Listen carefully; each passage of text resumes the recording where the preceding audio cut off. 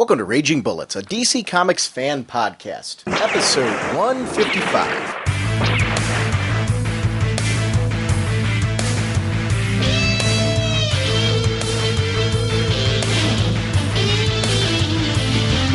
Welcome to Raging Bullets. I'm Sean Whalen, drnorge on the comics forums, and I'm joined as always by my co-host Jim. My name is the Sensei. Singing and magic are my powers. I chat about comics each week for many long hours. I'll remind you later that we are chock full of spoilers and such. We'll do some speeding bullets about the comics we are loving so much. We're a little late this week because Norge was quite sick. We're finishing our discussion on Watchmen, and Dr. Manhattan has a big... What not, Sagulin?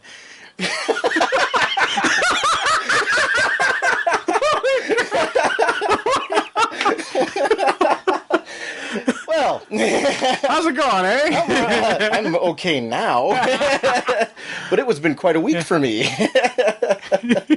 We are proud members of the Comics Podcast Network and the League of Comic Book Podcasts. Our sponsor for this episode is DCBService.com and InStockTrades.com. Batman: The Streets of Gotham, which has a co-feature. It's offered at a special discount at 75% off. It's regularly $3.99, 75% off 99 cents. So now the book's $1 more, but remember, it does feature also a co-featured story now as well, which is going to be Manhunter by Mark Andreyko. So this is the Batwoman book with not the Batwoman book. I'm sorry. This is the Paul Dini Streets of Gotham book, where it's going to be right on the streets of Gotham.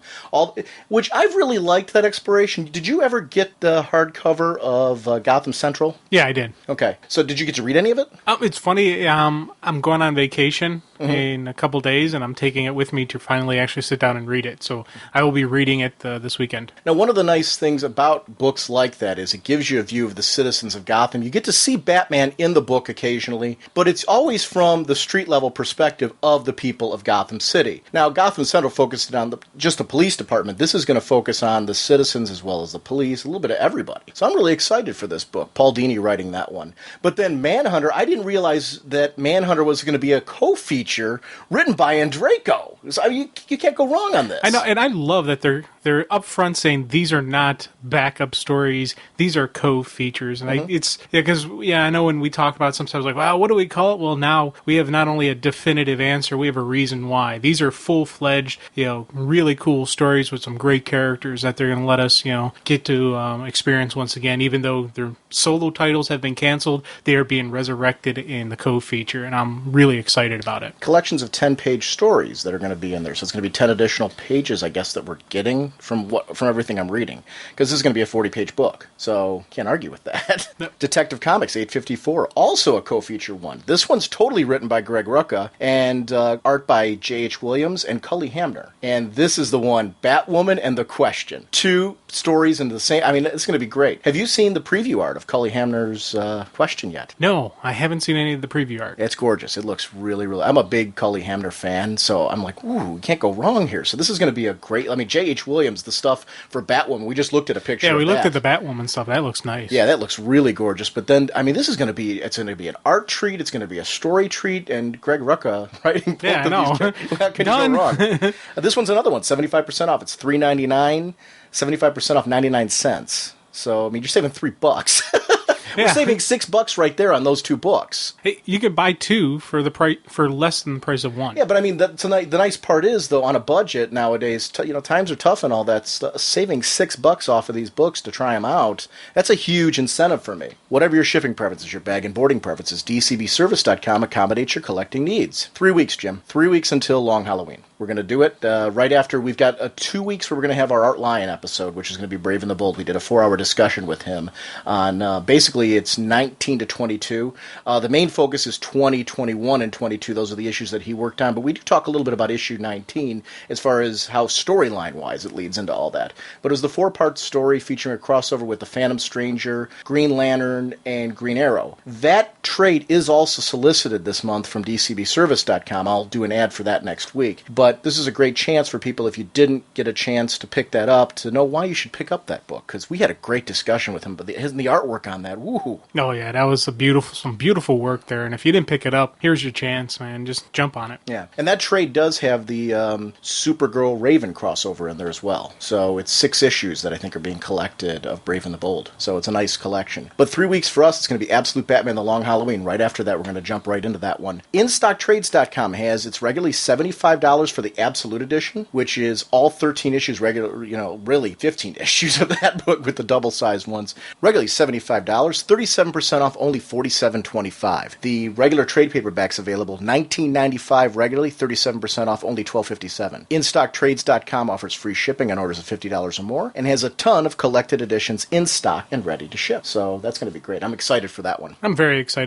Our sponsor for this episode is Lords of Justice, the action-packed superhero anthology published by Altered Dimensions, featuring original stories by Michael Boatman, Brian Lee Hitchcock, Robert Orm, and Kevin G. Summers. Lords of Justice is a thrill-packed ride through the world of masks, capes, and high-tech gear that will keep you turning the pages to the end and leave you wanting more. Ethan went deep into the woods behind the dorm to change into costume. He checked his watch. It was 10:25. Plenty of time left before yesterday's hitmen were released. That left him to worry about getting up to Hines' room. Climbing up there wouldn't be a problem, except that he couldn't be sure which room was his from out here. He'd have to go right in the front door, and that was liable to cause a fuss. On the other hand, he looked less trustworthy out of costume, and changing in the dorm bathroom was out of the question. Anytime he made a conspicuous appearance as both Ethan McCarthy and the termite created a real danger that someone would put two and two together. So there was nothing for it. The dorm building was a sizable cement tower lined with dark windows, guarded by a pair of heavy glass doors. He smoothly pushed his way through them into the lobby. To his right was a young man at a desk. He looked up when the termite came in and began nervously pawing at the side of his face with one finger. Whether you're a fan of comics, superheroes, or just action-packed adventure tales,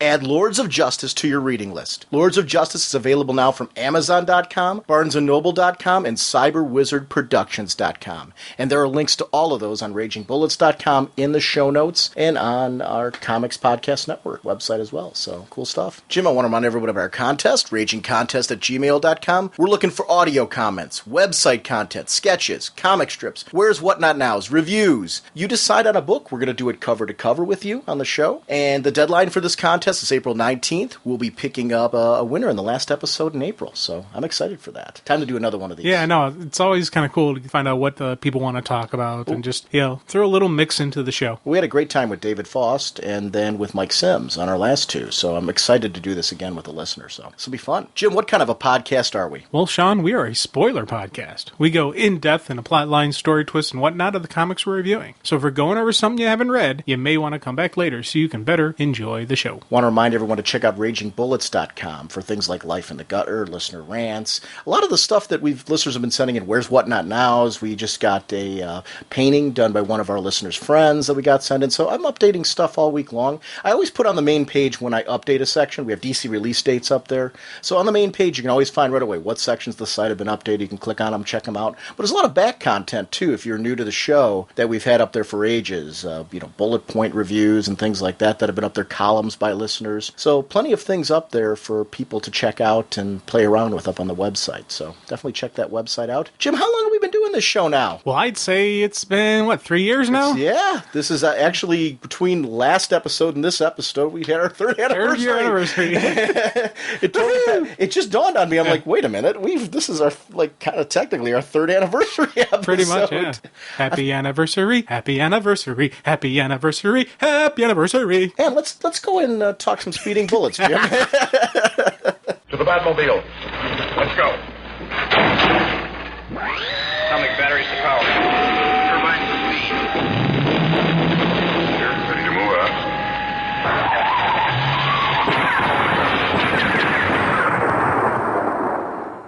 Jim, I want to talk some speeding bullets, and I guess, it's funny. I have a whole bunch of books throughout the DC universe that I want to chat about that we haven't in a while. But one book, I don't know that we ever discussed Batman Cacophony at all, did we? We never talked about that, and I was like, why aren't we? Because this is a really groovy story. I enjoyed it. So a lot of my comments focus on issue 3 because it really struck me in issue 3 at what I really enjoyed about it, because issue 3 comes to a traditional comic book ending with the Joker being carted away, and because he'd been stabbed by Onomatopoeia. And, Kevin Smith and Walter Flanagan were the creative on this one. And the twisted relationship between the Joker and Onomatopoeia concludes in this issue. For those who've missed it so far, Deadshot is sent to Arkham to kill the Joker. In the exchange, the Joker finds out that his Joker gas has been used by Maxie Zeus in a modified form as the new popular drug called Chuckles. Thanks to Onomatopoeia, Joker escapes and starts a gang war with Zeus. The war goes to extremes, but ends with Zeus turning himself in after Batman gives him a drug to bring him back to reality. Zeus has this twisted nature where he really does think of himself as a god of Olympus. And I liked how Zeus, though, was seeing that turning himself in and getting federal protection from the Joker was a good thing. Yeah. Well, that whole Zeus, Maxi Zeus and all that, just his shifting, he's trying to make himself look like a respectable businessman. He had gotten rid of the whole Zeus kind of persona. And he was sane again, but he was still a drug dealer. He was still a villain. He was still a mob boss, but he wasn't a crazy mob boss. And he saw the justification for what he was doing is for how much good he was doing with it. Right. But I loved the turning factor was the fact that Joker blew up his nephew, his nephew, basically, the school where the nephew was in, and just completely shifted over, and Batman recognized that would be enough to turn him over the edge. That would be enough to turn him. He said, grab me my... Yeah. And so at that point, I think he stopped taking whatever he was taking to control himself. Because even his guards at one point in time in the story referenced the fact that we got to get him back on the drugs again. To get him back to normal. Now, Maxi Zeus was originally a character created from the 60s Batman show. And that spun into comics. Really? Yeah. I didn't know he was originally there. Yeah, that was where the character came from, and then he spun into comics. So it was an interesting twist that this character came from the TV show into the comics. Batman has discovered that Automatopoeia is after him. He has previously attempted to kill Connor Hawke and has since killed a number of vigilantes. So in issue 3, Batman is on a rooftop with the Joker and is using him as bait to bring in the killer. As with all things Joker, they never go as planned. I love that Bruce used the same trick that Deadshot did with rigging the cowl with the blade, so shot in the head, it makes it look like the killer was successful. That was brilliant. Dude, that was outstanding. As soon as I saw it, I knew what he had done, but the fact that Bruce would improvise like that, and he would say, hey, that's a good idea. I'm going to use that.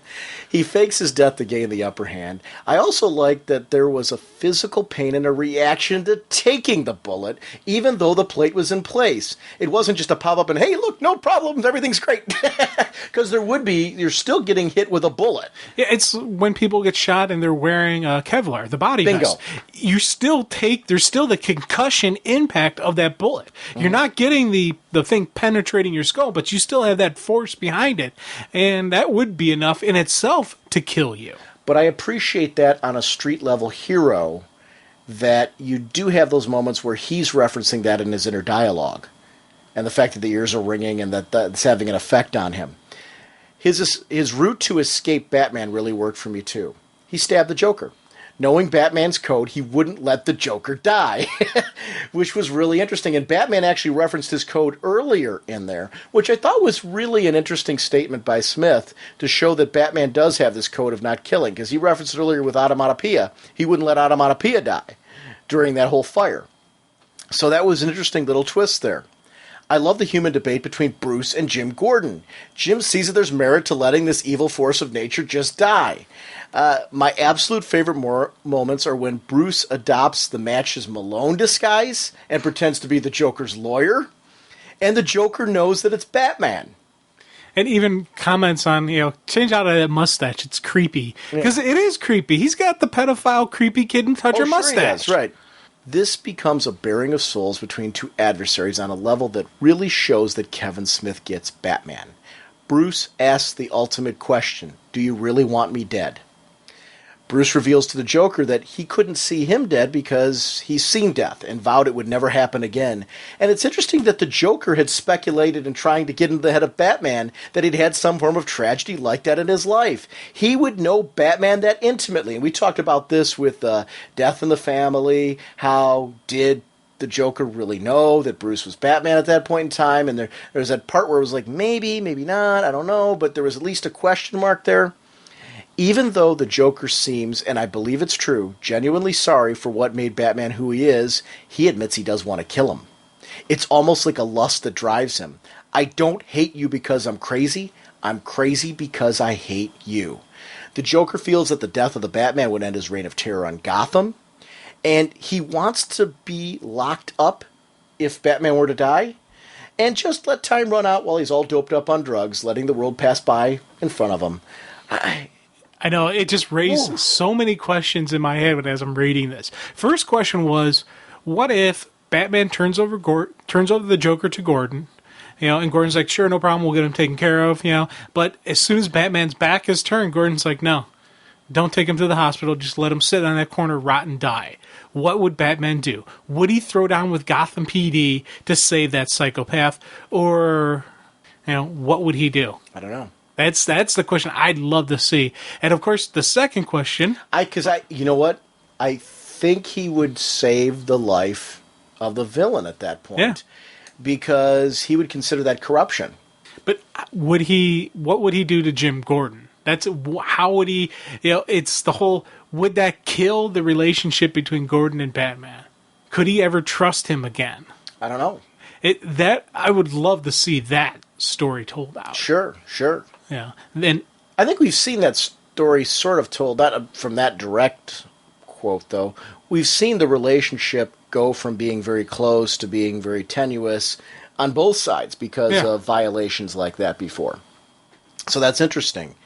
And it's always interesting to see how that twists. Now, my second question is, with the death of Batman we currently are seeing, and the Joker's not around. Now, when we get the new Batman in, and probably, Dick, probably, in the cape and cowl, will the Joker have that same hatred towards the new Batman? Will he hate him because you're not my Batman? You're not the real Batman? Or will he just simply ignore him, saying that's not Batman? I don't know. Yeah, that's the things that's flooding through my head as I'm reading this stuff, going, man, I hope they address this. And I think they will. Although we've seen him, we saw him with Jean Paul Valley go after him as well, but knowing that it wasn't Bruce. So I think he would go after him, but it would be I know it would be very different, because he would know it's a different person.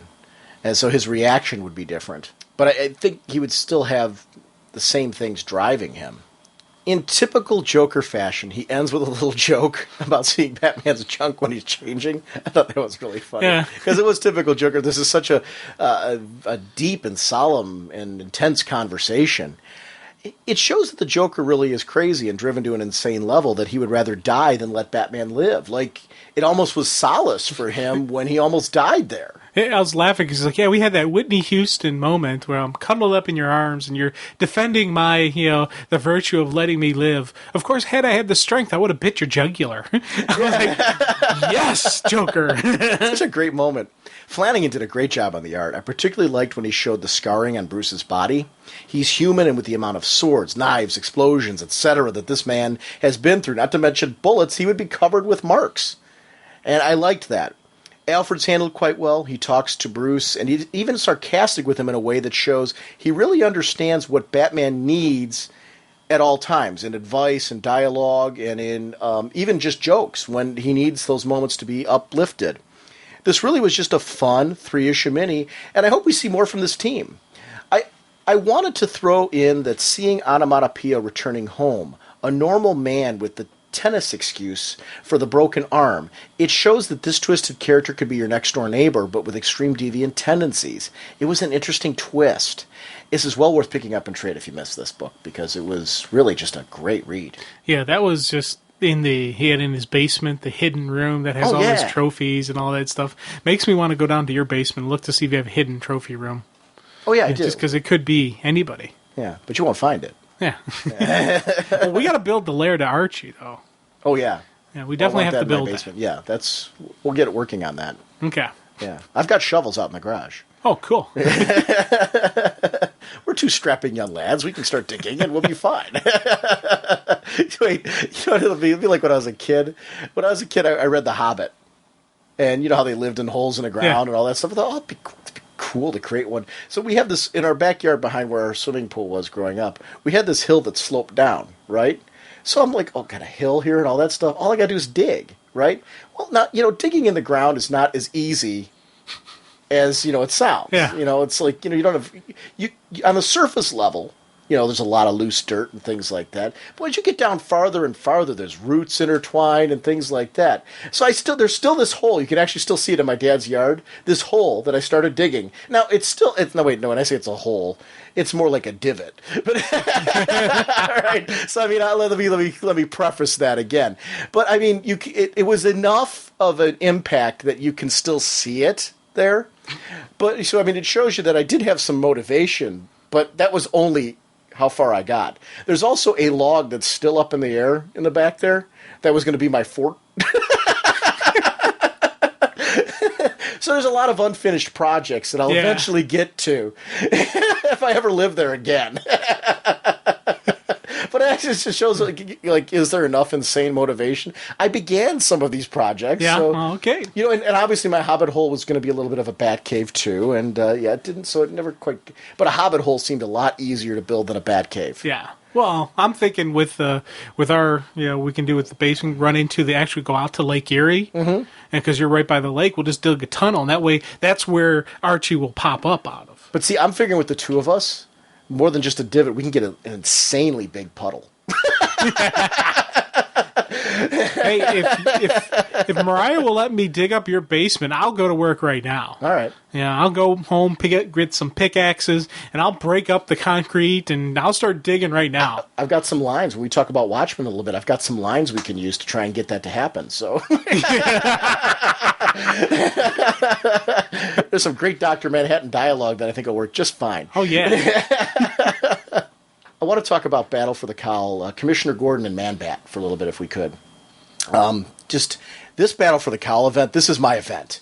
I am a Bat fanatic, and I'm grinning from ear to ear every week when something new's coming out with this. Gordon's captured by Mr. Freeze, who intends to finish something they started long ago. Victor intends to take advantage of there being no Batman in Gotham. He has this twisted need to show the citizens of Gotham how to cope with tragedy, the way that life has forced him to. In some way, he feels this is a public service, like he's helping them grow. Yeah, sometimes Victor Freeze, man, he seems like he's not the villain. And there's been so many times he's been portrayed that I actually feel bad for the guy, that I'm like, he's not a bad guy. If someone would just sit down, discuss with him, get him maybe a little bit of guidance in the right direction. Fight light. Yeah, just a little bit of guidance in the right direction. He could actually do some good. But Bruce has tried that before. And that's one of the compelling things when these two team up, when Batman and Mr. Freeze get together. Because Bruce starts to realize that there's a way to reach him, and he's so far gone that Bruce gets right to that edge where it seems like he can, and it just never gets there. There's always something that gets in the way of getting to that final connection between the two. But that's what's interesting about him. It makes him different than any other villain. It's funny how these moments where Victor is about to make people suffer did teach Gordon a lesson. He needs to stop waiting and hoping for Batman. He's the law in Gotham, and he needs to take action. And I liked how he managed to escape Freeze and aborts his plan to do harm to the citizens of Gotham. But Gordon also thought he was potentially giving his life for his duty, buying himself only seconds until he smells the sulfur from the gas main and uses the matches, taking advantage of an accident caused by Freeze to win the day. And it was very realistic to me, because toe-to-toe Gordon couldn't beat a Mr. Freeze, and he knew it. Yet he risked himself to uphold his duty, which is something that a police officer would do in that situation. Someone who takes that job that seriously. He reminded me that the man that Jim Gordon really, truly is, and I love this issue as a defining moment where we see what a great leader he can be as well. A man of action. There was a good Jim Gordon moment. Yeah, definitely real hoorah moments, and just that ending, that final speech, man. Spread the word to rank and file, Bullock. We're the law in Gotham City, and it's time we started acting like it. And that was a hoorah! But where that comes from, because Jim is assuming that he needs to shut off the bat signal because Batman's dead. But now he learns that Batman may have killed members of the Butchers of Gotham Street Gang. Now the law in Gotham needs to step up, and I really liked that moment you're talking about, because the police in Gotham have been great supporting cast and even carried their own book, and it's good to see that this time, without Bruce, is bringing them back into the spotlight as a force for right in Gotham. And I'm looking forward to see how this plays in next week's Battle of the Cowl #2, because this is clearly leading right back into that. So this is a great supporting issue. If you missed this one, pick it up, because it really gives a compelling story for Commissioner Gordon, and really kind of the rally cry for the police force zooming back into this, because in issue 1 of Battle for the Cowl, Gordon's kind of, the public wants his head. Yeah, and I could see it, because they had a lot of issues where, like, how do we stop this? Well, Batman always stopped it. Well, not anymore. We have to do it. And I always like seeing the heroes interact with the police department, because it's that human side of it, and things would be different if you have a costume hero running around doing good. Here we're seeing right now, this is the main weapon is offline now. And the police need to knuckle up. They need to say, no, we're going to stand, we're going to hold the line. It's the real life heroes, the police department, the fire department, where they're, risking their lives to save people on an everyday basis. You're seeing them in the comics now, and it's very appropriate, and we have a great chance to get some really cool Gotham PD stories. Superman's been doing this in the books since New Krypton. And a little bit before then, we started seeing a reinvigoration of the staff of the Daily Planet, for example. Just bringing back different characters from the supporting cast. The Science Police and the Metropolis PD. And seeing all these people brought in and their interactive roles. And then bringing in Superman's other supporting characters like your Mon-El and people like that now that are coming back in. I'm glad to see these characters brought back to life, and we're seeing that now in Gotham. This is a strength of what they're doing at the moment. I think it's something that DC's doing right, is reinvigorating these characters again. Man-Bat. I read Man-Bat, and interesting changes are coming for that character. He goes through this bit where he wakes up from this crazy dream about Francine. Francine's gone, and the dream, he wakes up and he accidentally stabs Francine. And now he's got like these Hulk-like dreams. It's kind of like what David Banner was going through with on the TV show The Hulk, and Bruce Banner goes through in the comic when he can't control the Beast. Now it's all of a sudden Man-Bat doesn't need the serum for the changes. So what does that mean, and how does that terrify him? And it's funny how this was all brought up by Dr. Phosphorus. Phosphorus knew that there was something going on there, and that was one of his goals, was to tap into this creature, and I liked how that all worked out. It was really interesting. Yeah, the Man-Bat is a character that I'm not the most 100% familiar with. They had that Detective Comics bit where I read that. I can tell you some of the history of the character. The original premise, I'll just give you the basic premise. I'm not going to go crazy with this.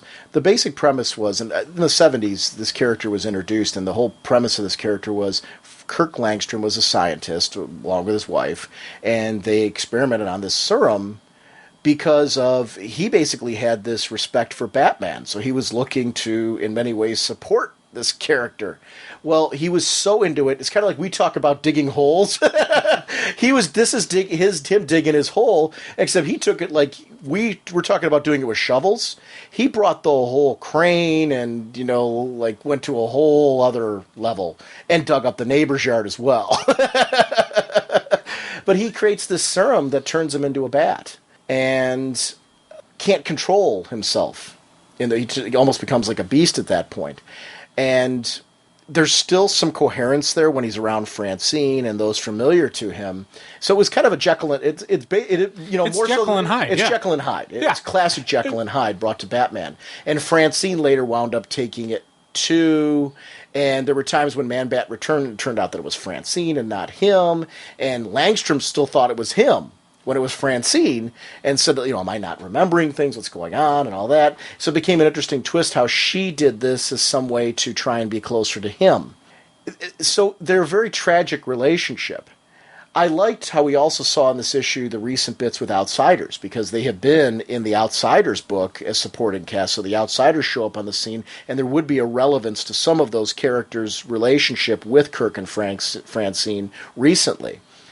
I'm going to be curious to see how this plays into the new Batman. Yeah, that was the thing. And as I said, with little knowledge of the guy, I still was able to sit down and read this and get a grip, going, okay, there's going to be more for this. This is laying the groundwork for something with the Man-Bat. And once again, I'm loving the fact that the rally call is going out to all people associated with Gotham. we got to converge. It's heading to a breaking point, and we need you here. And it's, dare I say it again, calling for backup is wonderful. You're a moron.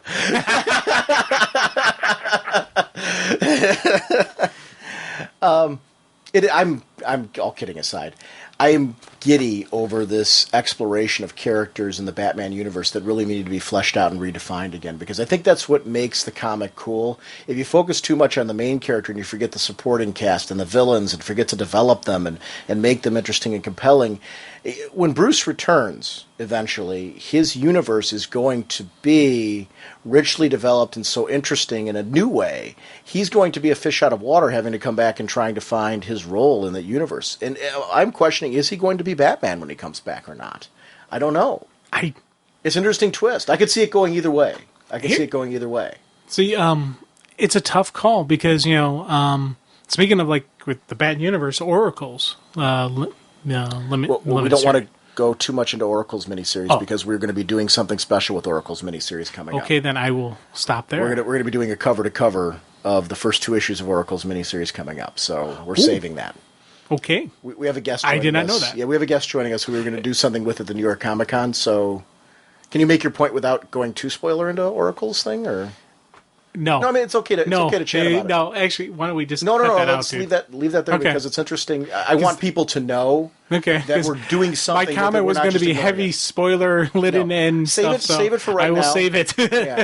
Because it'll actually you can hold on to that because it'll be important to the discussion. I think it's important to leave this in because it's important people know that we aren't ignoring that series. We're going to do something special with it. So there is something in the works. Cool. It's going to be a few weeks. So. Wonder Woman number 30. I want to talk about this. I adore this book. When I saw Steve asking Diana to bring home his wife, it really was a cool emotional moment for longtime fans. Etta gets major props. Not only is she being choked, but she's around genocide. She won't betray her friend, and this shows her strength of character. The closest I've come to this is getting the wind knocked out of me. Now, imagine someone forcing that sensation over and over again and not knowing when or if they would stop to give you a chance to gasp for air. It was a very powerful moment. I love that when she gave her name and rank and said, "You can go to hell, you ugly freak." Kudos on the choice of framing the whole segment in the lasso. It was visually a great way to separate that from the rest of the book. Yeah. It's because of the torment she was going through due to the lasso. Thumbs up to Diana. She knows what Etta's going through and that Minerva unleashed this creature to get her. There is no time for her not to be taken seriously. The cut to the face was a sign that time for nonsense talk was done. Tell me what I want or else. I was totally convinced the Taylor was going. Maybe that it already did go because I'm not sure at this moment. I saw a new PETA ad this week. It featured Wonder Woman saying, "I'd rather go naked than wear cheetah."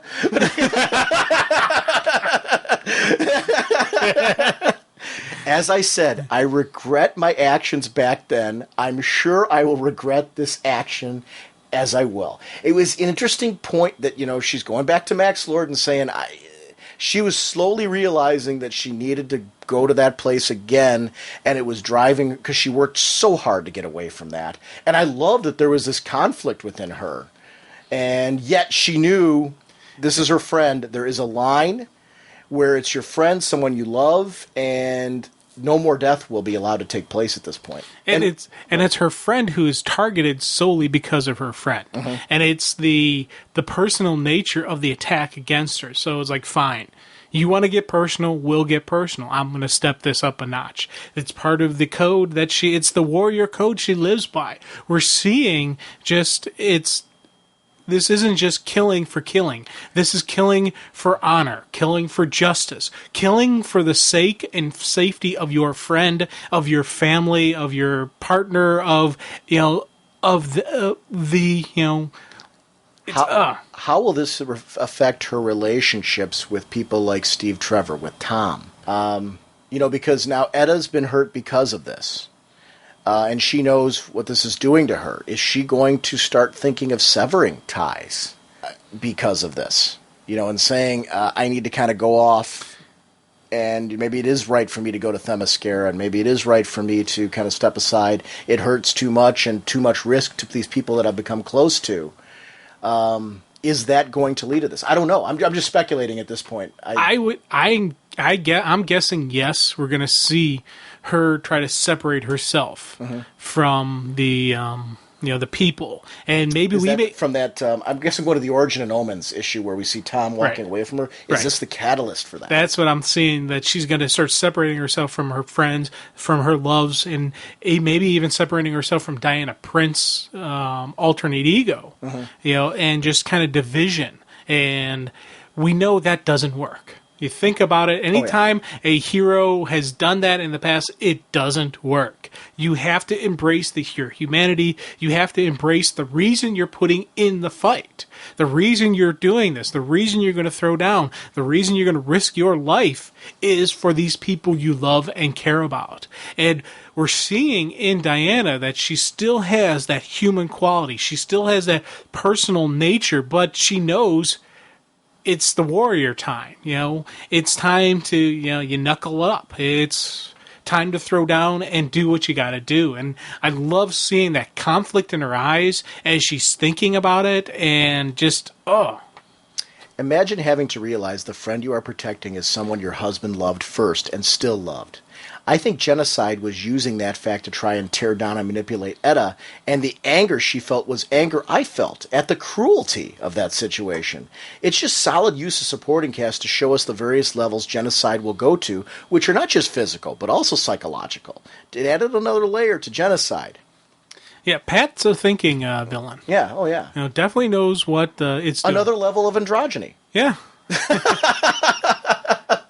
Now, here's my question for you. Something I was thinking about. How much of that is Pat, or how much of it is the influence of the lasso? Maybe the influx of the lasso shifted the nature of Genocide. Although, remember, Genocide, before Genocide took the lasso, was having that effect on Diana already. So I think that there is an element of that to Genocide already, this godlike creature. I'm thinking like the planning, the strategy, the manipulation, that type of stuff. Or how much of that is does Genocide get something from the souls? That she's, attacking? I don't know. Maybe when they open the eyes, you see all those souls in there. So is there some element of that? I don't know. Yeah. I want to know more about Genocide. It's funny. I'm finding Genocide completely compelling. I want to know more about what makes Genocide. I'm not saying I need it laid out for me right at this moment. I like the mystery. I like the ride. I'm anxious to learn more of the. I don't think we've learned. Well, I know we haven't learned. Yeah, there's so much more on Genocide. Valerian, we've got Achilles, is born of fire and given the heart of the god to be the king of the Olympians. Interesting choice. I'm wondering if he's going to have a primary weakness like his namesake. The Achilles heel. Yeah. Are we going to get something like that? I don't know if it'll be something. If we'll go that direct, or if it'll be something. I'm assuming there will be some Achilles heel. Yeah, I don't think it's going to be the actual heel. No, I don't either. But and I think we're probably going to see a scene where someone shoots the heel, and he'll probably just look at him and laugh and say, "What are you doing, you knucklehead?" Bam. So, but there will be something. That'll be a heel. Yeah. Foss takes a quick leave of the situation, which fits what we've seen to him as of late with Black Adam, for example. As Diana proceeds to beat everyone up and call for more, she runs across Phobia, and there was great dialogue here. "Who are you, sister?" "Phobia, oh God, I just make illusions. Whatever frightens a person." "And what are you afraid of, Phobia? What gives you screaming nightmares?" "You are so darn right. You should say nothing. You are nothing, Phobia. You should just, step back. You should apologize. You should send Diana a friendship bouquet, perhaps some candies, because you are so in the doghouse, and King Kong is about to step on it." It was just such a great moment, because you knew at Diana at this point, there is there's no way you're getting out of this. There's no way you're going to out-talk her or anything. You need to just totally bare your soul or whatever. Diana's actions are justified beyond just anger and frustration. She is aware that every second wasted could mean a difference for Etta's life. Unless these villains know she means business, she will not get what she truly needs to know. The steering wheel of the tank thrown at Morrow was a very nice visual. I really liked that. I think this is the steering wheel. Morrow tells her genocide's origin, and there's a twisted logic there. As villains, they can't trust each other, so make the ultimate killing machine that will do it for you. Morrow tells her there's no off switch. It will eventually come for them all. The pure definition of a mad scientist. Let's mess with forces we don't totally understand to create something even we can't stop. I'm going to answer your question from before right now. The genocide was made up of the dirt from various genocides from around the world, which would include psychological tactics as well as physical tactics. This is at the core nature of who genocide is. Psychological warfare would have been used as well as physical warfare to break down people. That's where it's coming from. Genocide's origin, it's right there. Amen. Yeah. There you go. Yeah. The dirt taken from all these atrocities, if genocide is pulled from that from the core, that's where it would all come from. And that's where the souls are coming from in the eyes. Right. Okay. Yeah, so I mean that's... Well, I wonder if the souls from the eyes, though... I'm betting it's the souls of the suffering. The souls of all the suffering. Including the new ones, though. As new ones come in, plenty of room, When Diana bursts through the ceiling, she finds Etta hanging there. And I'm assuming mentally broken due to shock. I don't think she's dead, do you? No. There's no way they killed off Etta. Yeah, well, I hope not, but it's just part of the whole leaving there to, shock, broken mentally, emotionally, probably physically. There's probably a little bit of damage, but it's also a really good to Diana if didn't kill Etta, saying I could have killed her if I wanted to. I chose not to this time. Next time, maybe not, is the whole message you're getting. Okay, Diana's proven before that if you hurt those close to her, there is a new level of hell to pay. I'm shutting you down. As of this moment, your society no longer exists. If you try to regroup in any way, I will tear you down. I will tear you down. There will be no further warnings. Take your wounded and go. Okay. Someone has the confidence and power to deliver a speech like that. I think I am walking if I have any brain in my head. The doofus that got his face taken out just plain had it coming, and she doesn't stop there. She takes down the whole building. Her inner dialogue about the rage. It has to be so hard for her to be in this place after she worked so hard to get away from it. I would not want to be genocide in her sights. Morrow stayed because he wishes to help, and she only wants to know one thing, how to kill it. Wow, has this been an excellent build. It really has been an excellent... And Morrow's motivations fit for me. Yeah.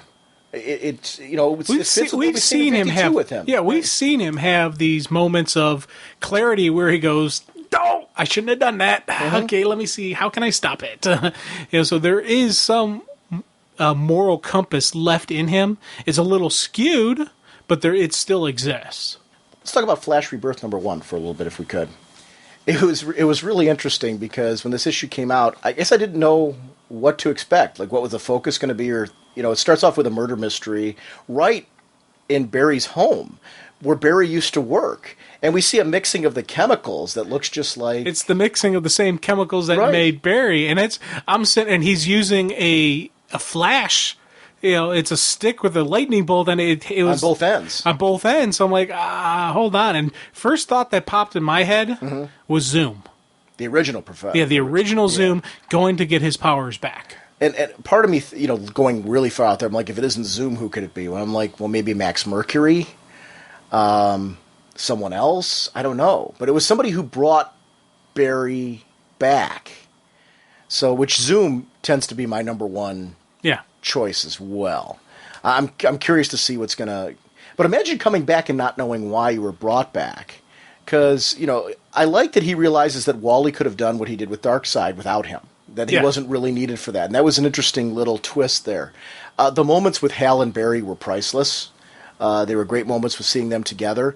I like that he's waiting in line to stop in to basically get kind of caught up on what he's missed. Everyone kind of assumed that he knew what was going on, but you see him speeding through exhibit to exhibit to kind of take in who are these people and what was happening and who are the... But his focus is really a lot on the villains and a lot of these characters that are, who's changed, who's still around, why are these rogues still out there. I liked how he talks about in his inner dialogue how he didn't even like Hal Jordan at first, but then once he realized he was a cop, but the reasons why he didn't like him, because again, Barry sees everything in black and white, good and evil. There is no gray area for him. He doesn't step into those categories. And I'm wondering if maybe Barry's going to see coming out of this some shades of gray that he never saw before. Well, it was something that really got me with this, because this is really my first exposure to Barry. Mm-hmm. And as I'm reading this, I was like, dude, he doesn't seem like a Flash to me. All the Flashes I've dealt with in the past had more of a lighter, happier attitude. They're more happy-go-lucky. Yeah, they're still focused on doing the job. But they had this, hey, but with Barry wasn't there. Then as I'm reading through this, I realized, okay, this isn't the same guy he was before. He's been changed through this process. Of course. And that really got me into wanting to read and see what's going to happen. When this is all over, how is Barry Allen going to be? Because he's going to be a different person than he is now. I liked Hal's rationalization, too, because when Barry talks about Wally's there, Wally's focused on the future right now. He has his kids, and that type of thing. So Wally's in a different place. You're today. But what about Bart? Bart is focused on the past right now. And he's still, because of the fact that he's gone back to being younger, he's still got some time to run beforehand, and always did have time to run before he was ready to step into those shoes. So it's interesting how this puts Barry in a position to be a very today Flash, very now. But I don't know that Barry sees it yet. He's not willing to, Barry, the distinction there, Barry's not willing to go to these parties, not willing to reconnect with people, including Iris, it seems, to a certain extent. He talks about how there's always Iris, and he's very true to her, but he's still closing her off. She hasn't seen him much, and there was that interesting dialogue in the beginning, which I found quite compelling. You're right, he's been changed by this, because Barry very much was the I don't want to say happy-go-lucky, because he was always the good guy versus the bad guys, and they're very true in how they're talking about it, but he's got this kind of...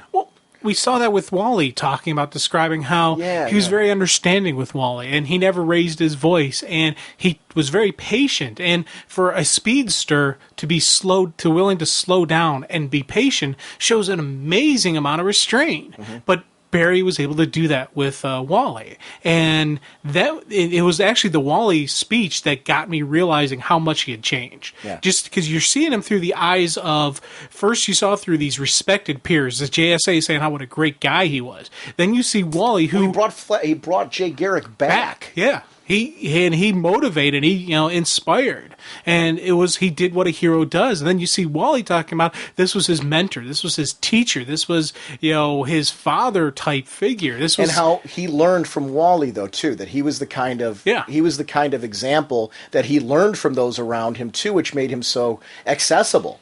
Because he used to call Jay Mr. Garrick up until Wally was calling him Jay, and he adopted part of that, and that kind of influenced their relationship. I loved those bits. I was eating that up. I was like, ugh, pulling in all the history and making it make sense here. But it was also served as a great way for new readers, because I think we're all on the ground floor here. He's been drastically changed by the fact that he died, and he knows he shouldn't be back. He knows that he wasn't brought back for any reason that is, at least what we're seeing, positive. And we're seeing that right in the beginning, that this character, who I guess we're both assuming is Zoom, but it could be somebody else, brought him back for whatever the sinister purpose is. Yeah, and Bart's reaction, that really threw me. But did you see the lightning coming from his eyes towards the end of that? And why, he asked the question, why did only Barry come back? Is Bart 100% in control of himself? Is there something we're about to learn about the nature of the Speed Force?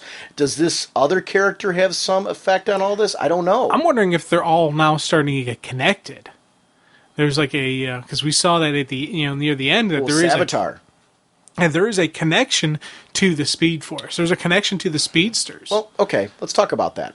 Savitar and the Black Flash both seem to be dead via Barry. Is he sucking the Speed Force out of them, and is it being distributed to the others that are in touch with the Speed Force, or was he taking it from them as well? How did you take that? I'm kind of taking it that he was able to suck the Speed Force out of them, and it got distributed through all of them. and they're all a little bit more jacked up because of it. Okay. Now, maybe it's Barry, maybe it's whoever in the beginning who did the reenactment of the... Barry's the conduit, though, because I was pretty clear that if Wally had the same... If you plopped Barry out of that sequence and put Wally in there, that would not have happened. Yeah, probably. But I don't know if it's because of who Barry was pulled out of the Speed Force the unnatural way, or however he was pulled out, if that was the cause of it, or if it was the person in the beginning who did the recreation, and that's why Barry's the conduit. Is he using Barry for something? Right, that's what I'm thinking.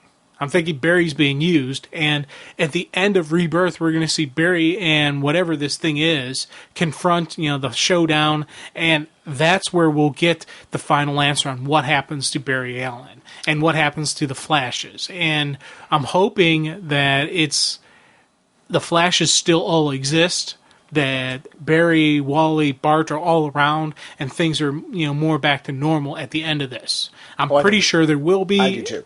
But who knows what's going to be the nature of the Speed Force? Because we've got 5 that. more issues here, so we've laid out something interesting that I think is... And also the Bart comment about why is he the only one back? I'm wondering if we're going to see Max Mercury and Johnny Quick and any of the other ones that got sucked into the Speed Force. Maybe we're going to see in the end of this an explosion of the Speed Force where, boom, these people are all out. Interesting. Some questions I have from all this. First of all, I'm loving the idea or the potential to see him and Ollie. I don't know if we're going to see it in this miniseries or not, but I did like the fact that, Hal was saying this might be a chance for you guys to start over. I'm not here to start over. That served as an interesting point, that he's here to use whatever time that he has. He feels like he's got to make the most of it. Every second counts. What is that going to do to his relationship with Iris? I'm hoping that we see some resolution of that in this miniseries. I don't know. It's going to be interesting to see, or is that something that's going to continue into the main series when it goes on? I say we get resolution, and then the main series is about the rebuilding of the relationship. Yeah, so that might be... so some interesting little twists with Iris that I really liked in this one. What's going to go on with Bart? And what is going on with Bart right now? The rogues. We're going to need more rogues. When they saw that he's back now. We're going to need a bigger boat. Abracadabra pulling down the marionette of Barry. Yeah. Got to dust you off. I loved those moments. That was pretty cool. Pied Piper sitting there saying, I wonder if he'll remember what I did to her, and how he's going to feel about that. And so interesting little segments there. I was glad to see Savitar back because I liked that story with Savitar so much. Surprised to see Savitar go. Bye, so Savitar. Yeah. Bye. Did this? I know you were. I know you were excited about this because of the creative team. Did this make you more interested in Barry? Oh, definitely. Okay. Yeah. As I said, as soon as I realized that he was changed, as soon as I realized, okay, there's something going on with him, I want to see what's going on with him. This was enough for me. I was already in on it, but this really, there's enough to make me want to read issue 2. When issue 2 comes out, depending on what it's up against, it's going to be one of my top of the reads. Mm-hmm. Now, if it goes up against Secret 6, sorry, you lose. But if it's, a regular week, this actually would even maybe beat out Teen Titans for me. And I love Teen Titans because I am really curious to see what's going to happen to Barry, what's going to happen to Wally and Bart. I want to see where this goes. So this is listed in the top of my stack. We got a lot to talk about this week, so I think we'll save talking about Teen Titans and the Teen Titans Annual for next week, because that's something we'd both like to talk about. Definitely. But on the Teen Titans end, I'd like to talk about the news of Sean McKeever leaving Teen Titans. Did you know about this? No. Yeah, Sean McKeever's leaving. I think it's the second issue where Rose is the backup story. He's going to be writing the Rose backup. Oh, okay. So all the way through, he's going to write that. But you're talking about like 10 pages of the book, so he's writing that story, I guess, for the year. But he's leaving Teen Titans. I knew that was news that I'm not happy about that at all. I've really liked his Teen Titans run. It was funny. I went to check for news on it and to get kind of some more details. And you go to some message boards where it's all these people trashing it. And I'm sitting here, I'm like, okay, all you people are clearly reading it all the way through. why are you reading it if you don't like what he's doing? Because I'm sitting here and I'm like, I'm reading every issue because I genuinely love what McKeever's doing. And I really am. I don't just do this, I mean, really, if I was that bitter, that was the part where I was kind of like beating my head against the wall. I'm like, there's like this venom out here, and you people are clearly reading something that you didn't like. You're either doing that, you read things and you just go on boards just to be a putz, or... I mean, why do you, with all the comics out there, you waste your money on a comic you hated that much? But for me, this is terrible news. I really liked what McKeever was doing on this book. If we're going to keep this show PG, man, we may need some bleeping, because I love his work, and I am just so...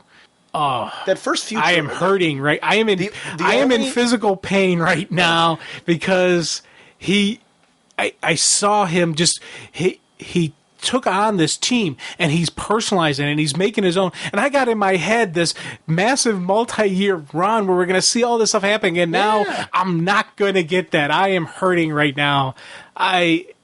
Any word on who's coming on board? That hasn't been announced yet. The only way I would not be angry is the issue after his is going to be a fill-in issue, so that writer's going to be on for one issue. But I think what they're doing is they're setting up new creative teams for both this and Titans.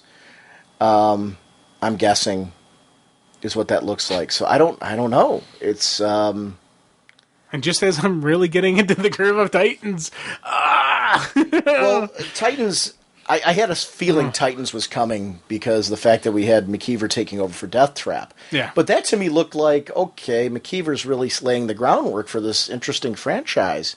I've liked what he's done. I'm loving what he's done, man. Yeah. I'm comparing the McKeever run of Teen Titans to the Johns run of Teen Titans. Yeah, and it was funny. It had that same level for me. The only misstep for me was the initial Future arc, where he was following up that previous arc over there. That was one to me that I felt was, I'm like, that was okay. It wasn't one where I was like, but then when he really got a chance to do kind of his own story right after that, and throughout, I thought the book's been really just a great ride all the way through. Characters like Kid Devil, he's done a compelling job with him. I love what he's done with Rose. Blue Beetle, he showed that he really did his homework on the character of Blue Beetle. He's been a fun addition to the team. His Robin and Wonder Girl has now stepped out of being that whiny girl that she was and transitioned very similar to what I'm enjoying about Supergirl right now by Sterling Gates and Jamal Igle. I've been enjoying with McKeever's Wonder Girl. He's got her back to where she's an interesting character who's, ready to be this leader of the Titans. So I'm just yeah. Oh, this is painful, man. Yeah. This is hurting. Yeah. This is a definite blow to whatnots everywhere. Yeah. And you're right. I do feel like I do when the Johns run came to an end, where it's now. We were very fortunate that when the Johns run ended, that we eventually got McKeever on there, and McKeever did his thing. So we'll see what happens. I'm hoping they've got a creative team in mind that can give us that again. But Sean McKeever's run was just one to me. Oof! Thank you for the run. I mean, it's not over yet. We've got McKeever for some more issues. We got a couple more, but I was not happy to see that. So, and I'm looking forward to reading Death Trap because of McKeever's involvement. Talk about JLA number 31, because this was the issue we've been kind of talking about. When are we going to start seeing Final Crisis tie into books like Justice League, and where does it all fit? This was the one. This is the tie-in. Dinah, betrayed by both Hal and Ollie. This is kind of a prelude to that upcoming James Robinson miniseries with his Justice League that he's going to be doing. Ollie wanting to be back into the game is something that we saw from the start when Roy was on the team. He bowed out due to respect for his protege, but you remember these great moments. We're bringing the band back together. I'll go get my bow. Right. We're here for Roy. Right. Oh, okay. Yeah. So it's, and I tell you, the true test of a leader is the breakup of the unit. Mm-hmm. It's right now, it's falling apart around her. How will she step up? How will she react? How will she save the Justice League? How will she save the team? That is just really's got me wanting to read more, because I'd love her as the leader. I'd love her as the chairperson, and I'm really glad to see she's getting this true test. Let's jump to that, because that's Dinah disbanding the team. How do you feel about that? to me, I need to see something from her as the storyline progresses, because I do think it's a misstep for such a strong character to take defeat. Now, and I'm gonna add an addendum to that, though. I'm not saying that I dislike what he's doing right now. This can easily be corrected. It's too soon in my eyes for me to get upset about it. But I do like her leadership potential, just like you're talking about, and this is a chance for it to shine. So if we don't see that, it's a missed opportunity. She's disbanding the Justice League of America, but she's probably going to, I'm guessing she's going to reform the Justice League. Okay. That's what I think. And she's just adding this version to now completely craft from the beginning her own version. Yeah. So that's what we're seeing here? I think the last issue of this page was, I'm disbanding the Justice League of America. It was completely written out. Right. I think the first page of the next issue... This branch, she said, of the Justice League of America. She's starting a new branch of the Justice League of America? I think she's starting something completely different. It'll probably be called maybe the Justice League or something. I don't know if it'll be called something different. I don't know how they're going to do it, but that thing is done. This is who they are. This is the here. Or it could even be an all-new Justice League of America. Yeah. But she's reforming the team now. She's like, there's going to be no holdovers to the previous, to the Trinity, to the original members. No. This is the Justice League now. Our original members are the ones standing in this room right here and now. And that's going to be, I think, what we're going to see her do as the defining moment. So you're thinking John, Zatanna, Vixen, Dr. Light, Firestorm. I'd like to see Firestorm. I would too. I really like Firestorm in this book, so I'm hoping we do see him. I think it'd be a mistake to leave him out. That's going to be the founding team. Talk about some of the other moments. See, actually, I'm glad you said that, because I was thinking, like, we haven't seen the end of this issue yet. It would get me angry if that doesn't lead into where you're thinking it's going to go. Yeah. Because I really want to see that. I think I have faith that McDuffie would not make that misstep. And other people I think will be a part of the team will be Red Arrow, and I'm thinking Hawkman. I'm thinking we're going to see She's going to convince Roy to come back? Yeah. Now, I think we're going to see her go up to Roy, say, I need you. And it's going to be one of those things where the team's in the middle of a firefight, and next thing you know, a red arrow will stick into somebody, and he'll be there. And I'd love to see... That would be an interesting dynamic. If you think about when Hawkman was on the team with Green Arrow, they always butted heads. So we're going to say... I'd love to see Hawkman on that team, because they made reference that he mentioned that, hey, you want me, I'm willing to come over, because he's no longer in the JSA. Now... Okay, this is interesting. Kendra with Carter. How are they alive? I'm not saying that I'm upset or anything. That's a question mark at the moment. I want to read the answers. So I'm hoping we get some storytelling in there saying how they sort of... Yeah, I hope there is a explanation as to why they're alive, not just a difference between take on by writers. Yeah, well, because, there was the reference to the fact that she was in the hospital after what they went through and all that. It's interesting.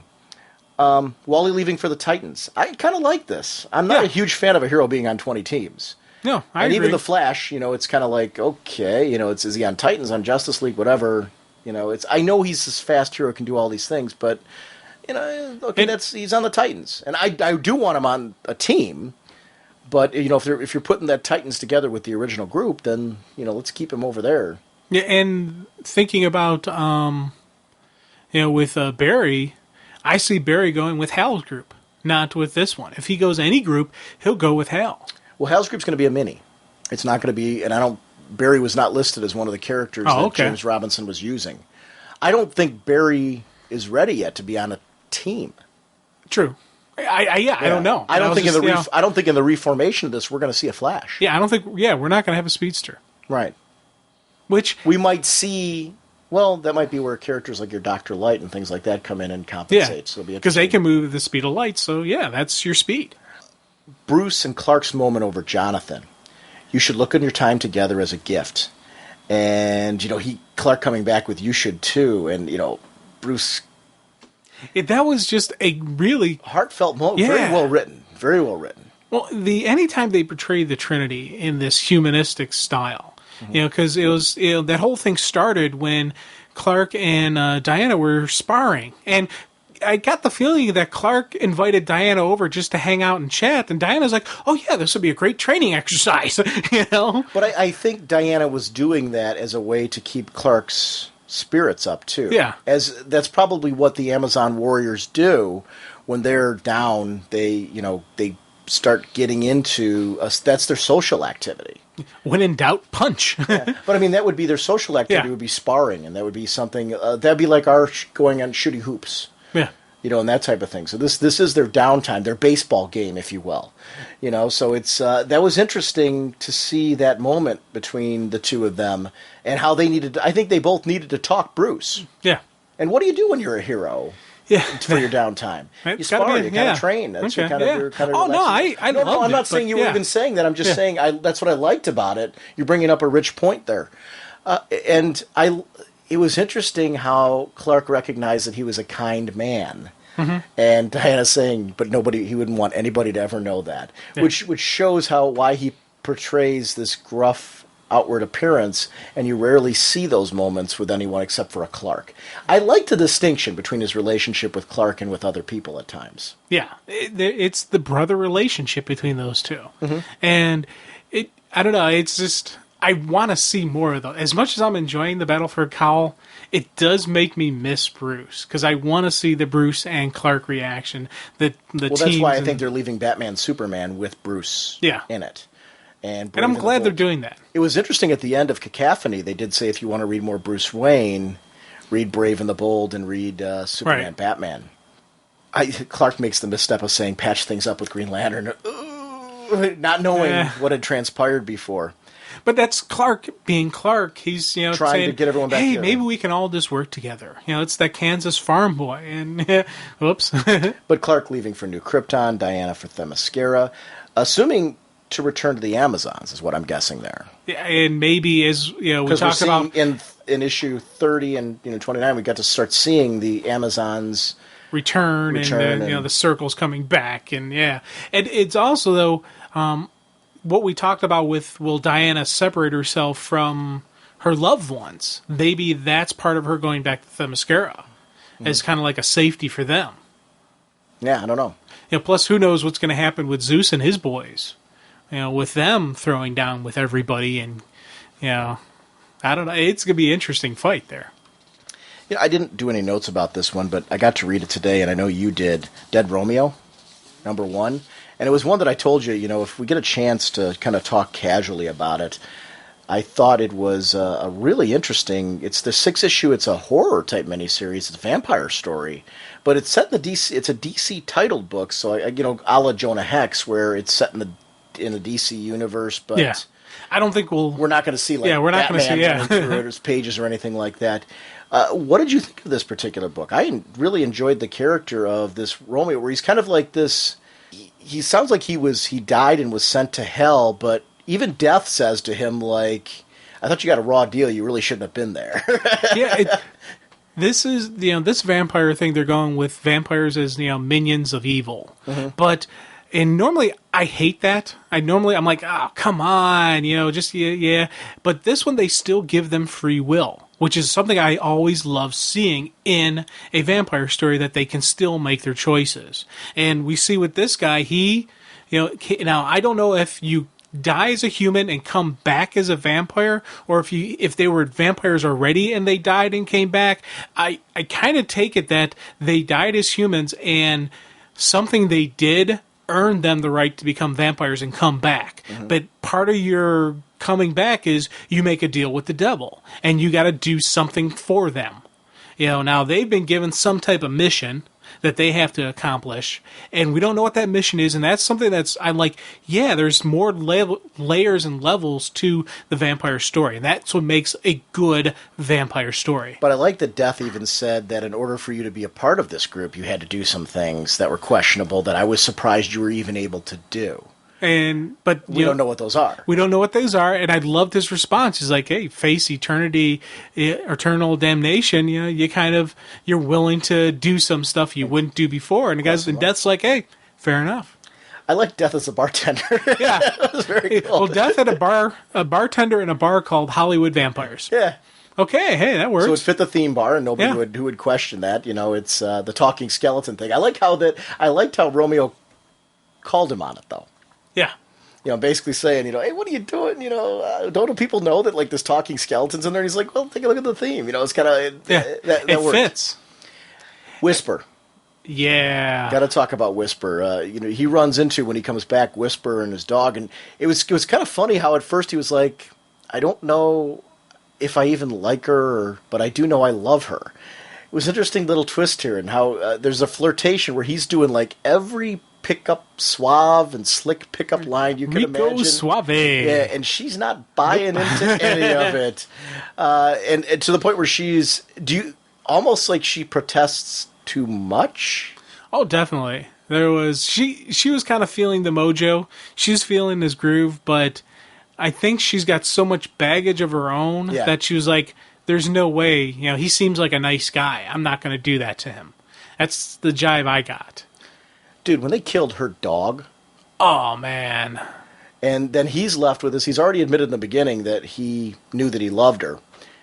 But now he's got to make the decision. They want him as his first test to kill her. Yeah, and I thought that was when he first joined up with the group. They're like, hey, no sitting back this time. Right. You actually got to do the deed. And I think the sitting back this time was his price that he got to get out. Remember when Death said, hey, I don't think I'm surprised you did that. I don't think he did. I think he was just hanging with them, and all those people did all the nasty stuff. Mm-hmm. And he just stood by and let it happen. Yeah, so this is going to be an interesting little twist with him. And even when there was like the blood splatter, when somebody was was the guy who was running away and he happened to be in his way. Yeah. And that guy was killed. You saw him close his eyes because he couldn't handle the reaction of the blood splatter. And the thing that always gets me when I was reading this, the first thought that popped in my head is we have the demons/vampires. I wonder, are we going to see angels/slayers? Are we going to see the other side of the story? Are there out there these angels that are fighting these demons? Because they talk about their task is to kill a mortal. So they're not going to be going after some immortal stuff, but maybe who's going to be protecting that mortal? I'm wondering. Whenever you deal with the vampire side, you always got to deal, is there going to be the equal good? Or is it them versus mankind? I really liked this. Yeah. I'm very excited for issue 2. Yeah, and I looked it up. The writer, Jesse Blaze Snyder, is Dean Snyder's kid, by the way. Yeah. So that was kind of neat because I read a little bio on him, and he's done some work for Marvel. He worked on a couple bits on Marvel with Deadpool, and I can't think of the other project, but it was another project over there. So he's done some, comic book writing, and first issue in, I'm in for the second. So, it's a cool mini. I hope this mini does well and kind of takes, because I like when we have these characters. This, what this spot this fits for me right now, or fills, is what we lost with Simon Dark. You're kind of a dark, edgy mini series. I'm hoping this one does well and kind of. I need a horror title like this, so this is kind of a really good one at the moment. So I wanted to talk about that one. We talk a little bit about Green Arrow, Black Canary, number 18. Oh, yeah. More with Poison Arrow. What a twisted little so-and-so this one is. I love her. I really do. She's just this great character, and we're seeing throughout her development. She's not just the psychotic, stalker, but she is beyond that, and she's thinking, and she's taking down powerful people and dangerous people. As a gift. Yeah. Oh. Now, I am a little bit concerned about Ollie and Dinah throughout this whole thing, plus also stuff we saw in the Justice League. Yeah. There's a lot of playing on is this going to be the strengthening factor in the relationship or the breaking factor? Did you see what one of the backup co-features is going to be? It's going to be Green Arrow with Black Canary as the co-feature. Yeah. But they did clarify with this that sometimes it would be a Black Canary story first and a Green Arrow story. Sometimes it'd be a whole 30-page story involving both of them. So I don't know that this is necessarily... I think we're going to see them go through the same turmoil any marriage does. I actually really like what they're going through right now because you're dealing with two people who are married that are still two different people. And they have different MOs. And I like the fact that she didn't all of a sudden become like Ollie. She's very much her own person still, because that's a reality in any relationship. It's actually a very realistic portrayal of a relationship where they have to learn how to find a happy medium and a common ground to still be themselves within the context of their marriage. Yeah. Which is a very true thing that any marriage goes through. To me, it's the biggest misstep they could make is breaking them up through this. What would make a more compelling story is having them find a way to be their own individual selves the way that people normally do, and yet at the same time still see those moments where the two of them work very well together. Yeah, there's still a union, but sometimes the union has to work on two different things. Is what I'm hoping this comes out to. But you see this struggle and the turmoil, and that was something that I absolutely loved the Mike Norton art for. I was just because the facial expressions, I always comment how much I love when he does the facial, and it just really showed it, like in the police station. They're sitting there, and the police, kind of the detective questions it, and Dinah doesn't jump forward right away, and it's kind of a look, and you see that look in Ollie, you see it in her face, you see it in like, oh man, you could just kind of hear the cricket chirping in the background as there's just deafening silence. Yeah, it was, and we still got that the violin player yet to come back. We haven't seen anything out of that character yet. Yeah, we've just seen a couple little blitz. Like the guy is terminally deaf for life now, so who knows? He's going to come back. Yeah, him or a family member or somebody's going to come after her for that. And it's plus the one thing that I liked and I disliked and I liked, but I was like, I disliked it as his personal friend was some of Ollie's dealings with Merlin. Now, if you haven't read the whole story with all his past issue where he basically destroyed a city, left him for dead, pumped how many arrows into him, and you could see that pure hatred and rage. So I'm wondering if like a new reader to this would actually understand where all this anger is coming from. And you see him being blinded by his rage. Even when, Dinah says, hey, this ranting and rambling on that the Merlin's doing isn't normal for him. There's something else going on here. He kind of dismisses it because he's so focused on this is it. Him or me, it ends tonight. And he, jacks her up with the electric booby trap in his quiver. He's kind of crossed over the line. Now, I'm wondering if when the final panel is him shooting the arrow saying, forgive me, my love, is he going for the kill shot? Is he going for the wound shot? Is he going to break the bow? What's he doing? That's something I'm like, oh. I loved the visual, too. You got to see that Merlin was tied up. Yeah. But also that there was some tether hanging from him that was in some way had to do with how he was being controlled as well. Well, the tied up was keeping his arm in the back motion. But I think it also... But that tether was also to be the release for the arrow, that he could still fire. See, that's the thing. I couldn't tell if it was tying up the bow so he wouldn't be able to release, or if it was a release so it could be released. I don't know. That's the thing. I'm not saying so it could be released so he would necessarily hit Ollie, but just for added realism on the whole right. thing. Yeah, that's I'm okay. Yeah, we're on the same page. Yeah. So I'm saying that I'm assuming that the arrow could be released, but not necessarily to hurt Ollie. I think she's trying to give him Merlin, wrapped up his victory over Merlin. Yeah. That's the gift. Wow.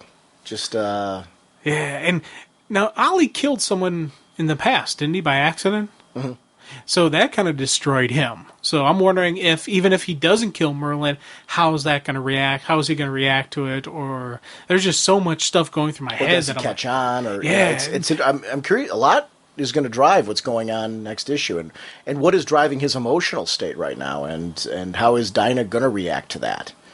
It's interesting. I mean, they're obviously in for some rocky waters, these two. Now, what do you think about the death of Brick? Killing off the character. Well, Brick's been killed before, so... Oh, he has? Oh, yeah. Oh, okay, cool. Then, because I was worried, because I didn't like that. Yeah. I liked him as a villain, and I wanted to see more of him. And I liked how now that the city is kind of coming back and it's booming again, that he's gone from being the street hustler to the boardroom hustler. The second time Brick's died. Oh, okay. So then I'm not worried about him coming back. No. Cool. Yeah, so, they really could bring him back. The only thing, I will say this, the one thing I did like about taking Brick out of the picture is they've done the thing with Brick running the show in the last run. You read that. Where, Brick was doing that. I don't necessarily need them to go back to that right now. He doesn't need to be running the show, but just his appearances and whatnot. Yeah. So, I like him as a part of the Rogues Gallery. Oh, yeah. So I'm hoping we do. And there is certainly room, because now that he's been established that he was able to come back once, I'm sure we could bring him back again.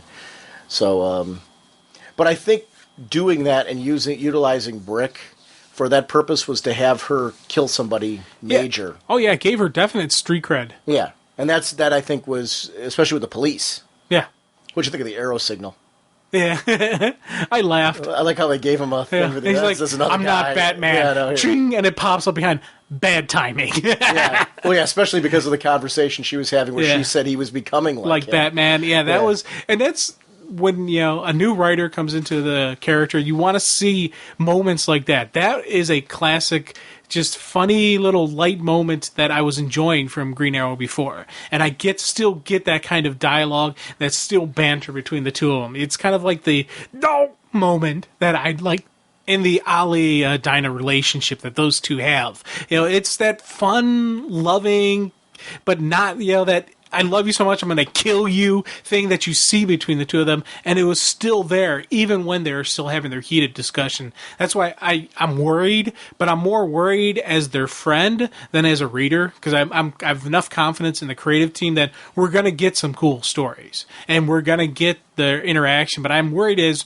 Ollie's buddy that, hey, dude, man, watch it, you got you got a winner here, man. Don't give up on this one.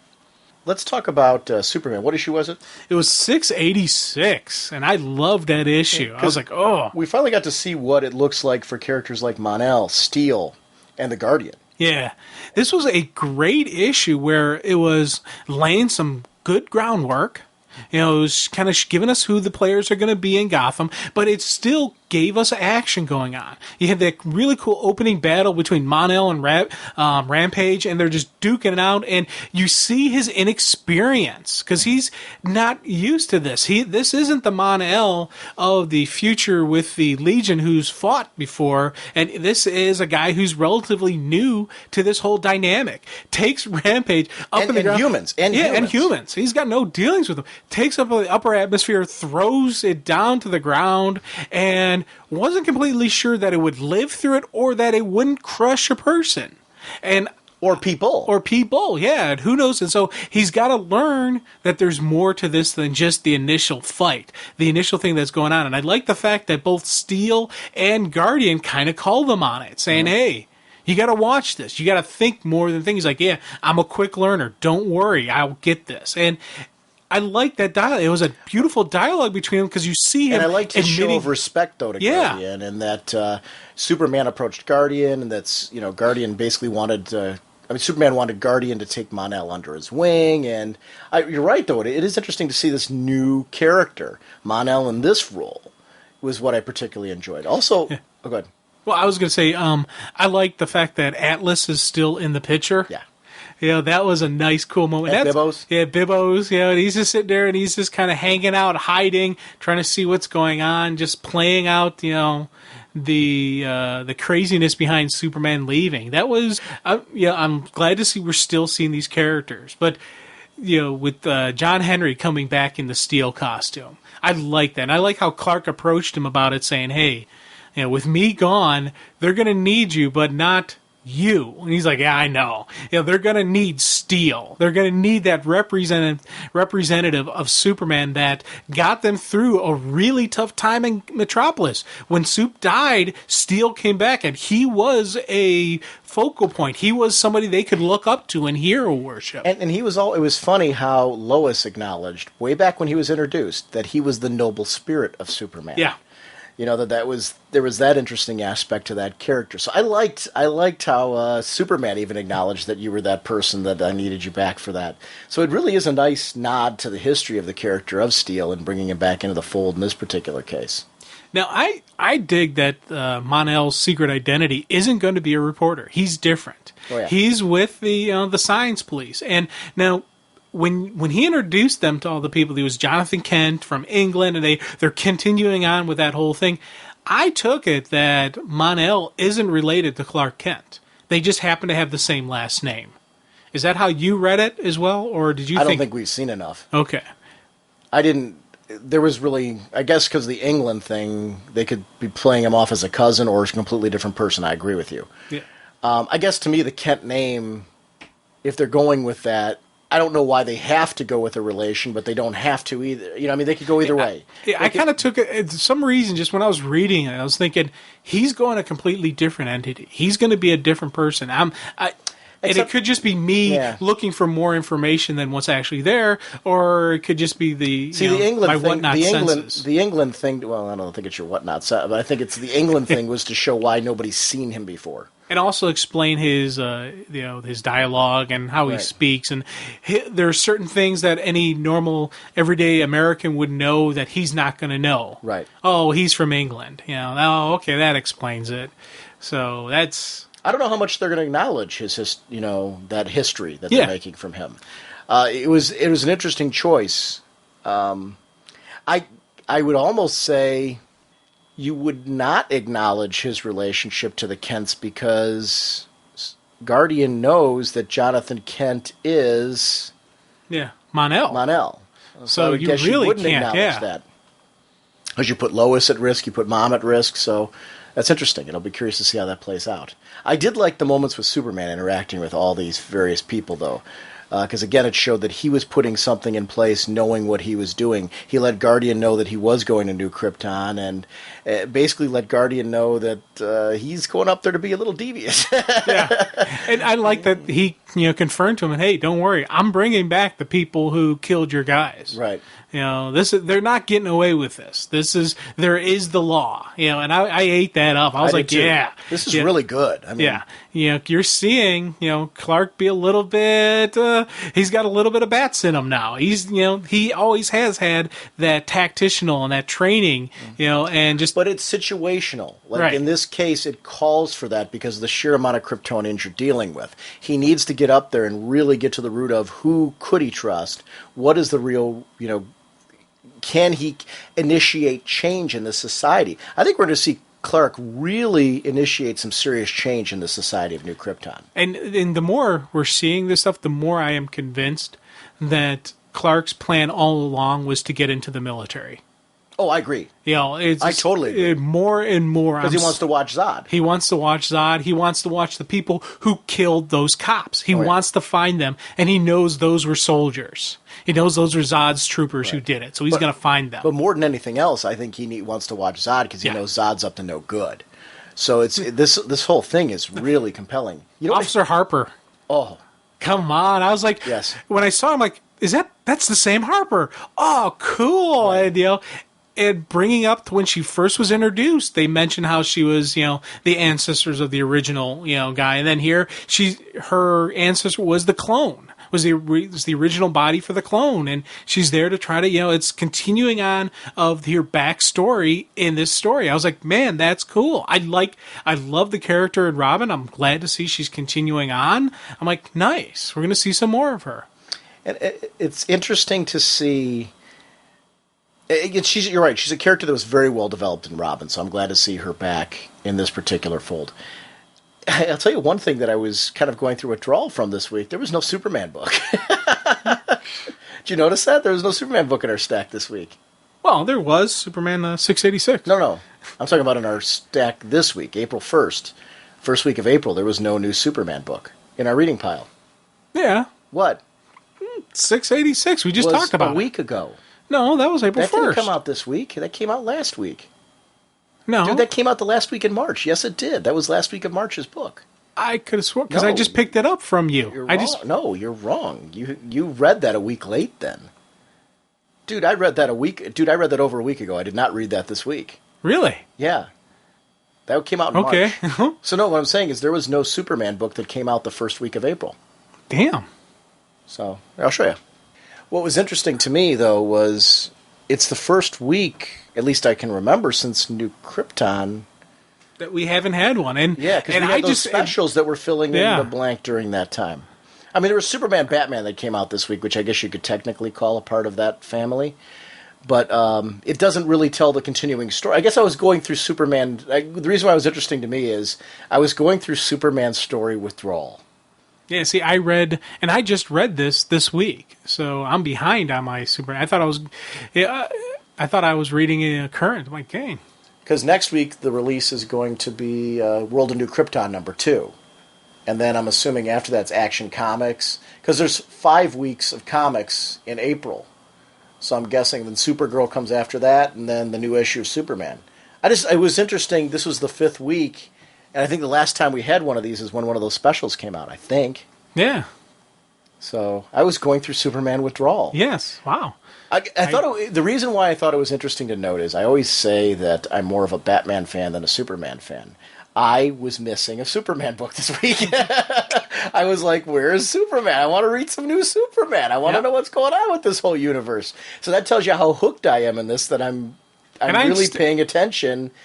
As much as I'm paying attention to the Batman stuff that's coming out, I'm paying attention to the Superman stuff. And I'm still loving the numbering system. Oh, with the triangles being the there? triangle numbering, yeah. Because that was your big era of Superman that you were reading during the triangle numbering.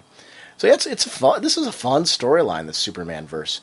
Let's talk just casually real quick about the Zatanna episode of Smallville, because you didn't see this week's show yet, did you? I did not see this week's episode. But we didn't talk about Zatanna, and I liked the whole concept of Zatanna trying to do all of this to free her father, but very similar to what we saw way back with her with Identity Crisis. She wasn't realizing some of the consequences of her actions along the way. She was giving these wishes, but these wishes were having sometimes horrible effects on people. Yeah. Taking Clark's powers away would, how many people could be affected by that? How many people would be injured or hurt, could even die because Clark's no longer Superman? Chloe's wish to become Lois. What would happen if Lois came back and Chloe was still looking like Lois? Lois, yeah, that'd be a little, what's going on here? Right. But I tell you, that episode I absolutely loved.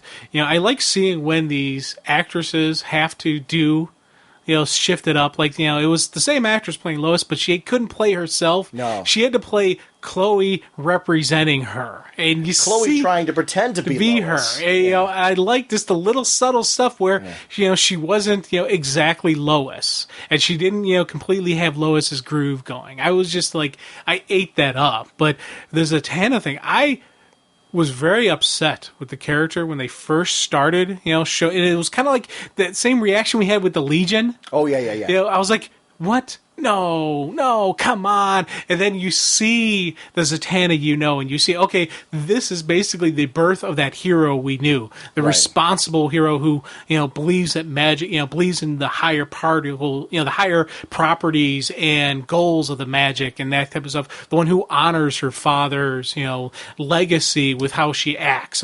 She had that moment where she had to make a decision. Am I going to be my father's daughter, or am I going to be something else and sacrifice this person? It was funny when she was willing to say when she was willing to sacrifice herself to bring back her dad because her dad had made that sacrifice. It was a different proposition then. But the second Chloe became in danger, it all changed, and I like that. And it's funny, I chuckle because now every single episode has a thing where Chloe could possibly die, and I'm sitting there going, yeah, she could die. She's the only member of this cast who could honestly die, and it wouldn't really disrupt the space-time continuum. It makes me all the more worried. I know. I'm just like, because they're almost doing it too much now. Dude, they're doing it every single episode. There's a thing where Chloe could die. I'm like, man, she's the reverse Kenny. Yeah, she is. Is this going to be the one? Oh my God, you killed him! Oh no, you didn't. Is this going to be the one where she dies, you bastards? Yeah. That's really funny. Jimmy Olsen, what do you think about his reaction to Chloe right now? I understand it. it's a very real and a very human reaction. It's not actually what I see as Jimmy Olsen, but then I don't know if Jimmy Olsen. He kind of is reminding me of Roy, of Speedy. Right. And I see him going through that same type of fall, with the drugs and all that stuff. And I'm curious to see what they're going to do with him. I'm glad they're not sticking to the same Jimmy Olsen that was in the comics. They are Smallvilleizing Jimmy now. Well, they're giving him his own personality. I will say this, though, and here's where I think it's not out of character. And where it's real. When a relationship falls like that, for whatever reason, you feel that betrayal, you'll put up a wall to protect yourself, and this is his wall to protect himself. I think he still loves Chloe. I don't think he means a single thing that he's saying to her. But I think he's doing this to protect himself from getting hurt. Because he feels if he stays with her anymore, he will continue to get hurt. So this is him protecting himself versus him really feeling this. At least that's, I don't know if you agree with me or not. That's kind of my take on the whole thing. Yeah. Oh, I'm agreeing with you. And when I say this is not in character for Jimmy, I'm saying not in character with the Jimmy Olsen we've seen in the comic book. Mm-hmm. This is very personalizing. Now, one thing I was wondering, and this is something that's kind of popped in my head. In the original comic book universe, of course, it was Pete Ross who knew the secret, and only in Lana Lang. Now, Lana and Pete ended up getting together in the comic book universe, right? Mm-hmm. Now, did Pete ever go through similar problems that Jimmy's going? Are they kind of like using the Lana Lang, Pete Ross thing for Jimmy Olsen and Chloe? I don't know. Okay, because that was something I was wondering. We saw what happened. Did you read the Pete Ross stuff recently? Were you reading Superman when Pete Ross turned on Clark and became that? Nope. Oh, so you haven't seen what happened with Pete Ross recently? No. Okay, Pete Ross became sort of a villain that was going up against Clark recently. He wasn't in control. Well, it was before. Not recently, dude. It's been within 3 years. I started reading at Up and Away at the 1 year later. Right. So before 1 year later. Yeah, it was before 1 year later. Okay. So I didn't realize. I keep forgetting. Dude, it's 3 years ago. Yeah. I'm like, you wouldn't have been reading that. Yeah. It didn't even dawn on me. So yeah, there was some storytelling with that. I'll give you some material. It's too complicated. I'm not going to do it justice if I try going into it right now. It's really complicated. Let me give you some material to read, and you can kind of go through and read all that. Okay. I was just wondering if they're following kind of like a story that's been out there, or if this is completely out. Okay. So see, I like that. I like that they are Smallvilleizing him. I was answering your question. It was, did Pete go through anything like this with Lana? Sort of, but it's not. They're not taking that. Okay. That's certainly not being taken into consideration. I like this right now. And I got to tell you, once again, female casting, hoorah. Well, that was, honestly, I've got to say, aside from Green Arrow and perhaps Aquaman, like Green Arrow, Aquaman, Cyborg, I think were really good casting. The kid who played Bart. Come on, Bart's awesome. Yeah, it's a great casting. I'm still a little torn on Black Canary. I'm not. Like, I thought she was better in her most recent appearance, but this Zatanna is a home run. Yeah. Oh, yeah. It's definitely was a good pick. She played a good Zatanna role. I would love to see. They keep talking about a possibility of a spinoff, and I do hope they wait till Smallville's done. Don't do any spinoffs until the show's done. But you could do a Justice League spinoff easily with these characters. Well, the end of the episode. Mm-hmm. We got to talk about, dude. Oh yeah, I was cheering. I was cheering when they're like, Green Arrow online, Impulse online, Watchtower online. Right now, I know she's Watchtower, and I love her as Watchtower, but still, I was still hoping to God she would say Oracle online. Well, I know that's not true, and you do know that Oracle operated out of the Watchtower, don't you? Yeah, I know. Right, but I still want her to say the code name. But she is Watchtower. Yeah. That is her code name. I'd rather her just be... Watchtower's a close enough nod to that type of role that I don't want her... Because I like the possibility that we could have a Smallvilleized Barbara Gordon communicate with her sometime. Yeah. So... Maybe we'll have Barbara Gordon, Batgirl, or whatever. I don't know what. Yeah. But yeah, it'd be kind of cool. And maybe Barbara Gordon Oracle, just as from Gotham giving her some tidbit or something like that. It could be a throwaway line. a throwaway, because like there's been throwaway comments to Bruce Wayne once before, that was acknowledged that there was a billionaire from Gotham. Gotham. So, you could do the same thing, a throwaway line like that, just to kind of add to it. I like that better, because Chloe, I think, has earned her own spot. I really do think that she has... I liked her as Watchtower. I mean, I'm with you in the sense that the direction they should go with her, we're totally in sync. Yeah. Our only dispute on that would be that I don't think she needs to be Oracle. I think she just needs to be Chloe. And the only reason why it really is just the only reason why I say it is just, I don't know, in my mind, it would give her more validation. Do you think she needs it? Personally, I don't think she needs it, but I think there are people out there who don't give Chloe the respect she deserves. They aren't watching the show. Well, yeah, I know. So that's what I'm saying. So who cares? But it's still, I just want the haters to join on board to Team Chloe. But the problem is the haters are the people that aren't watching the show. The people who are watching the show and like the show already like Chloe. If you're tuning in every week and you like Smallville, you have to like Chloe. Yeah. I mean, it kind of, to me, is kind of a no-brainer. The only people that would dismiss the character are people that don't watch or don't get the show. So I think Chloe's already got all the validation she needs. I think that's why the people who like the show would love to see her in the DC Comics so much. It's why I'm so torn on whether or not she should be in the DC Comics, and I understand why they haven't brought her in, because how do you create this history for this character out of nowhere when there's been so much history without her? Smallville, I think she's got a ton of validation. Yeah, she's got the history, and she's got her creds, and I know, and she doesn't need it. I love the name Watchtower. It's just something that's there, and it just nags at the back of my mind, but hidden in the corners. Do you think it would give her more validation if you now say that, oh wow, look, she couldn't even carry it on her own, so now we're going to make her into a half-assed Barbara Gordon? See, not when you say it that way.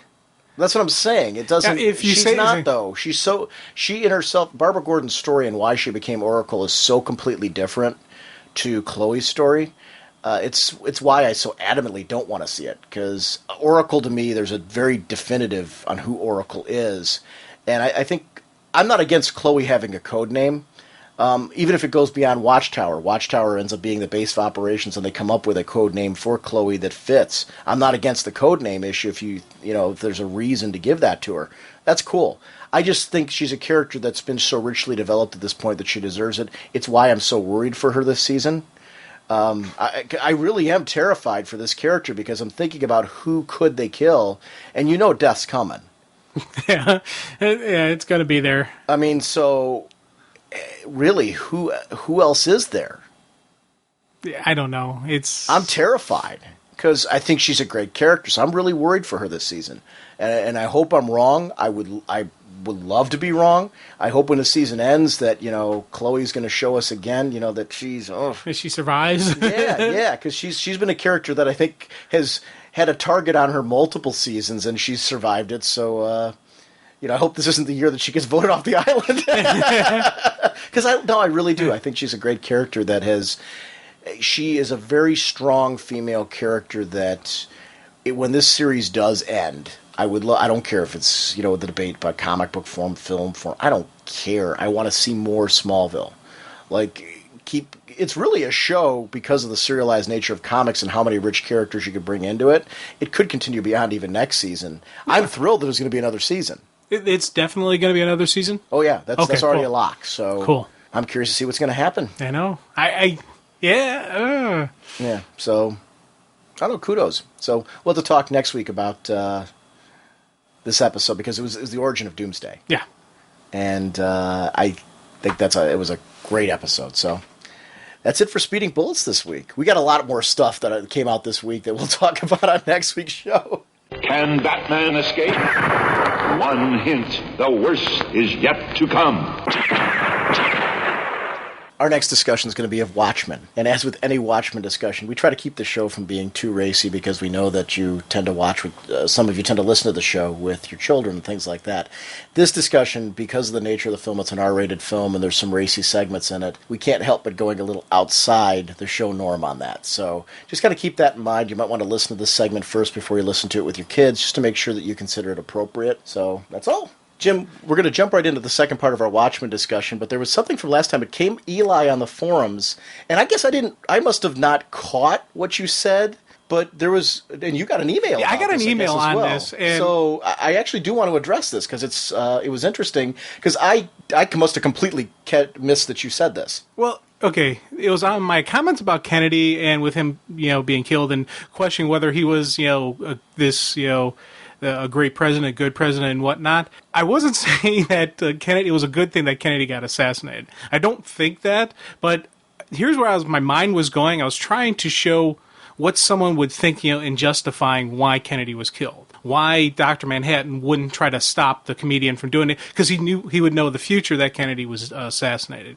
Why maybe comedian would even want to kill Kennedy. These are all, I kind of try to do that, and you were doing it in the context of the story. Right. I was trying to go behind the scenes, why would someone want to assassinate President Kennedy? Because Kennedy did do a lot of great things, and he was a really cool president who it'd be curious to see how the future would have played out in America if he had been You're around. playing devil's advocate, right. and saying why would comedian want to do this? Right, and I will admit, I think Nixon was involved from the context of the story. Obviously, yeah, it looked like Nixon, set up a comedian, and because comedian was Nixon's little, his boy, to have him do whatever he wanted, and I know I'm completely, as I was listening, I did listen to the episode again, and I completely didn't put my connection into Watchmen. I just threw out the argument, and then I didn't say why I was saying this. I'm like, oh man, I wonder if anyone's going to say anything. And sure enough, I did get an email on it, and it was basically someone saying, hey, are you saying you think it was a good thing Kennedy died? He was a great president. I'm like,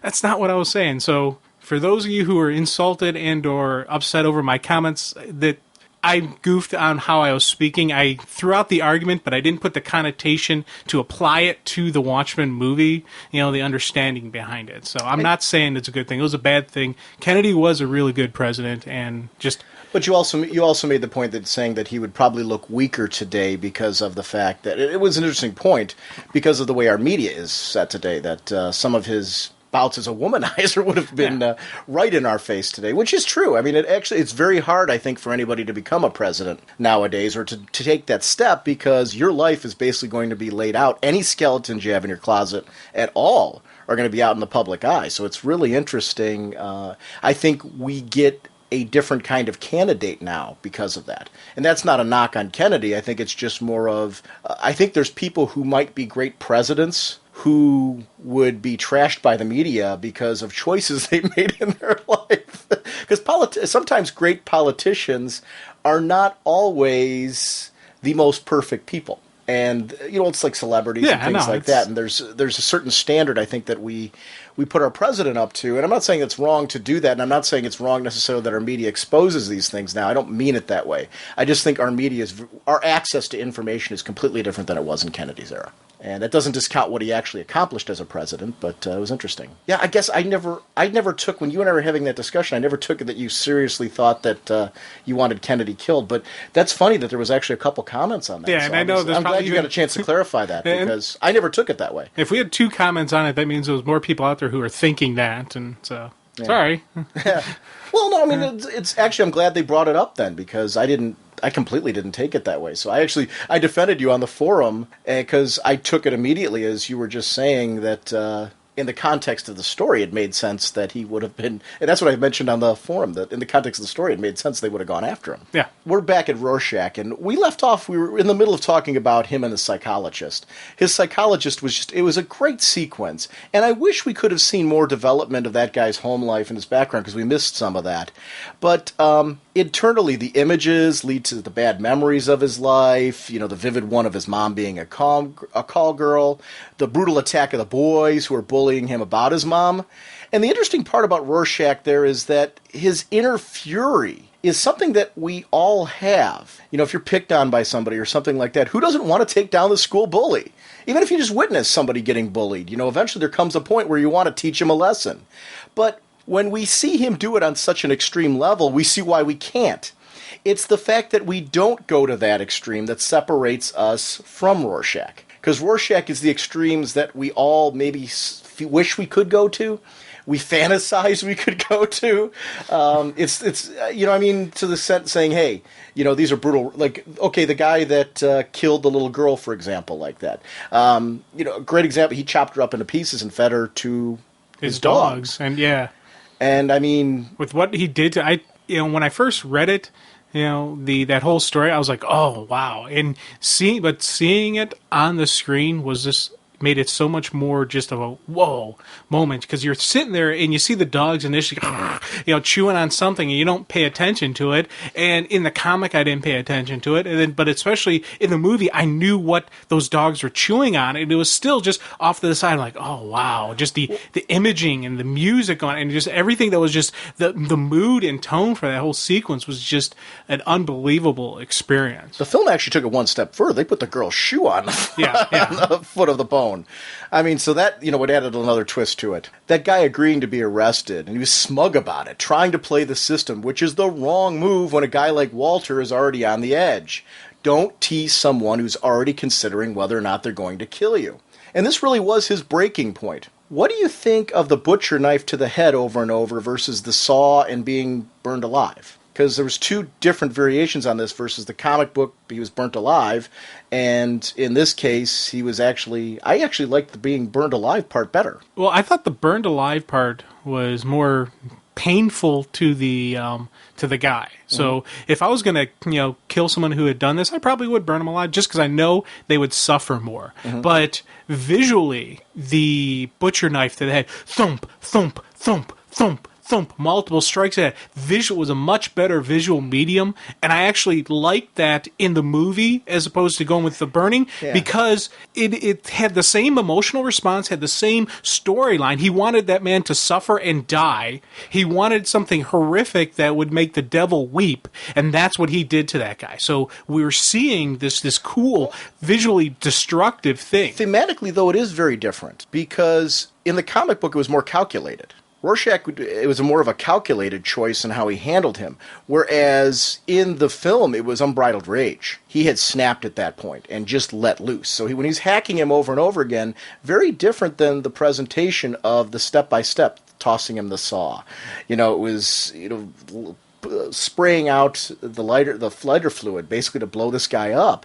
It was a very different presentation. So I'm not saying that I don't even know that I necessarily truly like. I agree with you that I think in the film visually the butcher knife to the head showed more of his rage. But I do like the kind of calculated, I'm going to torture you for this. Oh yeah. Really was an eye for an eye, because that's what the girl went through. So I guess that was one where I would say I preferred the book better, but I agree with you. I don't think it would have played out as well visually.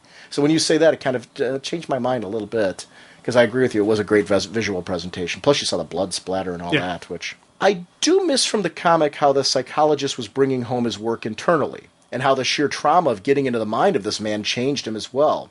I do think they did a great job of shrinking down the piece, though, and we got to know Walter, which was really important there, and what changed him over his life. I think I'm going to wait until Mr. Rorschach is done before I get my soy burgers and fries at the counter in the jail. Thank you very much. Yeah. Man, I tell you, that just had just a really just... I love that scene, because you know it's coming, you know it's going to happen, and then just the line, I'm not locked in here with you, you're locked in with me. I'm like, oh yeah. Yeah, you win. Yeah, sure. Okay. This is like a great Batman-like moment. Rorschach needs to use intimidation as an edge, and anyone who thinks that Night Owl is the Batman archetype, so totally way off. Yeah. Because that's totally not him. And I've got to say that Rorschach takes it to a level that's way beyond Bruce, especially once you get into the killing, because there's a huge distinction there. When we were talking about in Speeding Bullets, Cacophony, it's a great example there that there's a code that Batman has, and that's a line that he doesn't cross. This is a great example here, though, of that Rorschach doesn't have such a code. He feels at this point that these are scum and they just need to be wiped off the earth, and that's the only way to handle them. It's he's kind of like the Jason Todd and Question get merged into one. Well, he's cleaning the filth. Yeah, that's the way he's looking at it. It's grime, it's scum. It deserves to be cleaned and just thrown away. The defiance as he's taken away, just great acting, because that line, "I'm not locked in here with you. You're locked in here with me." It was defiance, and you could see it in his face. Visually, it was awesome. It's something else that I realized when Batman.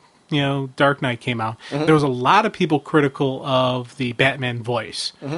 I'm not hearing anyone say any critical problems with the Rorschach voice, which was very similar. But, it's like, I don't know, I I loved Batman, loved the voice, loved how they used it, but it's just something about Rorschach, the way he's using it. It's more of a natural voice for this guy. It's rage. Yeah. It's rage. He's sheer unbridled rage. We go to Laurie examining Archie, and I love that it looks like something you can't help but be curious about. It's the ultimate toy. It shows that there is a fun aspect to it that Hollis Mason always applied, being a hero. It shows why she and Dan would miss this type of lifestyle, that there is something, there's an adventure to it, costume adventurers. The flamethrower bit played out very well. What worked the best for me was that it showed Dan as this fun, kind of no reprimand kind of guy. The first question, are you hurt? Instead of, what'd you do? Yeah, my basement. What are you thinking? I mean, I loved that moment there. Archimedes being Merlin's pet owl, that whole relationship there. Tiny details. How did you afford all this? Dad was in corporate banking. Disappointed in Dan's choices. These are tiny little things that starts fleshing out Dan as a real person versus just being like a two-dimensional character. I really liked those moments. She envies the secret nature of his role as Night Owl. Her mother put the Silk Spectre very much in the public eye.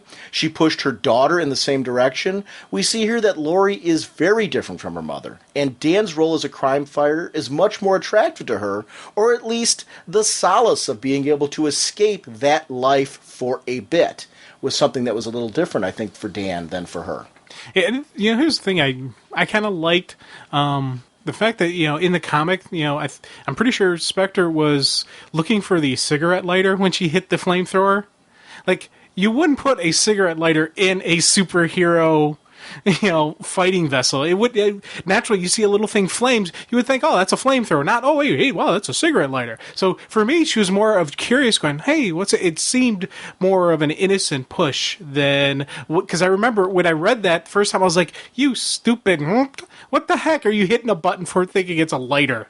Well, except you got to remember, how many superhero craft were there? Was his the first? True. And remember, their comic books, when we talk about Under the Hood and Tales of the Black Freighter, I mean, we can kind of mix some of this into our discussion here. That DVD was released, and that was the supplemental material that was supposed to go along with the film. I had no idea. Tales from the Black Freighter was the fully animated Tales of the Black Freighter that's, I think in the director's cut, supposed to be actually fit into the film where it belongs. I'm hoping with some linking footage with the news vendor and the boy. But when we get into Under the Hood, they said that during that era in the documentary, the reason why the comic book was a pirate comic, Dave Gibbons said, they wouldn't have superhero comics there because they have superheroes. But what else would they have? Maybe pirate comics. So I think we're very used to this superhero thing in all the media, whereas their exposure to a superhero craft, that's a vehicle like any other. I guess I could see why she would think it was a lighter. Kind of going off of what you're saying. We take it for granted. And also, Joe, one of the interviews I saw, the director's cut will have the news vendor and the kid in there. Mm-hmm. They were talking, like, they had to include that into their original work. It was, when they first started this whole process creating it, they're like, yeah, we got to do this. These are two characters that are just pivotal in the, the emotional end and the kind of like the whatnot behind Watchmen, if you will. So they're definitely, those characters are in there, and that's going to be what the extra, 40 minutes is the full Tales of the Black Freighter, which is going to be, and it's going to have the live action mixed in with the animated, but it's also going to have the two characters as well. So that's kind of a nice thing. When I was hearing that, I was like, yes, this is really going to be a cool thing. Yeah, absolutely, because of how well that was produced. You have to wonder if it's also being able to escape the watchful eye of the military base for her. That's something that's attractive. And the exposure that John's world would bring to her. Because she has no privacy at all in her life. So it's interesting to see this kind of contrast for her of this type of private world. Because she doesn't live in that world.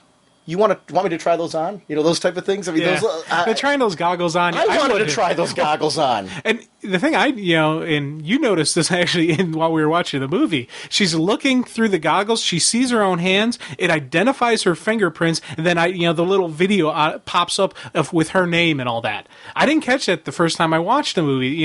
The second time we were watching, I'm like, hey, it recognized her fingerprints. Cool. Isn't that awesome? Yeah. I didn't. You know what? When I caught it was when you and I were sitting there together. That was the first time that I caught it, and that was a neat little twist. I liked that little technology that was in there. It showed that those goggles, besides just being night vision, is fully a functional purpose. One of the things in the video game when you play as Night Owl, because I've started doing that now, his suit has an electrical field to it, and it adds to his strength. So the suit actually has a functional purpose as well. So he's chock full of gadgets, which is really interesting. I was always a superhero fan growing up because of these gadgets and toys, and there was something that was inviting about running around, saving others, and having fun. I know he's supposed to be Blue Beetle in a very loose sense, but I'm going to correct myself and say that there are certain elements of the 60s Batman in there that he inherited, in his respect of Hollis, and you can tell that he's got a little bit of that flair to him as well, and I like that. Yeah, it's the Dan Garrett thing, and I really like that Night Owl feels like a guy you could just hang out with at a con. He does feel like an everyman, very much us. He has weaknesses and strengths, and he's unsure of himself, and I like that aspect of him. Yeah, I could definitely see him, rummaging through the quarter bin. Oh, yeah. Bingo. And loving every moment of it. She mentions John, and it's a reminder to him that he can't live up to that. Score 1 for the nice guy, though, because it's the humanity that is a major attraction for her. I do like that the film made me feel for John a bit as well, and I think I understood his emotional core better in this adaptation than I did in the comic. I'm talking about John. Yeah. I like that the film has enhanced my love for the original work, though. It's kind of added some different elements to it that I didn't see before. In that sequence when she mentions John, and you're just like, I honestly, I was like, oh, the poor guy. I felt so bad for the dude. You saw the pain in his face, and it was funny when I was with my sister, because when I first saw it with her, she, this is her first exposure, she actually did do the, oh, poor guy. Mm-hmm. It was just immediately you fell for him. This awkward scene was brilliant in that it showed that he was a first-time driver about to get into an accident with a Ferrari. Because it was wonderful. It also illustrated that his life since he left being Night Owl has made him very unsure of himself. He has dropped back into the fear of living to his own potential and making the most of his life that he has. He's not doing any of that. He's just sitting there, kind of wallowing. And it's all very real. It's important that it doesn't just stop here, because I do think it's a subtext to the film that we should all wake up and strive to change ourselves for the better as individuals. Strive to be the best we can be. I'm not saying that we have to don superhero costumes or anything, but it's saying that, we all can do something more. We can be something more. Oh, yeah, we got to don superhero costumes when we do stuff. Yeah. Just because. Yeah. You're helping a little old lady across the street put on the mask. Dun, dun, dun, don't worry, ma'am, I will help you. They had a special on G4 TV about real-life superheroes. Oh, no. For people in New York. Actually, it was quite interesting. One of the guys helping the Guardian Angels and stuff like that. He takes it very serious, not in the sense that he says that he has superpowers. There's one that does more like the vigilante thing, where he, just kind of stays to himself. But this guy actually works with the police. Now, the police wouldn't comment on this, obviously. Yeah. But the Guardian Angels did, and he does like guard duty with them, where he actually goes and volunteers, and he'll talk to people about it. And he was the one guy, he seemed very well rounded in the sense that he was very realistic about the fact that he knows that there's people who laugh at him when he does it, but this is something that's important to him, and he feels that he's doing a public service and kind of lives by that code. So it was interesting to see the contrast where the other guy was like just kind of completely doing his own thing. And wow. Yeah. So, there are people out there. But I guess from what the guy said, there's like a whole community of them all over the country. So there's actually real heroes out there that... oh, my God. Yeah. Okay. Big tip for Dan. If you want to maintain your confidence, when you're with a pretty girl who seems to like you for who you are, probably not a good idea to have a news report about her husband running in the background during your intimate times, especially if thinking of him and his Paul Bunyan gives you issues. The background noise of the news report was on the entire time they were there together. What is the matter with him? Timing. Come on, dude. A little Barry White. Yeah. Not not a news report about John. First thing you want to do, you turn off the TVs. Any TV can be a distraction. Yes. You need the mood music going. Big finger. You gotta really, really have some serious spunk to try and intimidate Rorschach. After he just deep-fried the last fella that made that mistake. 20 minutes of threats, one response, tall order. Again, get into the head of your adversary. Be more intimidating even when the odds look to be against you. He stays very consistent to who he is and shows why he has survived for as long as he has, without powers. That's kind of an interesting twist with him. I liked the dream of peeling away your exterior to show who you really are. Dan and Laurie are both the people they were as Silk Spectre and Night Owl. That, when you tear apart, the outside shell and you see them in their costumes, really showing that these costume adventurers is really their potential of who they're going to be. They hold back from being who they really want to be. The adventuring gave them the freedom to be the people they wanted, and I think Laurie is still discovering who that person is through Dan. But it is a rediscovery, because I think we did see much of that when she was originally with the Minutemen/Watchmen and met John. Let me ask you this. How do you feel about that? In the original film, they were the New Minutemen. I mean, the original book, they were the New Minutemen. In the film, they kept referring to them as the Watchmen. Did that bother you at all? It didn't bug me any, but I find myself kind of keep referring to, I don't know how to refer to them anymore. It didn't bother me at all. Mm-hmm. I understand why they did it, because it's one of those things where you just, sometimes for your audience, you have to spoon feed them stuff. And had they gone with the New Minutemen, there would have been people walking out of there saying, why'd they call the movie Watchmen? They were the Minutemen. So this way they're like, okay, let's just spoon feed it to them. We'll call the group Watchmen and be done with that potential issue. Yeah, and I think that's the sole reason they did it. And I think it worked, and you got to know your audience, because their audience isn't just going to be the comic book, the people who read the graphic novel. They want to go outside that. They want to pull new people in and let them experience this. So, do you think the whole concept of who watches the Watchmen, though, is lost because of that? Yes and no. Yeah. The basic concept behind it, who watches the Watchmen, is still there, but it's before it was the Watchmen wasn't just directly referring to the superheroes. It was referring to the whole system as a whole. Now saying who watches the Watchmen is kind of narrowing down the field to the superheroes themselves, but if you look at it a little bit deeper, you'll still see there are elements behind the superheroes that are the bigger power, that are the leaders, true Watchmen. Right. So that was an interesting little twist there, where I'm kind of like, I hope that doesn't get lost somewhere in all this, because that's a neat part of the whole thing. I do like the metaphor of the nuclear terror being this black cloud that can take away everything you found. I have my own theories, and as we go through, especially towards the end, I want to talk about whether or not Veidt was even right in what he did, if his plan was even necessary. And that's something we'll have to discuss at the end, because I think as we get into discussions about the Black Freighter, there's an interesting metaphor there about this whole thing that I think we need to really discuss. Dan wakes from the dream, and it's a revelation that if he wastes his life in fear, he will never be the man he once was and could be again. And I liked that moment. I'm tired of fear. I'm tired of being afraid of myself, looking over those costumes. I'm tired of being afraid of this costume. Do we allow fear to be an excuse to keep us from living to our full potential? Do we as humans naturally fall into apathy and use things like war as an excuse to hide from life and our potential? I think there is a certain point there. That it's very easy, like our media drives a lot of this, a lot of fear, and keeps us at a certain level a lot of times. And there's other, just like, sometimes you think about what you're doing with your life. Are you working in the career that you want? Are you just doing a job to pay the bills?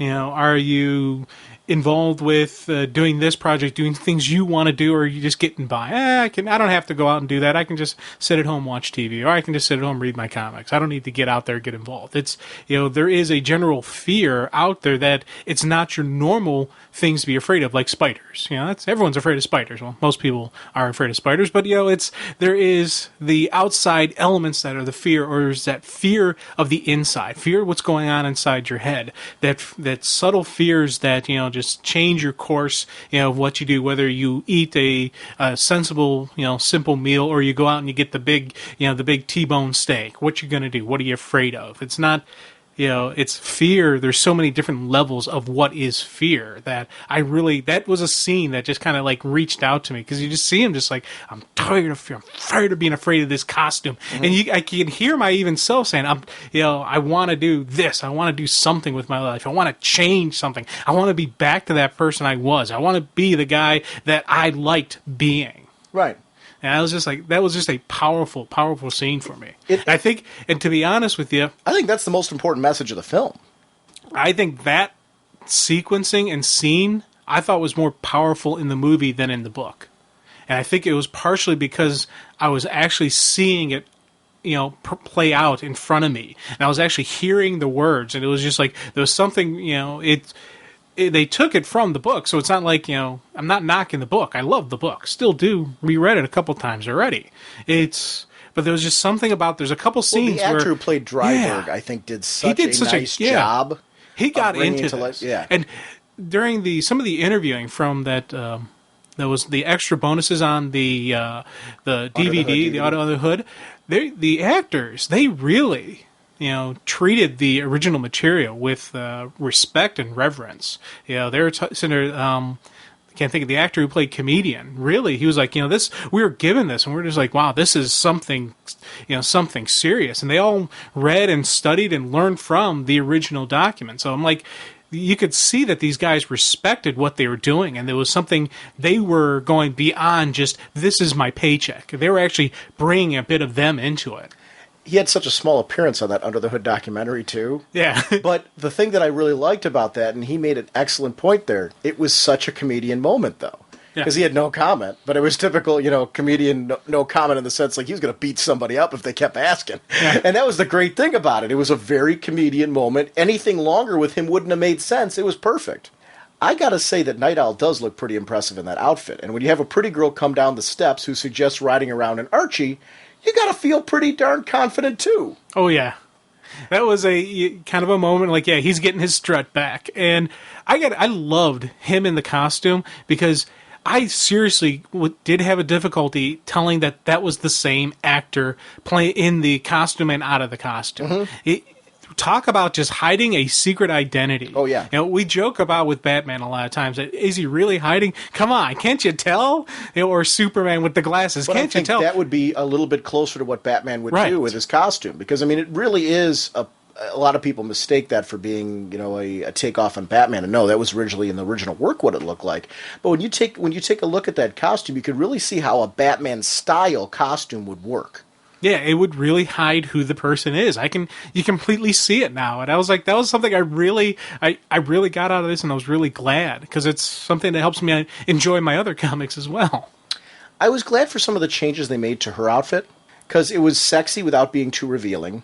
And I like how it's more of a functional evolution from her mother's original costume. It stays true to the theme, but it's a bit more today. It's kind of like how Black Canary's outfit has evolved over time into more of a functional outfit than her previous one. I like that. It was a nice little costume choice, nice little tweaks to it. It worked for me.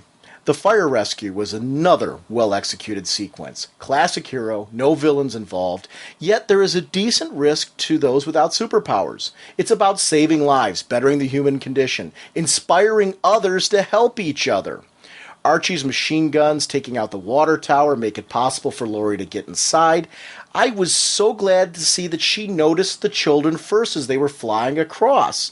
It needed to move fast, and it did. It was a great sequence. Little things inside Archie that I liked was the track for the shell casings. Oh, yeah. So the casings aren't splattering around on the inside of the thing. No, the little track built in that jettisons them out the side. I was like, oh, that's cool. I'm glad it's there. And the way he talks about tweaking Archie over time, you have to think that might not have been there at first. He probably added that over time, and because it's something he continues to work on. That, in a way, has almost become a hobby for him as well. And probably the first time he used the machine guns, he had casings everywhere going, okay, this isn't working well. I need to change this. She doesn't hesitate, which gives us an important glimpse into who she really is when the chips are down. It was nice to see Lori in this light. This was a great sequence for her. A confident woman is very sexy. When she bursts through the ceiling, another of my favorite moments.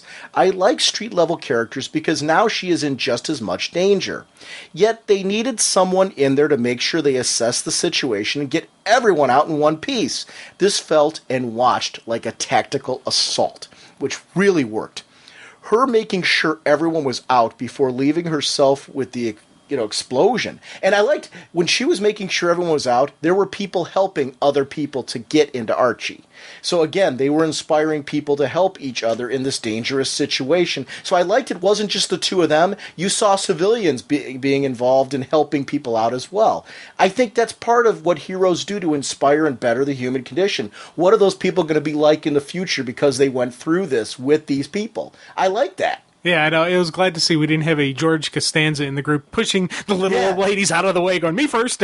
Yeah, all the more important. I think that's why that situation really worked for me. They inspired people. And I liked, though, that she came close to being blown up real good. And yet there was an exhilaration to it. The knowing smile between the two of them. The worry on his face at first, but then you could get the intensity and the fun that it generates. You can see why this turned out to be sexual in nature for the two of them. Hey, the man got his confidence back, he got his strut back, and he gets the girl. Now the change of their encounter in Archie versus on the couch worked as well. Dan seemed much more confident. It felt less awkward, which in itself has to be hard to show on a camera. And I liked that sequence showed a very huge difference in tone from their first time together. I liked that. And you know what is funny?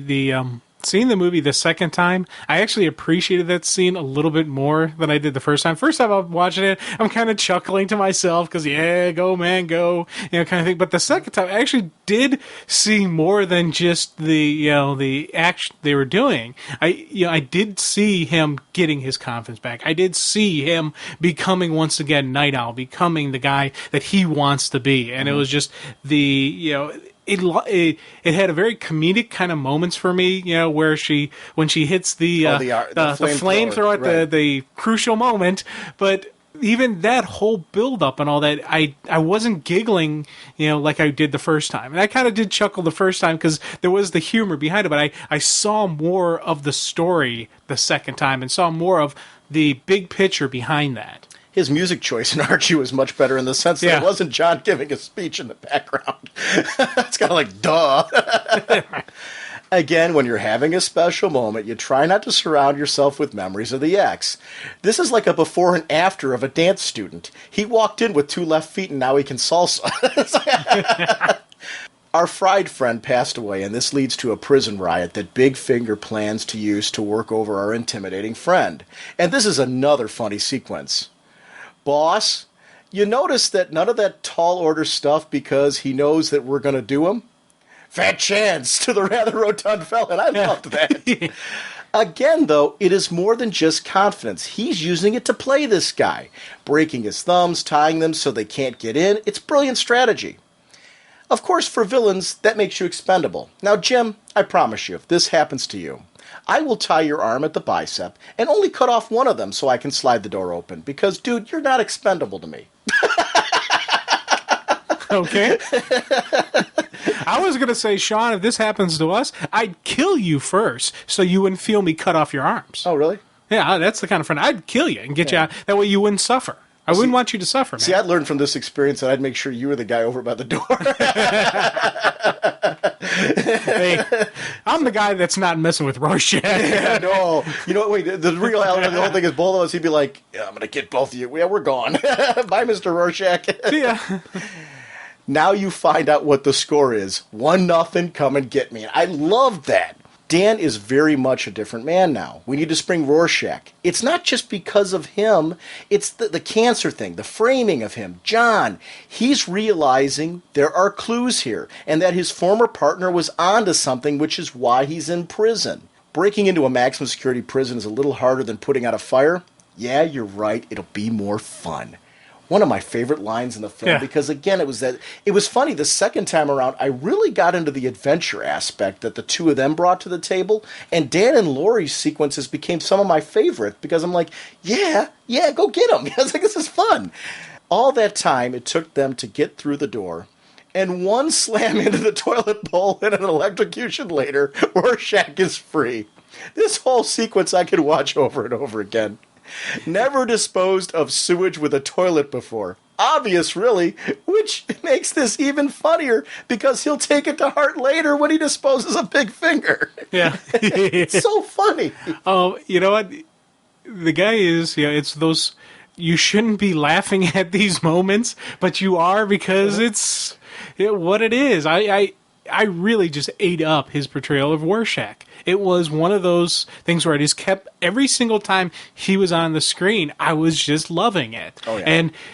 And, just even without the mask, even without the costume, he was still Rorschach. And that was just something that, there was parts of the comic, like when they first arrest him in the comic, they find out he's got lifts in his shoes, and they're trying to belittle him and try to put him down and all that. But you just see the stoic look on the face, so Rorschach's still in there. I'm so glad that personality stayed throughout the movie. Throughout beginning through end, he is Rorschach. He is no longer Walter Kovacs. And that was something I just kept eating up. I really do wish there was more with that psychiatrist, so we could have seen even more of that. Oh, yeah. But that was, we got good, and we got enough that we know. But there was just, you could do a whole Rorschach movie. You could do a prequel to this that never existed in the comic, and I'd go and see it. Just as long as it was him doing it, I would see it. And I do think that's one of the sad things with the fact that this movie, I don't think, did well enough that I think it would generate any kind of interest like that. I would love to see more of this, though, because when that DVD came out, I'm like, wow, this is... it was really well put together, well produced. Well, you think that game is Rorschach and Bing? Yeah. What if they turned that into a movie? That would be... I'd see it. Oh, yeah. As long as they had these two people playing those characters, I'd go. But the funny part is, you can leave the game. The game has its own separate story telling about Underboss and Jimmy the Gimmick and all that stuff like that. And it works real well, and it actually has... There's elements of the comedian in there, and it fleshes out certain things. It adds to a lot of your speculation about the comedian from when we first started discussing this today. Well, there are so many stories within the Watchmen universe they could tell that have never been told, that there's, before and after the film, that it would be fun to explore. So I wish we could see more of this. Yeah, but... Because it's another world. It really is. It shows that sometimes one changed event, like a president, staying on for other terms and making certain laws and how that all can completely change and spiral our whole world into a completely different place. I could watch a whole movie about Night Owl and Silk Spectre and fighting bad guys. Because that whole sequence, I loved when she rolled onto the roof and he glided in. Again, there's a stealth element to how fast and smooth they worked. Keep Archie at a distance versus landing on the roof and alerting those, due to the sound down below. Obviously, Archie, it's not the most stealthy vehicle in the sense that you're going to see it coming, but it was a very smart stealth move how they came in there, because that would make a lot of noise landing on the roof.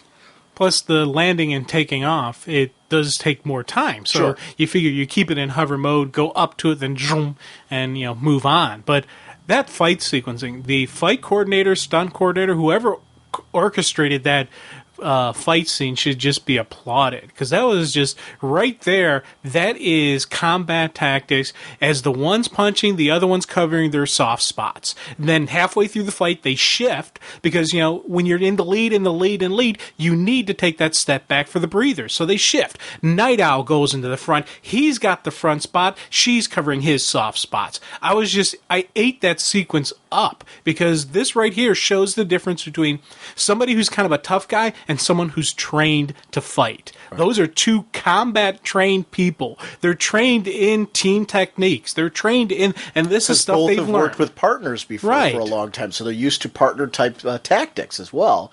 But I also liked that you have to watch it carefully, but each was slightly different in fighting style and how they approached.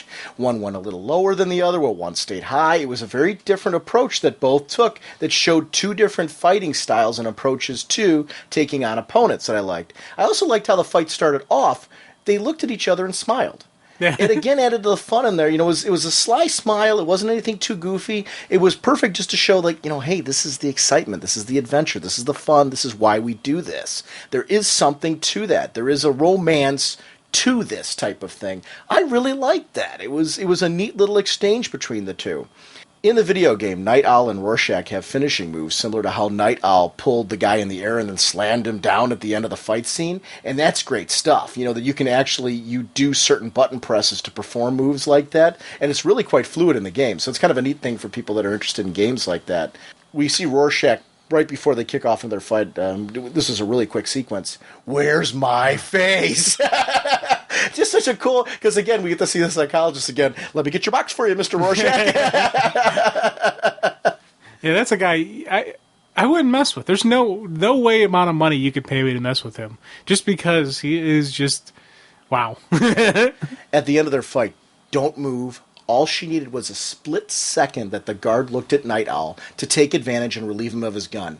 Again, the rust is shaking off due to the mugging, the fire rescue. You hesitate and you're dead if you're a costumed hero. And I liked that aspect of the whole thing too. Again, you talked about somebody being trained. It's clear that she knows you got to move at this point. Daniel, Miss Jupiter, excuse me, have to visit the restroom. Oh, for Christ's sakes, the swinging door with Big Finger. I was smiling from ear to ear during that whole sequence of events. Notice she stopped kissing Daniel when the Booberry Bunyan was standing all naked outside Archie.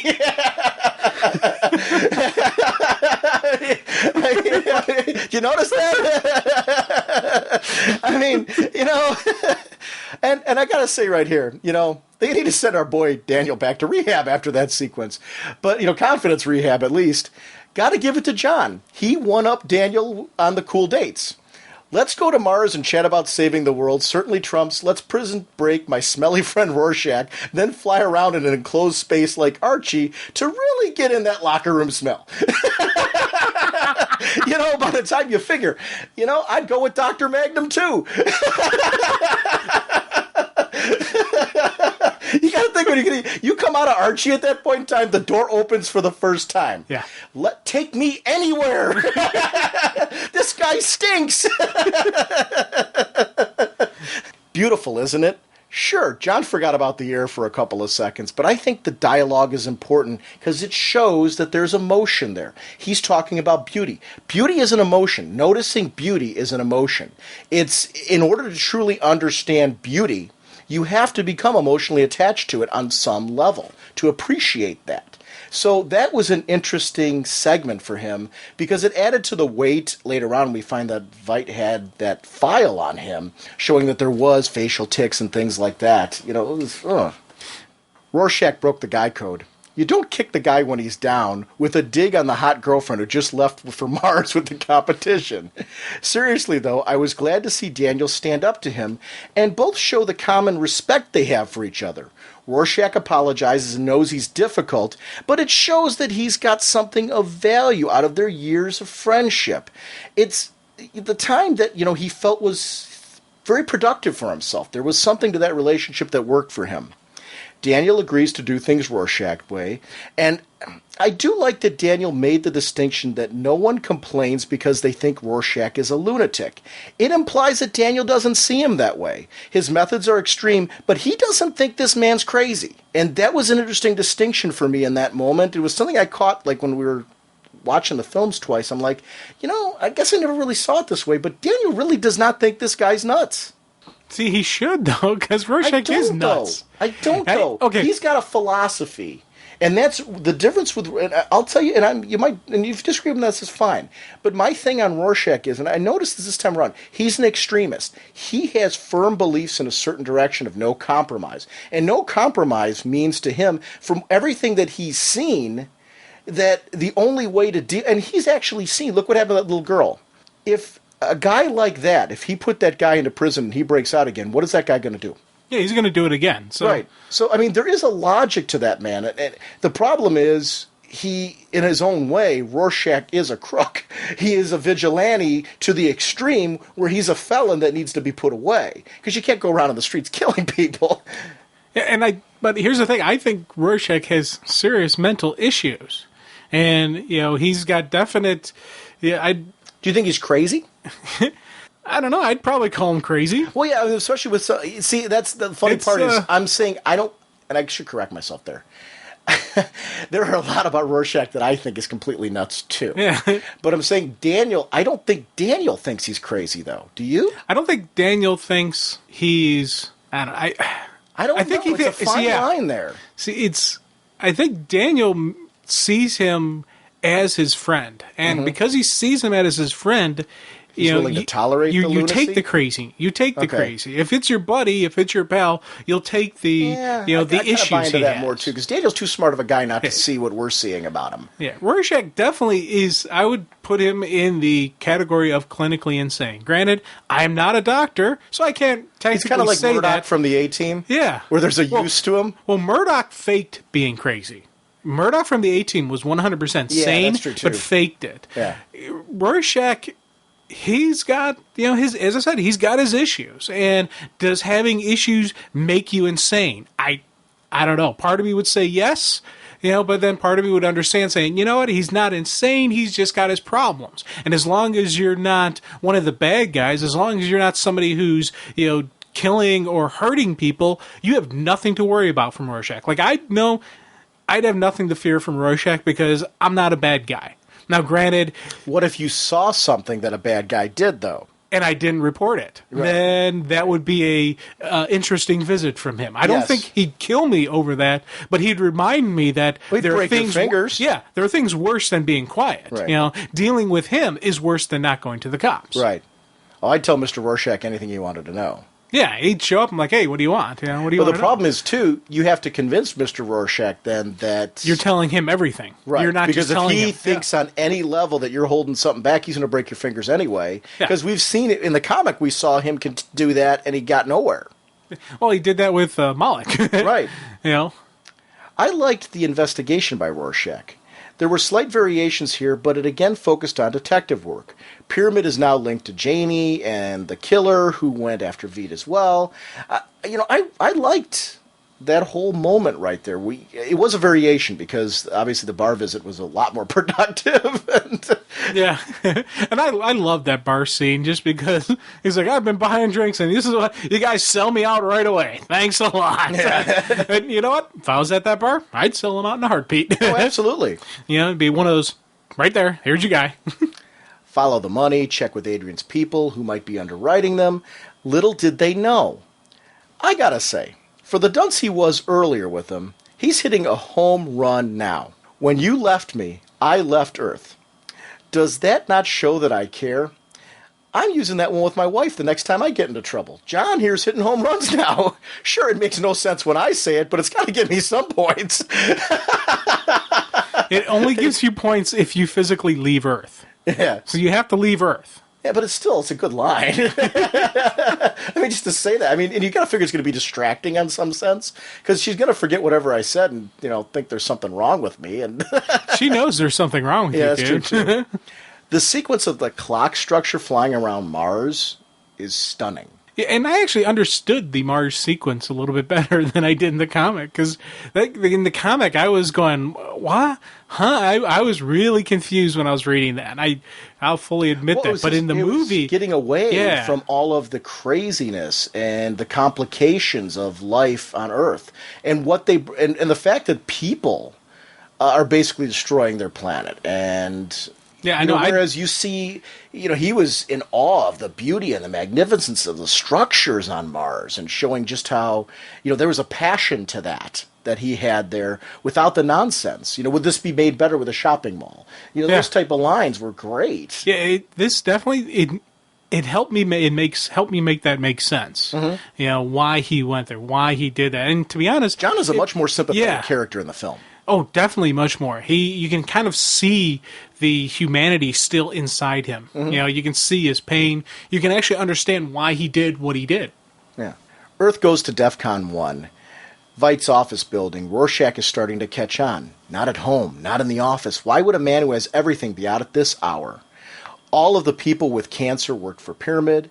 Adrian has a psych profile on John showing that the real emotion of the man is still there and can be manipulated. I did like in the Under the Hood DVD when they talked to Wally Weaver. Wally started to realize when he wasn't on camera for a TV news show or something like that, and he had a chance just to kind of talk off the cuff, that he'd done his friend a disservice, saying that, John is in there. That is still John. And it's something that he wishes that he never said that God was, or called him a god and that type of thing. Now he wants to come back and say there is a man in there. And it was interesting to see that. I liked Under the Hood a great deal because it's great supplemental material to kind of show some exploration of some characters that we didn't get. And Wally Weaver's a great example of that. That short dialogue sequence showed that one of his closest friends was aware that the real man was still in there somewhere. It definitely was that Under the Hood thing, especially showing the original Silk Spectre a lot more. Oh yeah, that actress, I really like her and the different Gugino, I think is how to pronounce it. I might be mispronouncing. We're mispronouncing it, but she was in Sin City. Was great in that, and she's a great actress. Yeah, so it's cool to see her actually, because in the movie she was very, kind of stuck in the the drunken lush mode.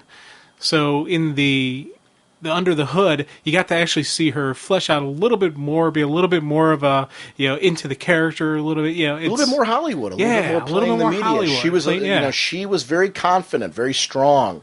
When there were questions she didn't want to answer, she didn't. Yeah, and she found ways to, dance around it, or up and just up and end of the interview. Right, it was great. But it was interesting to hear her talk about her relationship with the Minutemen and how it was a great time, and her fondness for certain people, and how she every so often will keep in touch with some of them, like Hollis Mason, for example. It was interesting.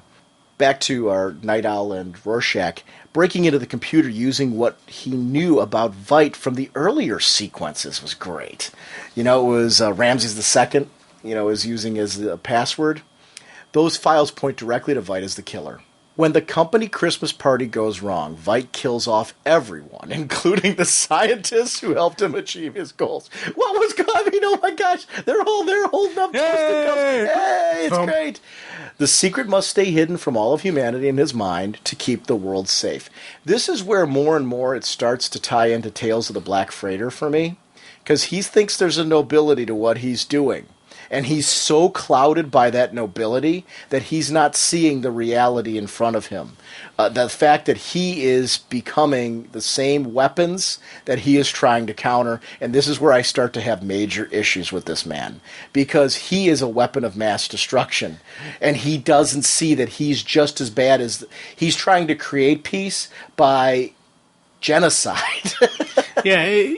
You can't do you can do it, but it's not the best way to do it. Well, it also you've accomplished nothing then, because pushing the button, the presidents on both sides could have pushed the button. He just did the same thing. He really did. I have to say this: his energy invention just made the Roomba obsolete.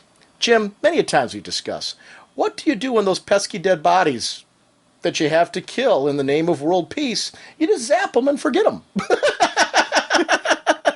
Tired of flies, vultures, and the occasional hungry squirrel looking at your house like it's a hometown buffet? Zap them and forget them. Party guests drinking your wine, talking nonstop about that awkward moment where Dr. Manhattan and his 3 clones couldn't hold on to the girl? Zap them and forget them. Not only did Veidt solve the energy crisis, but realistically he solved our landfill issues as well. We got it covered now, man. Yeah. And how does he celebrate? Let's blow up a few major cities. To say the dude is eccentric is an understatement. Yeah. Now, here's the question. Does he have issues? Oh, yeah. He has a world of them. Yeah, but God he's a lot like the pirate. He's a lot like Yeah. the pirate. The pirate got to a certain point where he was so delirious with his idea of this black freighter going to his hometown, he no longer could see anything else but the reality he'd crafted. And that's where Veidt is right now. Veidt is now so totally lost in the reality he's created, he sees nothing else. We saw that earlier in the film, but I mean, this is really where it started to hit home for me. Rorschach leaving his journal is an important segment. It shows that he knew what he was up against, yet refusing to compromise, he was willing to go to his death to fight for the truth. It shows that whether you agree with his politics or not, there is nothing surface level about him. He will die to make his point. And that was the interesting thing about him. That's why there's a lunacy to him, but there is a strange rationalization to the man as well. So there's parts where I can see where Dan doesn't see him as... See, I don't... There's part of me that sees him as an extremist because of the experiences he's had versus crazy. And he's not Joker crazy. Like, the Joker will go in any direction in the world. Right. When we talk about Cacophony, I think, that's an interesting story that shows a Joker that can go in this direction, that direction, the other direction, because of hatred for somebody. But in this particular case with Rorschach, there's a consistency to the man that shows that there is a code.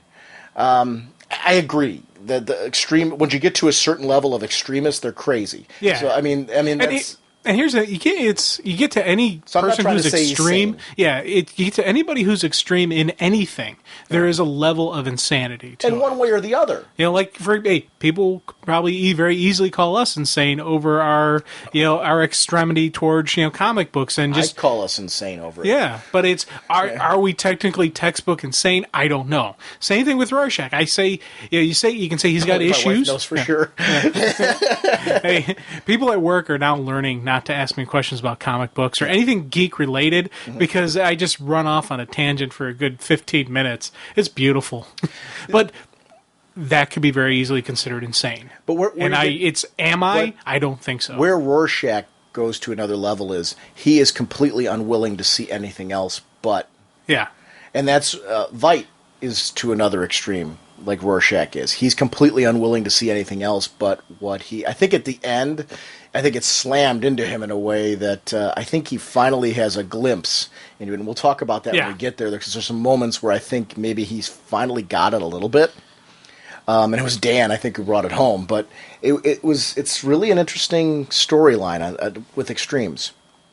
John and Laurie debate Earth on Mars, and he feels that no one truly understands him and the way that he thinks. He can't truly connect with anyone. He sees majesty in the changing world of Mars, like we talked about, and there is no need with the decadence of Earth. When Laurie asks to be sent back because of his refusal to help, her defiance and the refusal to cry really worked. She takes the chance to see things from his perspective, though, and this is where she sees everything. No secrets hidden. Everything laid out for you. I wouldn't want to know everything about everyone. The future, the present. No reason to trust others because you know whether or not they will betray you. How do you connect with someone if you have no reason to have faith in them? Because I think that's part of the reason when we develop friendships, you develop friendships over the time because as you get to know someone, you have a certain amount of faith in them that they are going to be a certain type of person to you. And it's that faith that strengthens that bond because you trust in them. If you already know that, though, how do you develop an emotional connection? Because you never see trust pay off. Where you do see that with friendships. I mean, that's part our friendships. We've had a strong friendship because of the fact that we've had many opportunities to have trust pay off in this friendship. And that's something where we know each other, we know what to expect from each other, we know our quirks and things like that, and we know how to deal with them. Right. That is part of, I think that's part of where friendships grow. It's true of relationships as well. That's one of the reasons why I think John has such a disconnect. He can't relate to people on that level anymore. He gives Laurie a chance to have a picture of that and what that's like to have everything laid out, no secrets, and it's very compelling. That whole bit. And that's where I kind of related to him a lot more in the film version. I agree with you.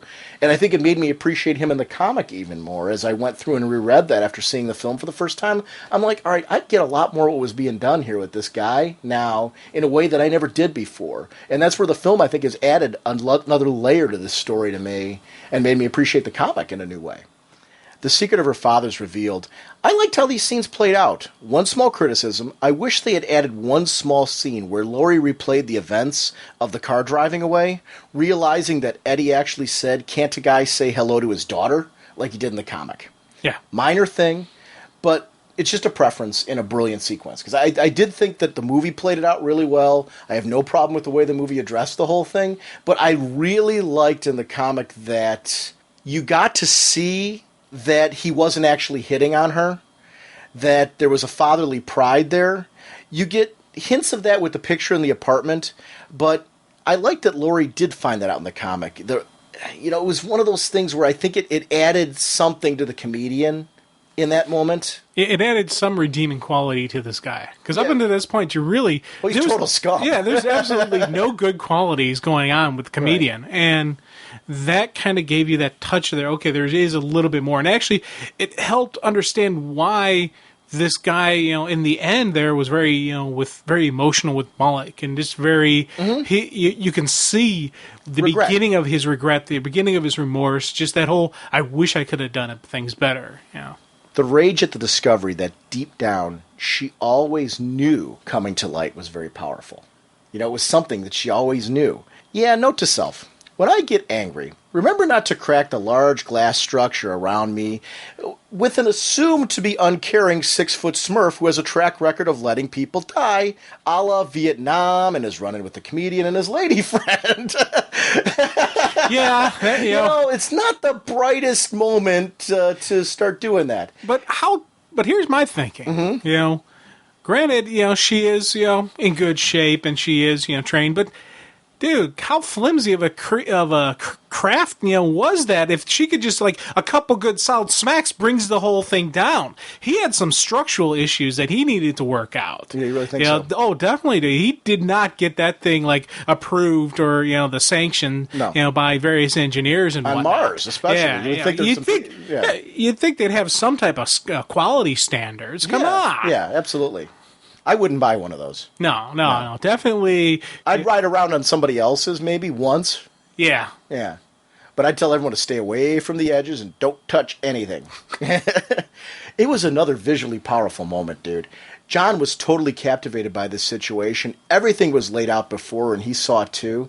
And now they have a common ground that he connects with. In her opening up, he found sympathy, but so much more. He found the same sense of wonder that he had for the unique nature of Mars, and he started to remember what it means to be human.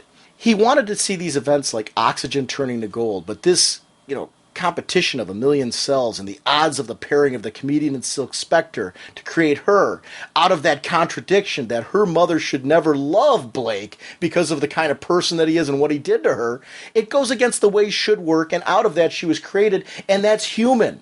That is such a human thing where we do things sometimes that contradict reason. We don't always react rationally. We sometimes have a little crazy in us, and we go that way. Again, dude is batting 1,000 on the dating meter. Telling a girl that out of all that chaos, that her specific form is like turning air into gold. I wrote that down.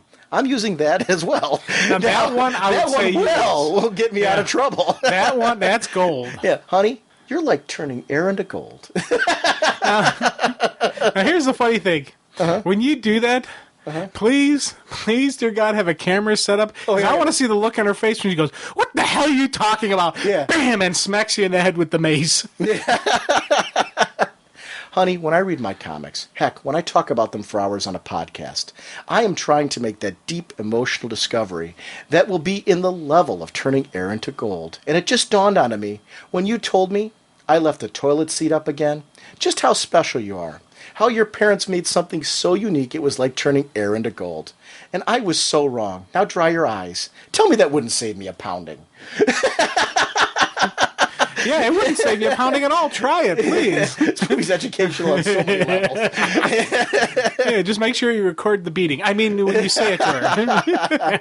Jimi Hendrix was the perfect choice, as all of the Minutemen Watchmen are slowly coming together again to face fight. I loved that. Yeah, again, man, just the musical score for this was... I honestly hope that this thing gets some type of Oscar noms. If anything for a musical score, a comic film. If It will for definitely visual... It'll be visual effects and musical score. That's what happens with comic films, and you know that. Hopefully. Yeah. This one deserves it, though. This one really and truly deserves it. But most of them have a decent score and deserves it. And the reason why I'm kind of poo-pooing that is it's usually, unfortunately, those are given, and we never get the other ones that we should get as well. I'm not... Rorschach. I got to say amen. I agree with you. But Rorschach is that's one of those characters. John, the actor that played John, I thought brought something home and taught me something new about the character in a way where I appreciate the original work even more now because of that. I thought he was great. Dan Dreiber. I got to say the whole cast was really solid on this. Yeah, that was a stellar cast. This was definitely really good job on casting and all that. That was... They brought artwork to life, you know? I mean, it's... The Archie segments were some of my favorites. The crash and how they deal with it. Seeing Night Owl don the winter suit that we saw earlier in his basement. The flamethrower, using that on the ship to de-ice it, while, so they have an escape later. Tiny details like that were really important to me. Rorschach refusing the winter coat to maintain his usual look. Who knew he was such a fashion snob? Although, I'm surprised people around him don't carry Lysol. Because it's been commented on, boy, this guy stinks. Did you miss the little scooters that they used in the comic? Actually, I liked them not having them. Mm-hmm. It was, even though it was kind of neat, part of me would have liked to see them scooming around. Like little people movers? Yeah, but I kind of liked it. It seemed more realistic that they didn't have it. Granted, he's able to build Archie, which is a massive hovercraft type deal, so I could see him being able to build mini versions of it, but it was just something that if we had seen it actual live action, it probably would have taken something away. So plus also you think about it, they're in Antarctica. I don't care if they have winter clothing or whatnot. It's still cold and it's still problems. So them crashing right by the doorway was a lot better for them. They were within walking distance. Adrian is a pacifist and a vegetarian. He never killed anyone in his life. Hitler was a vegetarian. You're squeamish. Leave him to me. Such a great moment there.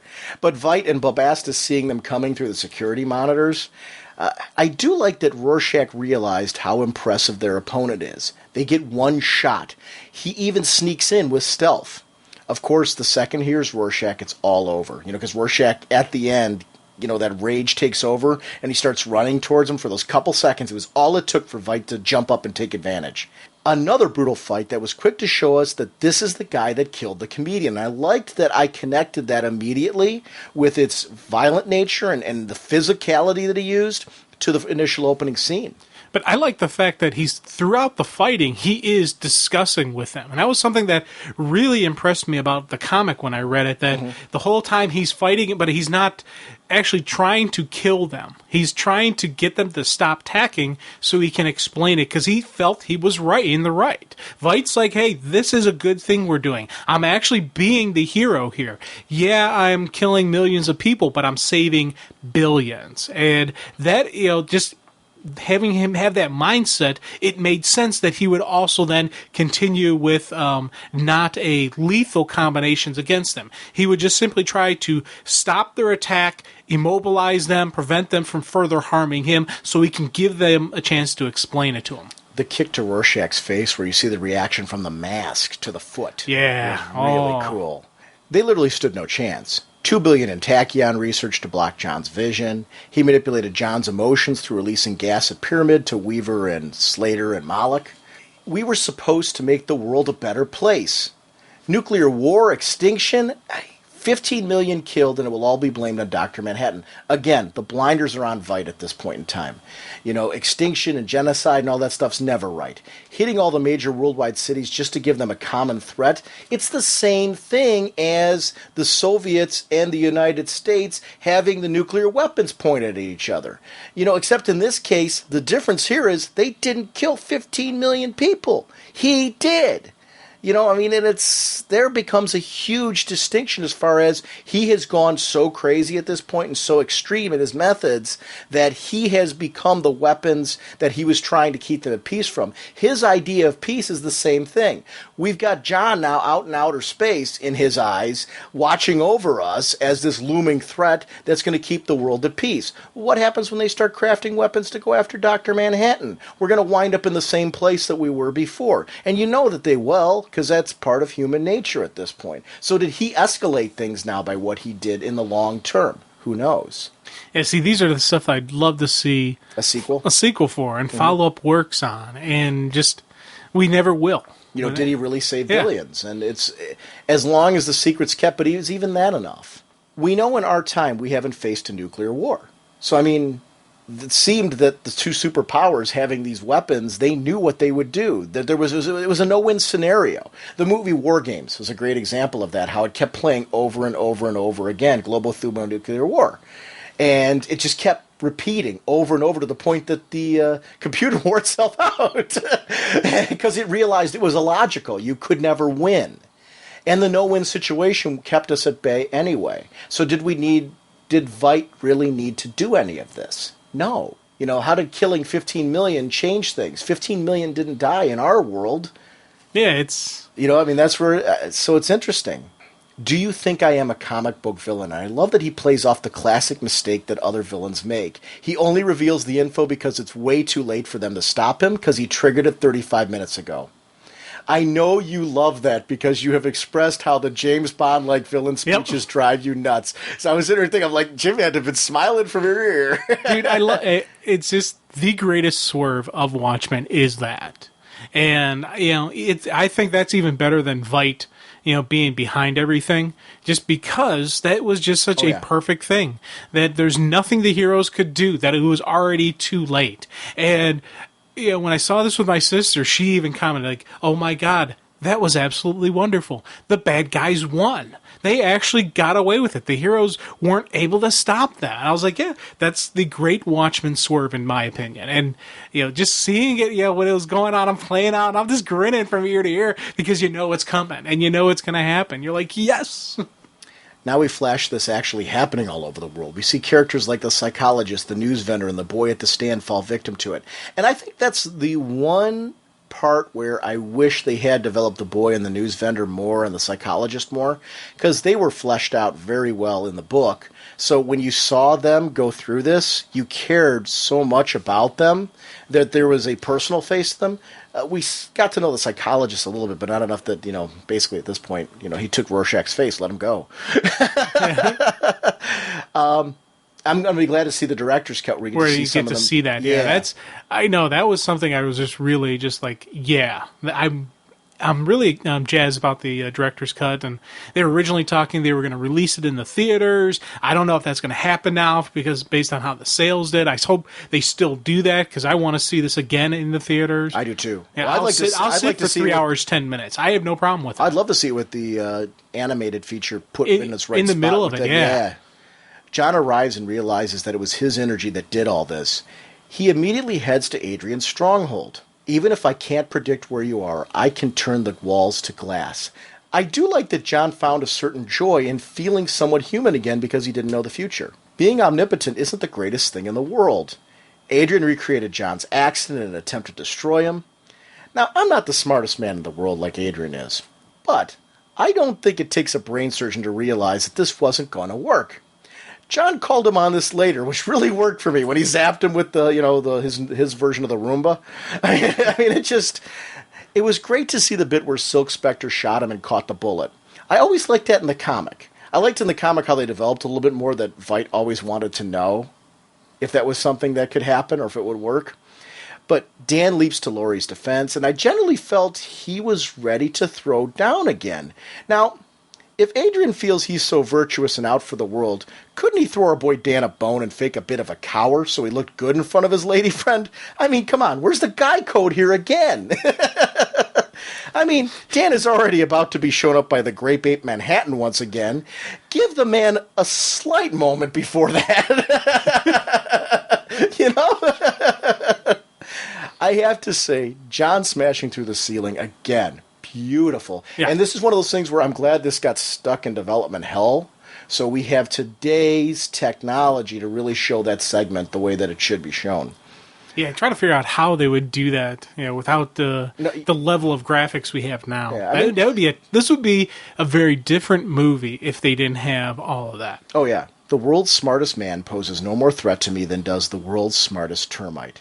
Gotta say, John jumped from being the non-cool dolt earlier in the film to being the guy with the cool one-liners that you want to give the high five to in the end of the film. He really turned out to be an interesting, cool character. You know, Veidt's plan, like I said, would actually work, but was it necessary?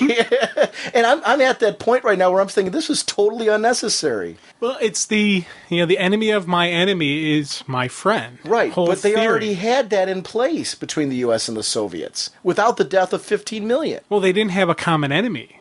They were enemies with each other, right, but they didn't have a common enemy. But again, and they had the threat of nuclear war keeping them from doing anything. But that's part of my issue. We had that too, and we didn't kill 15 million. But and I guess I am working off our history. Here's the thing: our history. Do you think their history would have led to that? I see. Here's the difference. Our history. One of the reasons we never had a massive global war was the fact that our leaders were smart enough to realize, hey, if we do this, we're going to kill ourselves. But two, we also, the Soviet Union, their economy just crumbled. So they couldn't maintain the big, powerhouse. They couldn't maintain the war factory. And once your foundation crumbles, that's when they're like, okay, we got to change tactics now. And so they had to, basically they ate a lot of crow. The Soviets did give a lot of ground on the whole political, third, superpower thing. They lost a lot of the breakup of the USSR. All the different, individual countries are now individual countries. They're not part of the massive, Soviet. And it's, even you start looking at nowadays, a lot of the political analysts are saying, are we getting a return of the old Soviets? Are we getting them coming back in strength now? But they're saying they're under the guise of democracy, but now are they really? Are we going to come back to that same problems? Obama's having some, issues and discussions with them over Iran and over Georgia and over the various smaller countries and whatnot in that area. So there are still the beginnings of what was going on back then going on now, and it's partially because their economy is getting stronger. They're becoming more, self-standard and standing on their own. But would a common enemy like Dr. Manhattan, would that lead to everyone sticking together? For a while. Because look when 9/11 happened. To the point that it makes it worth the death of 15 million. Well, the 9/11 conspiracy theorists, that's the big thing where they say the government is the one who actually did all that, to give everyone this common enemy. And there was a lot of rallying going on around the world when, the towers went down, when that all happened. And it was all common enemy of the terrorists over there. We got to go over there. We all got to get together. Japan amended their constitution to allow, for them to get involved in this, in the fight over there. So that's like a huge thing that a country would amend their constitution. That's a huge statement of, let's get involved on this. Now, if we only had New York City got hit, what if New York, London, Moscow, and, Tokyo were to all get hit by that same type of attack? We would definitely see a banding of the U.S. We'd see banding of Europe. We'd see a banding of the Asian. We'd see a banding of everyone together to hunt them down. But how long would that last? That's my question. Right. I'm not disputing any of that. It would last we see the peace in this.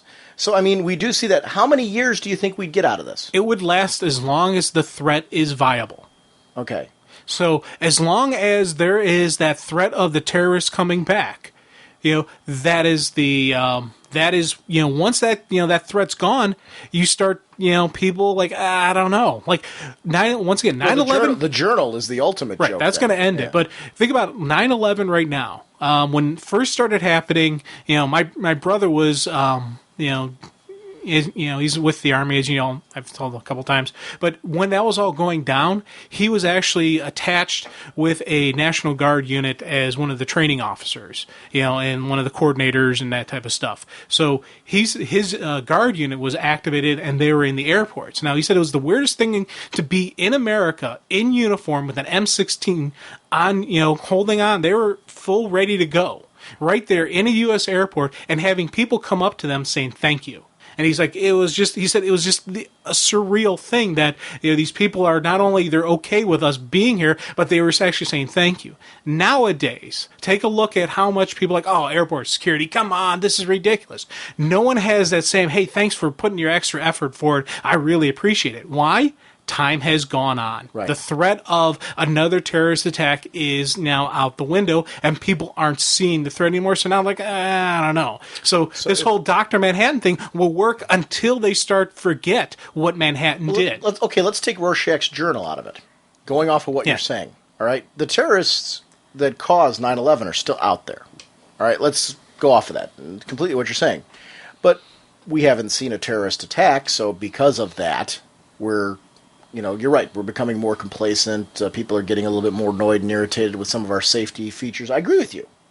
Now, let's take a look in this case. Dr. Manhattan goes off to create new life elsewhere and never comes back. At what point in time, how many years do you think it would take before people started to become...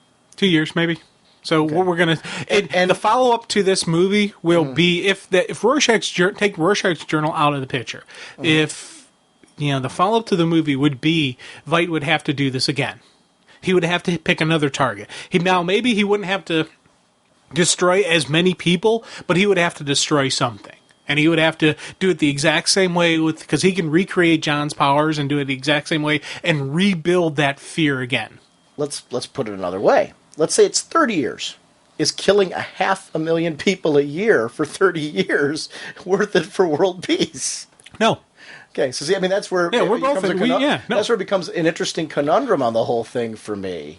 And we do see a world here, though, where it gets to the point, because of the issues escalating in this, that we see Nixon get to the point with DEFCON 1 where they start looking at scenarios, which I'm sure in our world we've looked at from time to time. What would the scenarios be if the Soviets would hit us with the nuclear weapons? And, Nixon takes a look at it, what would be, acceptable losses and all that, and basically there would be no farmland left and what we were willing to give up is the huge part of this whole thing. It's, After the fact, I can see why Manhattan, Dan, and Laurie agreed to keep quiet, because it's already happened.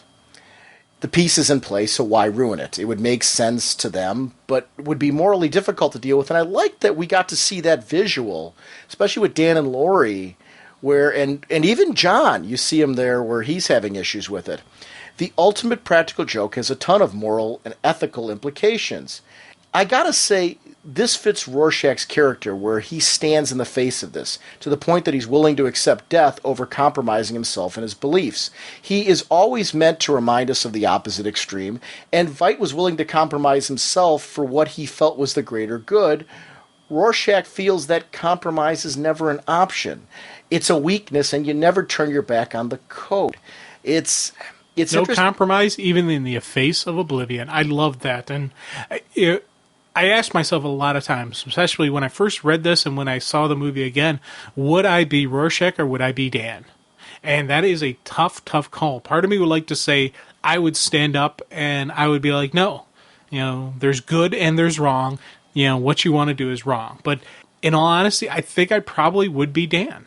I hate to say, and here's the thing, I hate the fact that I'm saying it, and I'd be so disgusted with myself that I did that. I think in the end I would be Dan. I would sit there and I would take it and I would say, okay, there's nothing I can do here. But as we just had that discussion, would he have to keep killing people over and over again? Would I stand for the second time? No. Would I stand for the third time? What would I do? I wouldn't let it happen again. Yeah. That's where there would be a major... I'd probably wind up like Rorschach if he tried to do it a second time. Just in the sense that I would go and try to stop him, and he'd have to kill me. I'd be one of his victims I'd be the comedian. I'd be one of his victims that he killed along the way. It would be... The problem is when he shows those TV monitors, it's compelling. You see the piece, and how can you take that away from the people that don't know? And that becomes an interesting moral dilemma, because now you're giving up a certain... Dan, Laurie, and John are all victims of the fact that they have to look at what is the best thing for the people at that point, and the best thing is to be kept in the dark, to enjoy this piece for as long as possible, which becomes a moral problem, because where's the justice for the people that... Yeah, the people who died. Mm-hmm. Where's their justice? Yeah, right. You get to go on to the next side, knowing that, hey, your sacrifice has saved all these other people. Well, that's nice for them, but what about me? Come on, I didn't. It's like they didn't ask if they wanted to be the victims. They didn't ask if, hey, you want to make the sacrifice for mankind. They were just chosen. You're done. I think fear of John escalated tensions on this world as well, though, and it's the reason why we got Nixon in office again and things like that. That's part of the reasons why. In many ways, how Vietnam ended due to him ended in a week. yeah. I mean, in the state this world would wind up in, is that John's ultimate nemesis? You know, and that's the yin, the yang. Malik talks about in the Under the Hood, when they interviewed him, he talked about how I don't want to be here to see the antithesis of him come, because every hero has a supervillain. What would Dr. Manhattan's supervillain be like? I don't want to be here for that. I am truly terrified of that. I wonder if the state of this world wasn't his supervillain. You know, and you wonder that. I mean, it's an interesting little twist that I kind of went through in that whole thing. I really liked the Under the Hood documentary because it was interesting to get into the heads of some of these characters. And I'm glad that we actually had to wait because I got sick so we could actually watch that thing and bring some of that into this discussion, because I do think it provided some interesting commentary for me on this world. I do like that when Dan picked up that Rorschach would be killed, he looked at him and said, "Don't even think about it," as he was walking out the door. Without condoning or condemning, I understand. Do you think it's a suitable enough fate for Adrian to have to live with what he did? I don't know. You know? I don't know if he has any remorse or regret over what he did. I think the moments with Dan, we'll talk about that in a minute. Okay. John's not affected by the cold like normal men. Once again, a salute, Dr. Manhattan. Rorschach versus John is still one of the reasons I debate all this. You know, Rorschach points out an important thing. By running away and being ambivalent, by stepping away from his responsibilities to his fellow man, John in many ways did cause this. If he had stayed on Earth, none of this would have happened. So it was an interesting point that he said. John's argument that he can't change human nature, it's almost like his defending himself with a statement that he was human in his decision, but also that humanity was destined for this in some level anyway in his eyes. And it's interesting. I do think humanity has a certain sense of self-preservation, though, as well.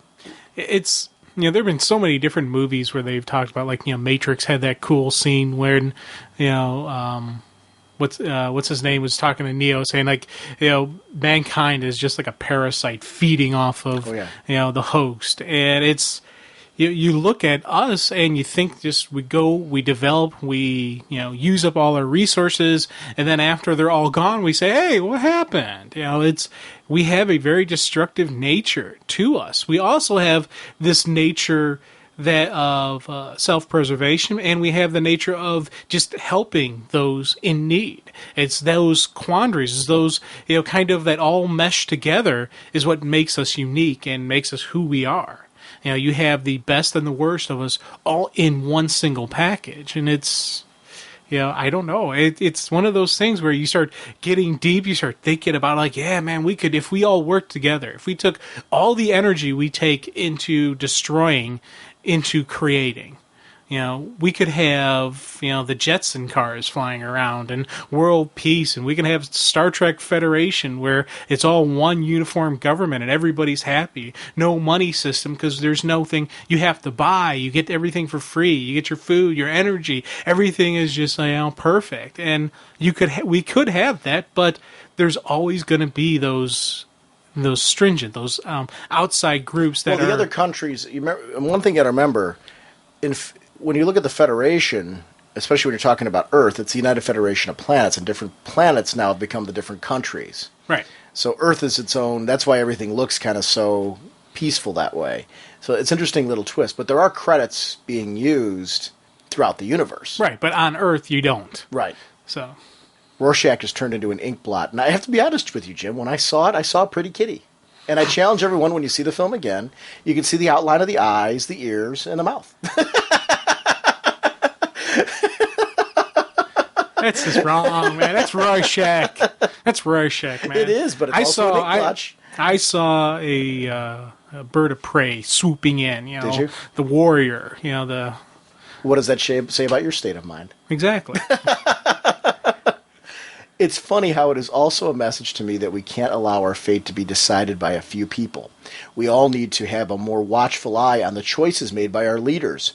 what our representatives' voting tendencies are. What type of laws do they pass? We as people tend to get very comfortable letting others do things so we can take a more active role in watching and reacting to those choices with our votes, with our letters to government, with things like that. It was interesting that the need for all of us to step away from being so ambivalent about the world around us was such an important message to me this time around. I really liked that. Yeah, it definitely rings home the whole who watches the Watchmen type stuff. Yeah. There's the powers that be that go around us that you got to keep an eye on. You think about the last presidential election, we had the highest voter turnout, I think, in years. But if the people who came in droves to vote for the presidential election, if you ask them, okay, did you vote for your local politicians? Did you vote for the judges? Did you vote for this? These people won't. What about your city councilman? Who is your ward's city councilman? Do you know that? People probably wouldn't. And those are the, oh, well, you do. Yeah. Congratulations. Mm-hmm. But those are the things that the biggest factors really in our lives are our local government. Right. And people are not voting that way. They're not looking, paying attention. It's a tough thing to do because you got so many, we're in an age of massive information and just, the information superhighway, you name it, just TV, yada, yada, and whatnot, all this stuff converging on one that people can't sit there and focus on the single person, the single property. What are you going to think? I want to know who I'm voting for. Well, how did they vote? All the information's out there, but people have to take the energy and the effort to go out and do it. And it's, kind of like with this whole, debate on Rorschach. It's, he was the guy who stood there on his principle. He was the guy who did it. Would we do that? Wouldn't we? That's the power of this piece, that it always, every single time I read it, it gets me thinking like this. And it really does tweak up the conspiracy theorist nutjobby that I can become. Well, and that's Rorschach. It's his influence. And Rorschach is kind of a martyr to that cause. Now, I'm not saying we should all be like Rorschach, running around, killing crooks, breaking into homes, and eating cold beans. There's a lot to dislike about who he is, and you're right, there is a craziness about him. But that's the funny part is, but some of his message does work here in not sitting around while others make decisions for you. And that's where it's easy to understand how somebody like Dan can relate to him and not always see him as the lunatic everybody else does. Because he's taken a more active role in life, learning who he is, standing up for your beliefs. That's actually a strangely positive message coming from such a messed up guy. Which was interesting in the whole thing. John's leaving Earth to get away from the complications, but I also think he is leaving because he needs to be the threat watching over Earth, and he knows that. He's decided to create life elsewhere, and do you think Laurie would have stayed with John or Dan if John stayed on Earth, with how their relationship changed as the movie progressed? I'm not sure it would have been an easy decision. What are your thoughts? I don't know. I do think deep down Dan, because I think she's longing for that humanity that Dan can bring now. I think she sees it more in John. I think I'll kind of answer on my own take and give me yours. I'm kind of correcting I think I was leaning more towards John when I asked the question, and now I'm saying I'm going to go with Dan still, because I think at this point she's longing for that human contact, the adventure and the life that Dan has given her now is something that I think she was missing. But I don't know. Go ahead. What were you thinking? I don't know. I had just a completely inappropriate comment flush through my head in a second. I'm not going to say it. I'm going to show restraint, but I think she. You think she would have gone back to the Blue Man Group? She would have gone for. She would have gone for the BBD, baby. That's funny. But I do want to think that she would go with Dan because of that whole humanity, that whole contact. But you think about when he left, there was a tenderness. Between them, and there was that longing. And when I reread the comic, it looked like at first she was kind of like, because she even at one point in time said, "Okay, John, let's teleport out of here." Right. She was going to leave with him, and then when he took off on his own, that's when she, she and Night Owl once again knocked boots at the Adrian's compound, and like, oh, okay, yeah, and then she stayed there. Whereas in the movie, she definitely. It was one of those things where she would have a tough call, but I would put my money on Human. Definitely that physical human contact, that human relation, that quote-unquote normal relationship she could have with him. I think it would be very tough for her to make a decision either way, and I think whatever decision she made, if both were still there, would be very tough on her. I could probably see her say, hey, what do you think about open relationships?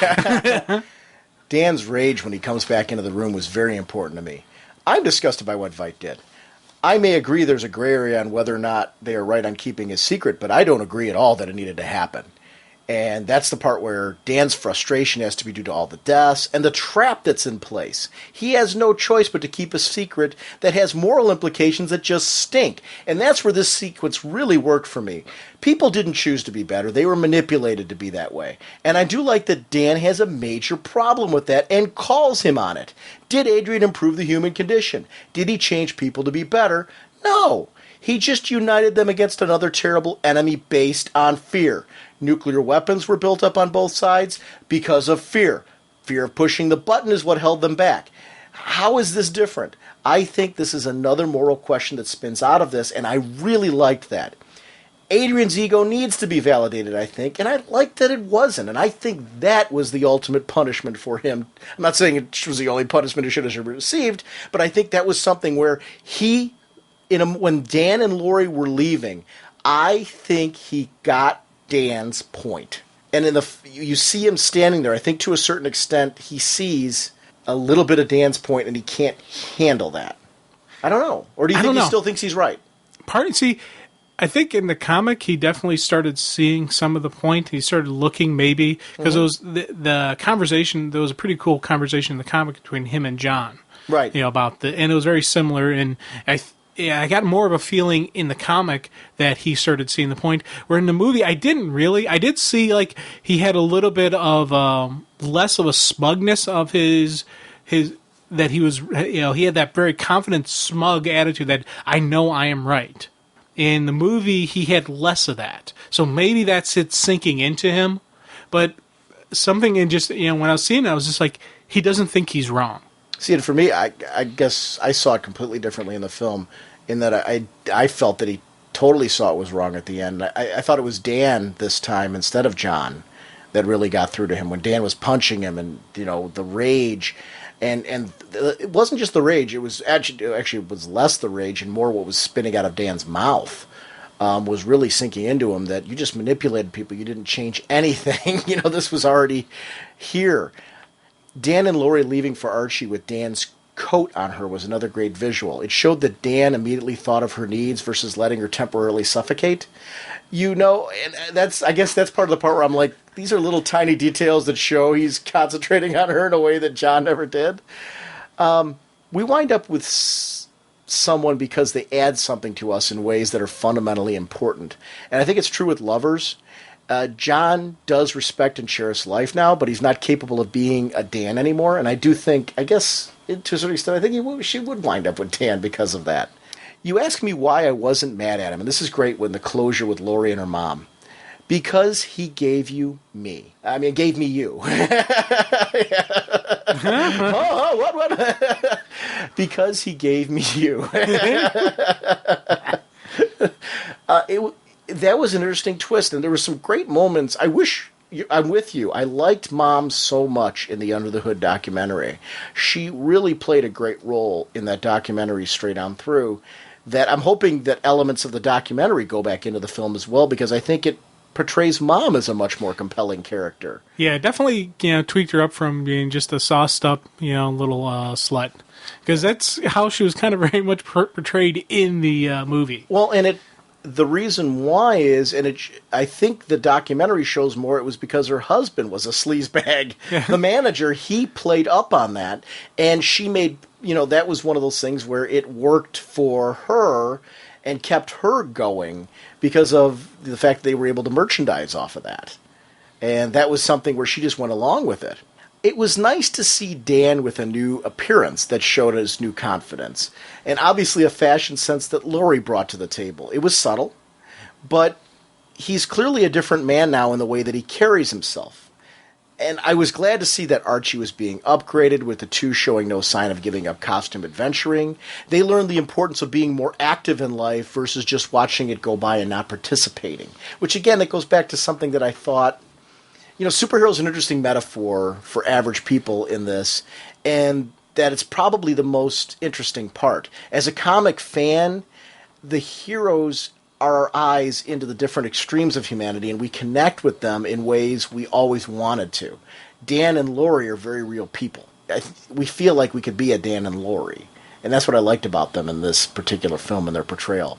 Yeah, now, the ending was the difference between the book and the difference in the movie has actually, I've read a lot of people just, going back and forth. No, the book's better. And there's a lot of people who are very upset with the ending over the fact that, Dan and, Laurie aren't like in hiding, if you will, where they were in the comic book. And they didn't change, their appearance and go with a different name.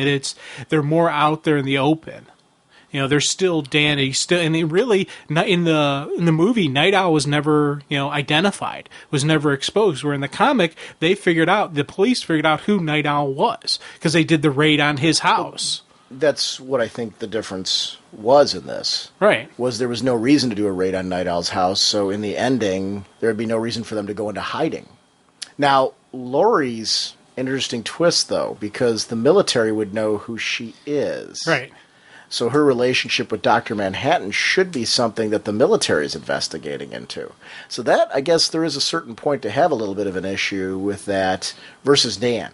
Right. And plus just I don't know, the other side, like in the comic, when at the end there, Laurie was kind of giving up the Silk Spectre name. She was going to go with something different. She's like, yeah, maybe something a little different. Maybe a little bit more harder leather to protect me and some guns. She was adopting more of the comedian mindset and the comedian, persona. And, she was kind of merging the two together.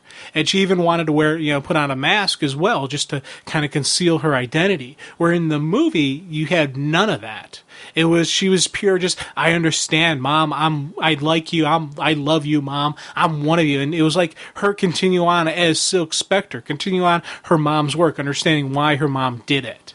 So that's it. And I'm not knocking the ending of the movie. No, because it was. But there are these big differences. And I'm like, at first, when I first saw it, I didn't really notice the difference. Like, oh, yeah, they changed a little bit. But then I started sitting down and thinking about it. And that's when I was like, yeah, there is a whole separate side to that of, her becoming more accepting. Wouldn't have fit. Yeah. Which honestly wouldn't have fit in the film. I agree with you, though. It's an interesting tone change for both of these characters because they're quietly blending back into society but then keeping up their secret lives.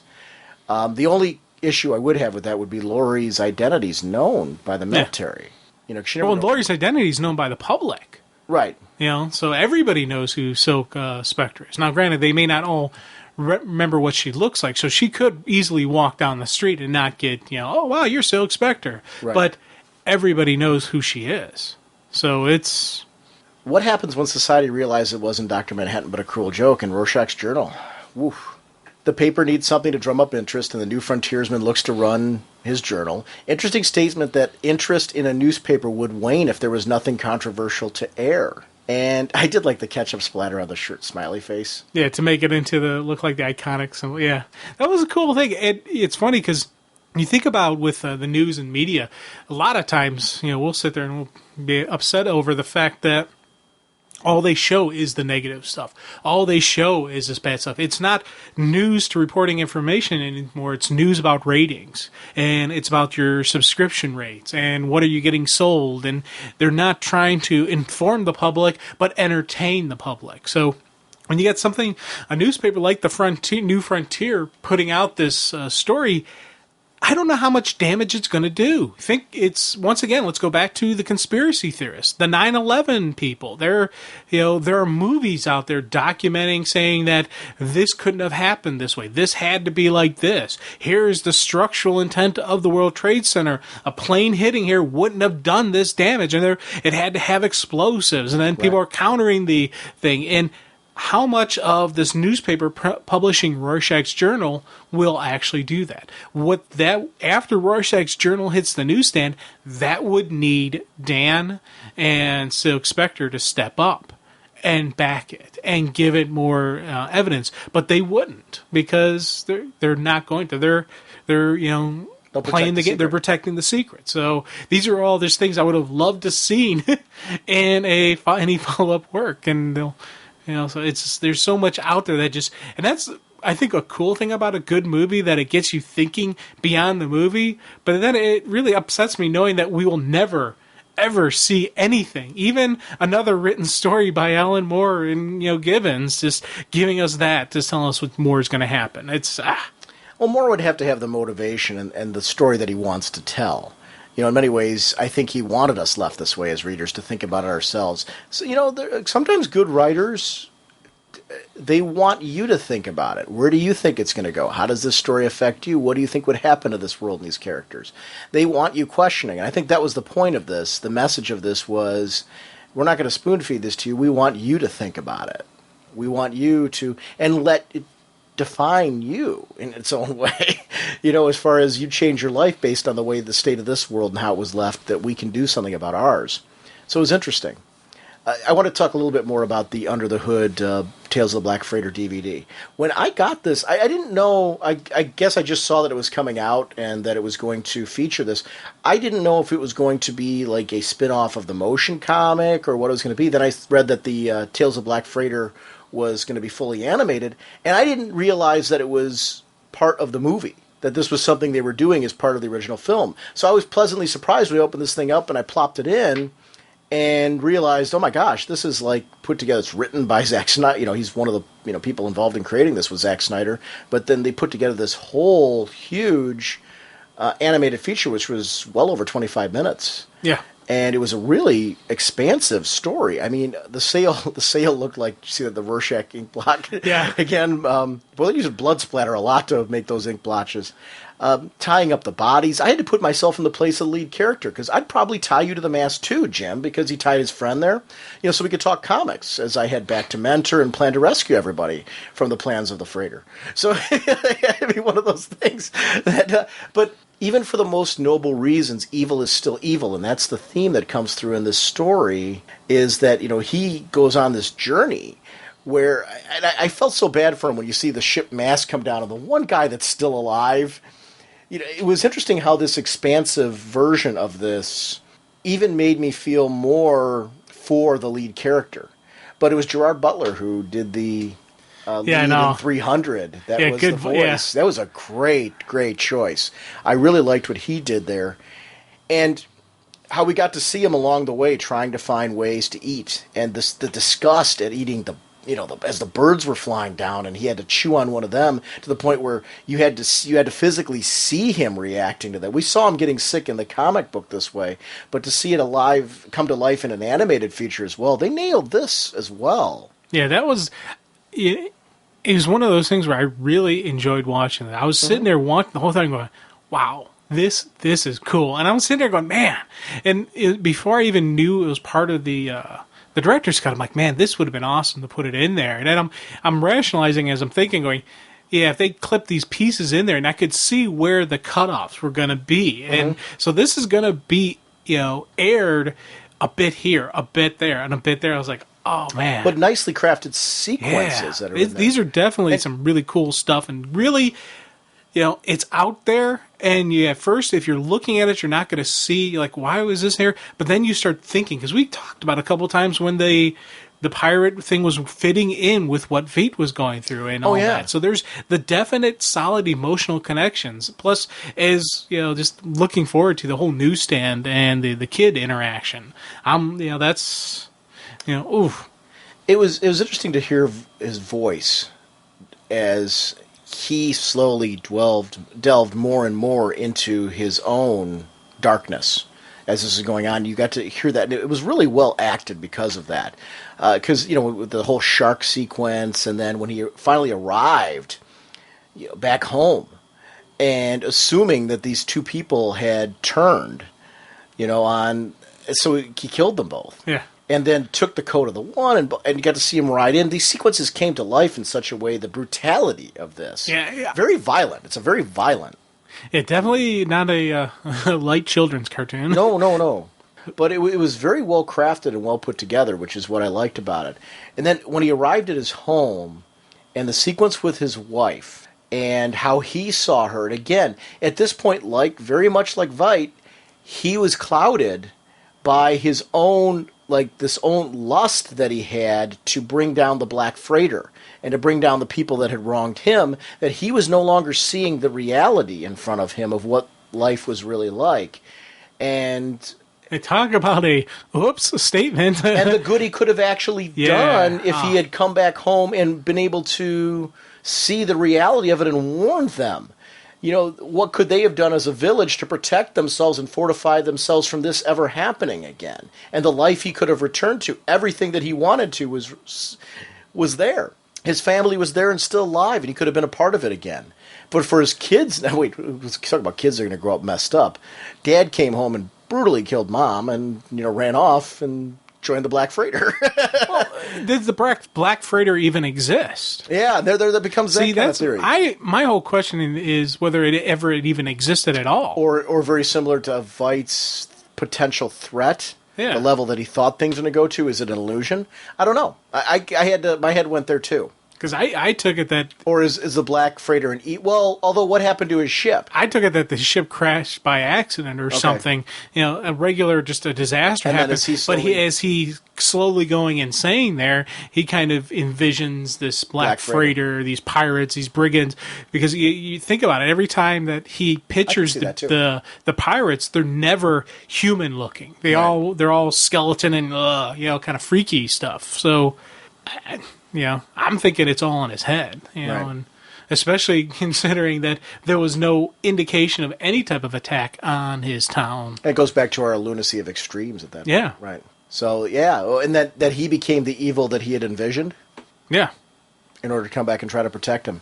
It was interesting, because he came back and they discovered the dead bodies and, they discovered his wife and what he did, and now he was the hunted. And interesting how that, and he would have been...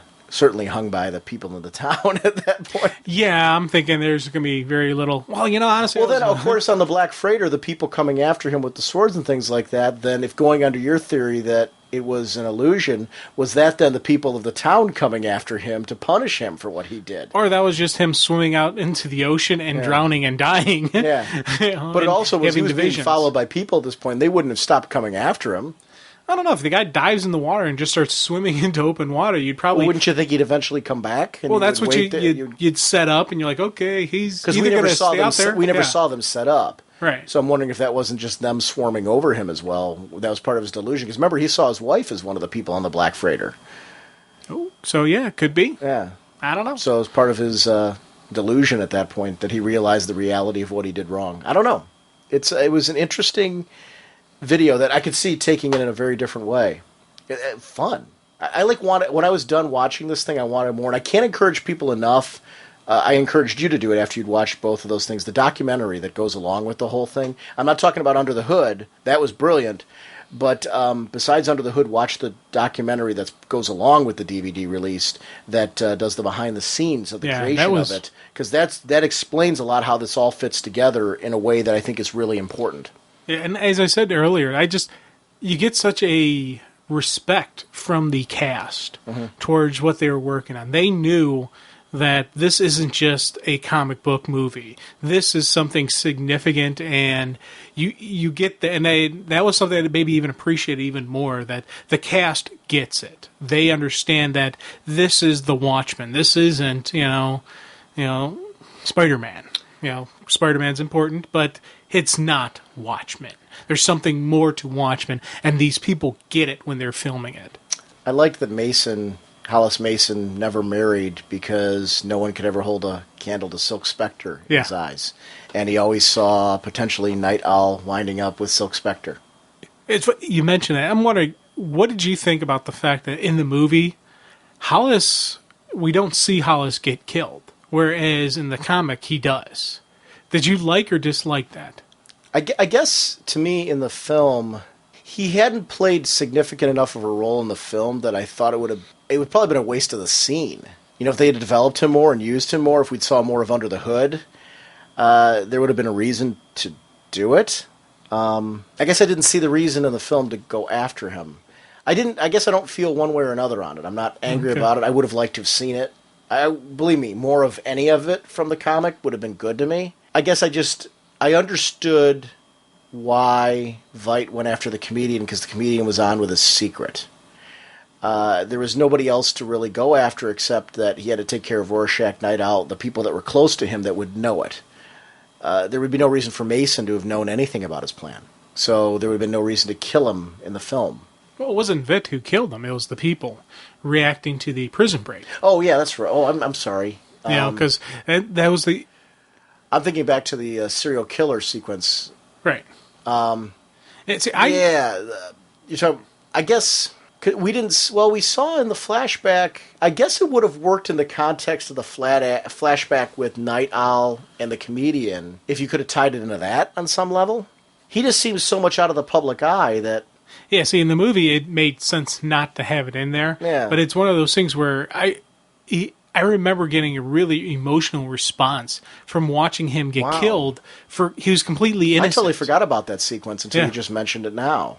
You're right. That would have been interesting. I guess we didn't see any reaction from people to the jailbreak, though, so there'd be no reason. Yeah. I guess if they showed reaction to it, to go after the guy who wrote Under the Hood is... Well, they went after him because they're like, hey, that's a Night Owl. And it was Night Owl because they saw Archie who did it, so let's attack, yeah! Right. And it was that rage mob mentality, and I really remember having just this strong emotional response when I saw him get killed, because I was like, oh, man, he's a cool guy, and he's innocent. He's not Night Owl. We never see the public reaction. Right. If we saw the public reaction, then yes.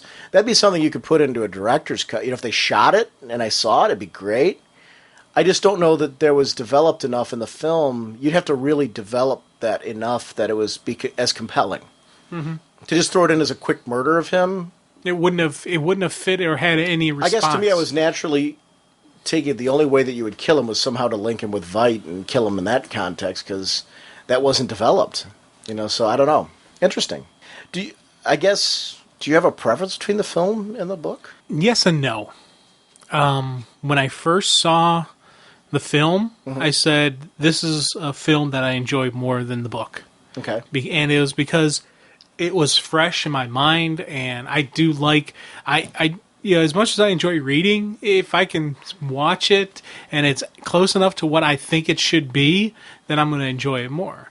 But I'll tell you, after seeing the movie, I did reread Absolute, and there was just something about when because I cleared off my desk and I put it down, and it was just like going through, and it was like, man, this is.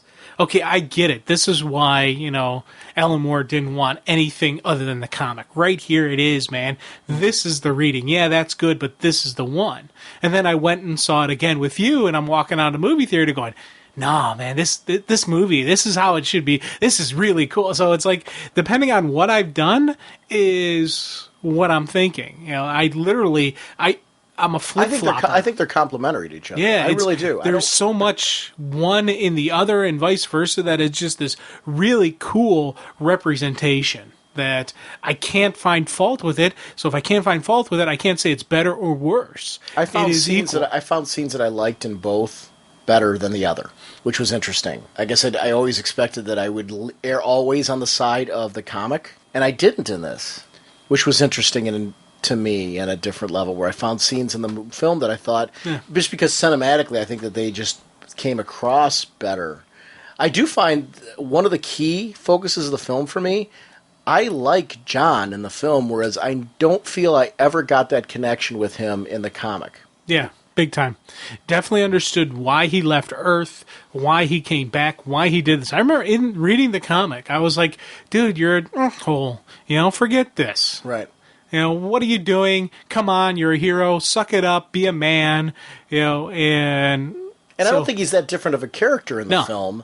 I think it's just there's a humanity that's brought to him because we get to see him in that We get to see the emotional response on the face. Mm-hmm.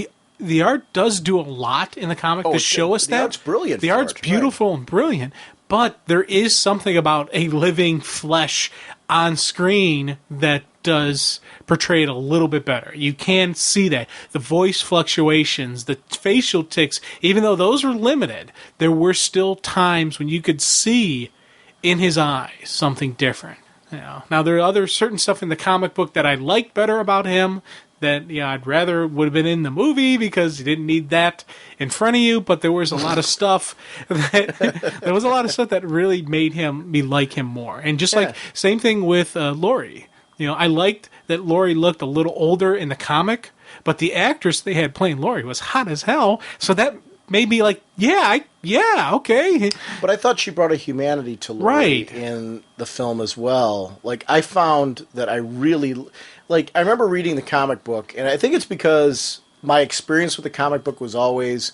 First time I read it, I was so into Rorschach that my heart has always had a fondness for him in the comic. When I watched the film, it was surprising how much I shifted towards Dan and Laurie in a way that I did with the comic. I know when we talked about it originally, I had to have liked Dan and Laurie more back then. It's been so long since I even listened to that episode, what we actually discussed back then. But I had to have liked them more this time around. But it's interesting how much more in the film those two were believable. And I think it has to do with good casting. I just think it was great casting all the way across the board. I thought the comedian was an entertaining character to watch, too, on film. In a way, there was a certain quality to him. Mm-hmm. I hated him more. Yeah. But I loved the acting, and I was entertained by the character more. So, I mean, the disgust with him came across just as well, I think, in the film. But I really liked how the actor brought him to life. My sister had issues because that's Dead Denny from the show. Right. She's like, that's Dead Denny doing that stuff. No, and she had she had some issues she had to get over with it. But she said Rorschach was just this powerful character that just really drew her in, and so I was and I'm like, this non-reader, non-nothing could just draw that in. What do you think about the actor that played Vite? I liked him. Mm-hmm. He had that nice, he had that attitude to him. He had that little bit of smugness. He had the kind of vibe that he needed for that role. Yeah. And I honestly, he's one of the ones that... But he also looked very high business, money. He looked like he belonged in that job and in that role. And I liked his appearance kind of better in the movie than the comic. There was a couple scenes in the movie with him that I liked a little bit better than I did in the comic for some reason. Like some of the action sequences, I thought that character pulled it off better than in the book. But then again, a lot of times action sequence choreographed well are going to be better visually. They're a visual medium. Yeah, you see it. Like the jailbreak sequence, I did like that better in the movie than in the comic book, but that's a visual sequence. And so it's hard to fight that. And they're pulling off the original source material anyway. Right, yeah. That was good. Wow. It's pretty epic for us. Yeah. You filthy criminals. Hey, Sean and Jim. It's finally here, the Ambush Bug Showcase Edition, and I went to go pick it up. It was the only one in the store they had left. Apparently, they only decided to order one. And as I'm sitting there in line, long story short, the guy in front of me was the colorist for DC mostly during that time for like the Mars Wolfman Titans and whatnot, and Ambush Bug as well. And I'm standing there, and the clerk goes, "Do you want this guy to sign the book?"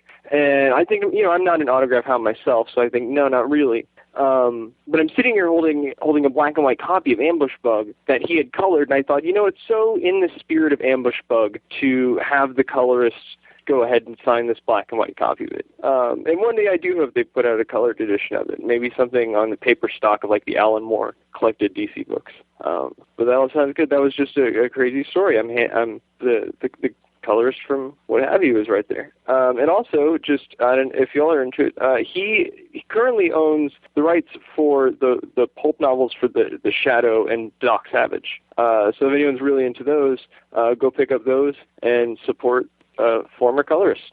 Y'all take care. It's funny as he's saying it. I was looking over to my left, and I have my Showcase Ambush Bug sitting here.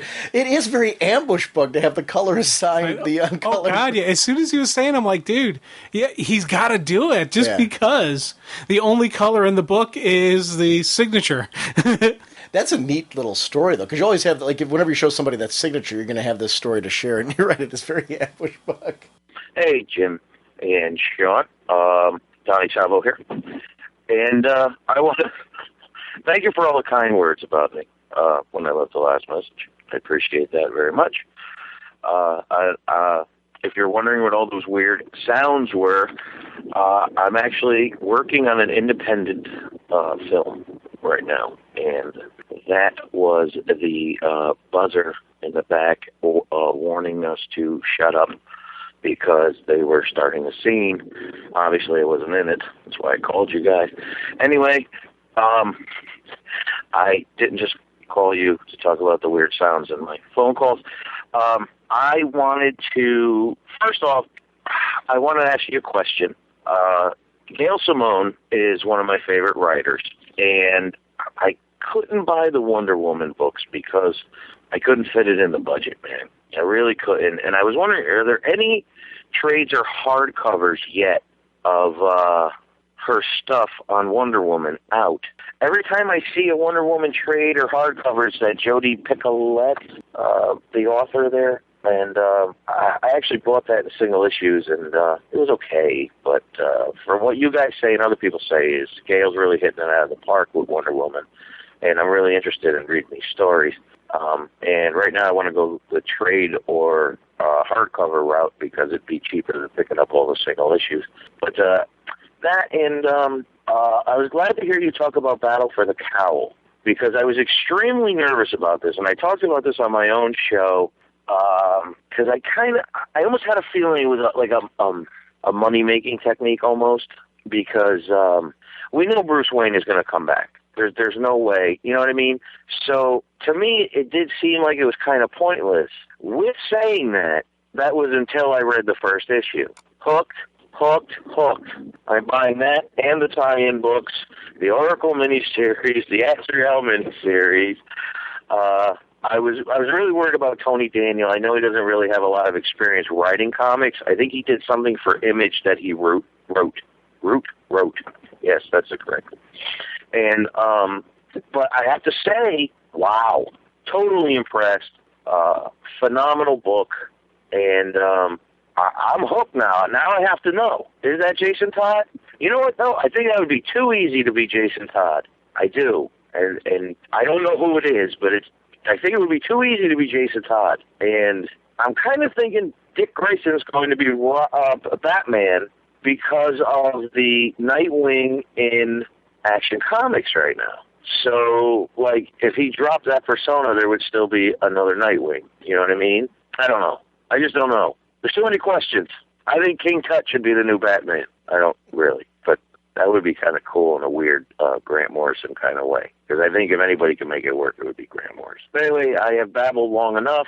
I have to say, again, I still love the show. Like I say every week that I call in and you continue to play my voicemails. And keep up the good work, man. And you guys are one of the first podcasts I reach in to listen to. I even listen to you guys before I listen to myself. That's right, I listen to myself. I'm shallow. Anyway, take it easy. I hope you guys are doing well. And bye-bye. That was Donnie Salvo from the Reality Wasted podcast, and I genuinely love it when you call in, Donnie. It's great. I have no Keep problem calling in, dude. Yeah. And honestly, just listening to him talk, you can see why you should be listening to the Reality Wasted podcast if you aren't. But he was asking about Battle for the Cowl. I want to talk about that first. See, the reason why I'm so convinced that it's Jason Todd, what's interesting is not that it's Jason Todd in that mask. It's why would Jason don that mask? And that's the story that we don't know yet. What was he told by Bruce that would have is it what he was told by Bruce, I should say, that drove him to this? That's what's interesting. So I'm totally convinced still it's Jason Todd. I'm with you that there's a margin of error. I'm convinced I could be wrong too, but right now I'm leaning in the direction. And Ditto. I'm right on sync with you for the exact same reason that you said. So yeah, oh yeah. Daniel did have did do some writing over at Image. I think his own creator-owned thing, and there was something else as well. I remember reading it a while back. I can't remember the name off the bat. I remember enjoying that back then too, though. But I agree with you as far as I didn't expect the level of what we've been getting out of Battle for the Cowl from him. And the tie-in stuff's been really excellent. This whole Battle for the Cowl event's great. I will say, yes, we all know that Bruce is going to be coming back, but what is Bruce going to be like when he comes back? Who is going to bring him back? How is he back? going to come back? Yeah. I think we've got a decent stretch there. We're actually going to see Gotham without him, and I'm not. I guess I'm wondering now: are we going to see Bruce as Batman after this or not? I want to see him don the cowl again. I got to admit that I'm still firmly in the camp that I want to see that. But I am very anxious to see this new Batman and Robin. Like, I saw, this week, actually, the new previews is out, and DCBService.com has the new books up. Actually, it was today, as of this recording, right before. I was afraid I was going to have to do another one of those ads where we talk about how excited we are for the new books to come out, and they plop, there they were. And Batman and Robin is one of the books being offered at a discount from. I'm excited for that series. The artwork from Frank Quitely with that flying Batmobile and all that we've been seeing in the back of the issues. Ooh, I'm excited for that. I know book. It's looking pretty good there, and definitely pumped and excited. And the Wonder Woman comments that he had. Yes, it's all traded and it's all hardcover. It's all hardcover. Yeah, the Circle is the first one, and the other hardcover is The Ends of the Earth, which collects 20 to 25 of the series. So there's been the Circle, which was the initial arc, and then there's this The Ends of the Earth one. I have both of those hardcovers. That's why. They're beautiful volumes, and Aaron Lopresti's art really shines. And the Bernard Chang's actually got artwork as well as in the second hardcover. But I can't recommend them enough. I am adoring this series right now. I'm very Wonder Woman happy at the moment. It was Jodi Picoult that he was talking about before was the author that had written in the previous series. It was like that fill-in run that was in there. That was the beginning of it. Right. Hey guys, Don Sanderson here. Hope you're both well. Just calling to rave about a couple things. Smallville this last week with Zatanna. Actually, it's only a semi-rave. I was really hopeful that it was going to be like the best Smallville episode ever. And again, thanks to creator, the creator's willingness to kind of tweak it in their own Smallville-esque way. I was semi-disappointed in Zatanna. I mean, the actress was definitely a pain, but, nobody ever dresses like they're supposed to in comic books. And the whole thing with her limited powers was kind of a turn-off, too. But I thought it was a really strong episode overall. And geek out moment at the end, of course, and hopefully I'm not spoiling this for Jim if he hasn't seen it, but the introduction of Oracle, even though they didn't really call her Oracle. Very, very cool. But the primary reason I'm calling is I found something really cool, and maybe all of your listeners are hip to this already, but who knows. I found a comic book collector database website type thing. It's a company called Collector Z, and basically all you have to do is click little boxes. It downloads virtually every comic book in existence, complete with their cover art, their back cover art, all the information about their artists and writers, when it was released, what the cover value was. I'm going through my collection right now. I've input probably 1,500 comic books, which would have taken me certainly the better part of a year to do manually in about 3 hours. And I've still got another 4,000 to go or so, but just a really awesome tool, especially for your collectors out there who want to insure their comic books and want to be able to have something to hand over to an insurance adjuster in the event of a fire or tragedy or theft or whatever. Just a really amazing tool for all your comic book collectors out there. So check it out. Not quite sure what the website address is exactly, but if you just type in Collector Z or Comic Book Collectors, you'll find their website pretty simply. It comes up right at the top of the page. Anyway, tonight I'm going to see Watchmen. I just finished the trade paperback this afternoon, so I'm very excited to go. Hope you guys are well, and thanks for letting me share little bits here and there, and I hope your listeners don't get tired of hearing my voice on your voicemail. All the best. Take care. Yeah, that's Comic Book Collector from CollectorZ.com, which I've used that one before. I'm currently using Comic Base, which is one that I've been using since before we did the show. And part of the reason why I haven't switched over is because I like the barcode support on that. I've got a barcode reader. So when I get my books in, I just kind of scan them to the barcode. There's pros and cons, actually, to both pieces of software. In pricing, Comic Base is more expensive. The comic book collector from Collector Z there's a lot of fans who go and enter in new comics as they come in every week. So I know that's fan generated, and they do a real good job of keeping that up to date as well. So I actually there's things I like about both packages, so I don't think you can go wrong on either one. CollectorZ.com is the address that you're going to go to for Comic Book Collector, and ComicBase.com is the one that you would go to for Comic Base. I know ComicBookDB.com also, for people that are interested. You can manage and track your collection right from ComicBookDB.com for a website-based solution as well, and those are our friends over at ComicBookDB.com. So you have a lot of different solutions there on your choices as far as ways that you can keep track of and manage your collection for just the reasons that Don said, for insurance purposes. So any of those three solutions are really good ones for people that are interested in doing that and stepping in at the ground floor. So I don't know. I don't really have a preference for that one. But then when he was talking about Zatanna with the limited power set, we didn't really talk about that too much. I took it as she was so early in her career that we hadn't gotten her yet. We got to see her as she became more experienced, even throughout the episode. She started using some more of the her backwards talk, bound by steel and close the door, shut down the thing. So Right. So I took it as we've now begun her seeing her being able to do the backwards talk. She even talked about how I have more research I need to do. I need to study more. And I think the next time we see Zatanna, we're going to see Zatanna opening up. So this wasn't even Zatanna year 1. This was Zatanna year 0. Yeah, this was year 0. Great in it. Yeah. So I really enjoyed that aspect of it. So that's interesting. I agree with him, though, that I would like to see more with her. Definitely like to see more and more with her, because good casting. She was nice looking. I was like, yes. But I mean, she really played the role yes. well, too. Well, really she fit it well. Yeah. Hey, Sean and Jim.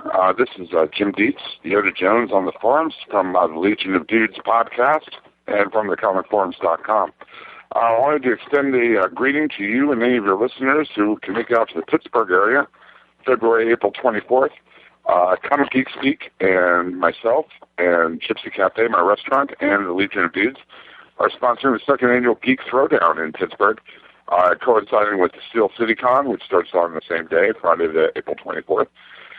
There's going to be free food at Gypsy Cafe, some complimentary beer and wine. We're going to have cosplay models. We're going to have a video projector, Xbox 360 with Guitar Hero, free comics, free T-shirts, a lot of local artists, local writers, geeks, and the Steel City Derby Demons, the local roller derby team, are going to be in attendance as well. If Sean and Jim, if you guys can make it out, we would absolutely love to have you. You guys are the best. If you can't, if you could please, maybe pass along a note in the show notes or something for people who would like to come. It's going to be a great event, and the Steel City Con is going to be a lot of fun as well. Just wanted to say I'm about halfway through your Watchmen episode. I'm loving every minute of it, especially after spending the last 6 months with the Legion of Dudes dissecting the Watchmen. It's cool to hear another take on a fresh perspective, and you guys always bring the enthusiasm and the science and the knowledge and the love, and I love that about you guys. Loving the Brave and the Bold cartoon just as much as you guys are. It's kicking a lot of butt. And I hope to talk to you and see you guys soon. I hope you can make it to the Throwdown. If not, I will see you on the flip side. Much love. Goodbye. I so want to say yes. I know. I don't know yet. I really don't. I'm kind of up in the air on that one. I will definitely put it in the show notes and everything. It's not a no. I have to take a look at that's a rough time of the year for me, because I'm getting very close to testing for my students, state achievement testing. So I don't know what my schedule is going to look like there. If I am going to go, it's going to be a very last minute thing. But it's Pittsburgh. It's not too far away. So yeah, it's a couple hours drive. Yeah. Even though it is the city of bridges, I wouldn't mind going to that.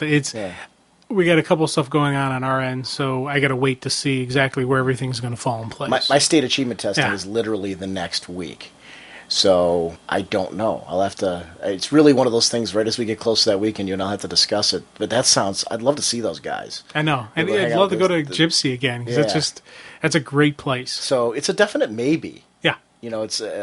I want it. I'm like, to my tongue. I want to say yes. I want to work that out, but ugh. So definitely, it's April 24th, he said, is the beginning of that. That's that Friday. I definitely won't be there on the Friday if I will, but it'd be Saturday, Sunday. I would be out in that area. So I would definitely hit this the convention and be able to see everybody. But that's, wow, that's really cool. Well, Friday night we could possibly pop out there. Yeah. So that would be kind of fun. I don't know. I'm going to keep my fingers crossed. So we'll keep you posted on the show. We'll into the forum and things like that. If it looks like it becomes a definite, we will definitely post it on the forums. But I'm excited for that. Definitely, you know what? On the forums, if anybody's going, please post it on the forums that you're intending on going to this, because we would love to meet up with anybody who's going to be there. If you haven't been to the Gypsy Cafe before, do yourself a favor. Jim Dietz knows what he's doing. He knows how he knows what he's doing in the kitchen there. That's some good chow. Oh yeah, so do yourself a favor and definitely head on out there, and we may be there. So fun. Thank you again for the invite as always, Jim. G'day, Doc and Sensei. This is just Sam Kavanagh here. I'm a long-time listener and first-time caller, as it would go. Just thought I'd drop you guys a line to tell you that I love the show, and it makes my commute to work very enjoyable, and the enjoyment of comic books overall, it raises the bar for all the other comic book podcasts out there. Now, today I just got my copy of the Starman Omnibus Volume 1, and I know I'm behind the times with that, but, I was thinking that I already had the trades, and I didn't think I'd spend money on a great storyline that I've already read before. But when I bought it, I thought maybe I should give my trades away. And my theory is, as it's a good story, why not share it with other people, share it with others out there who like comics but haven't tried that comic before. One of my friends recently just lost their job, and because of that they couldn't really buy the comics that they wanted to in the past.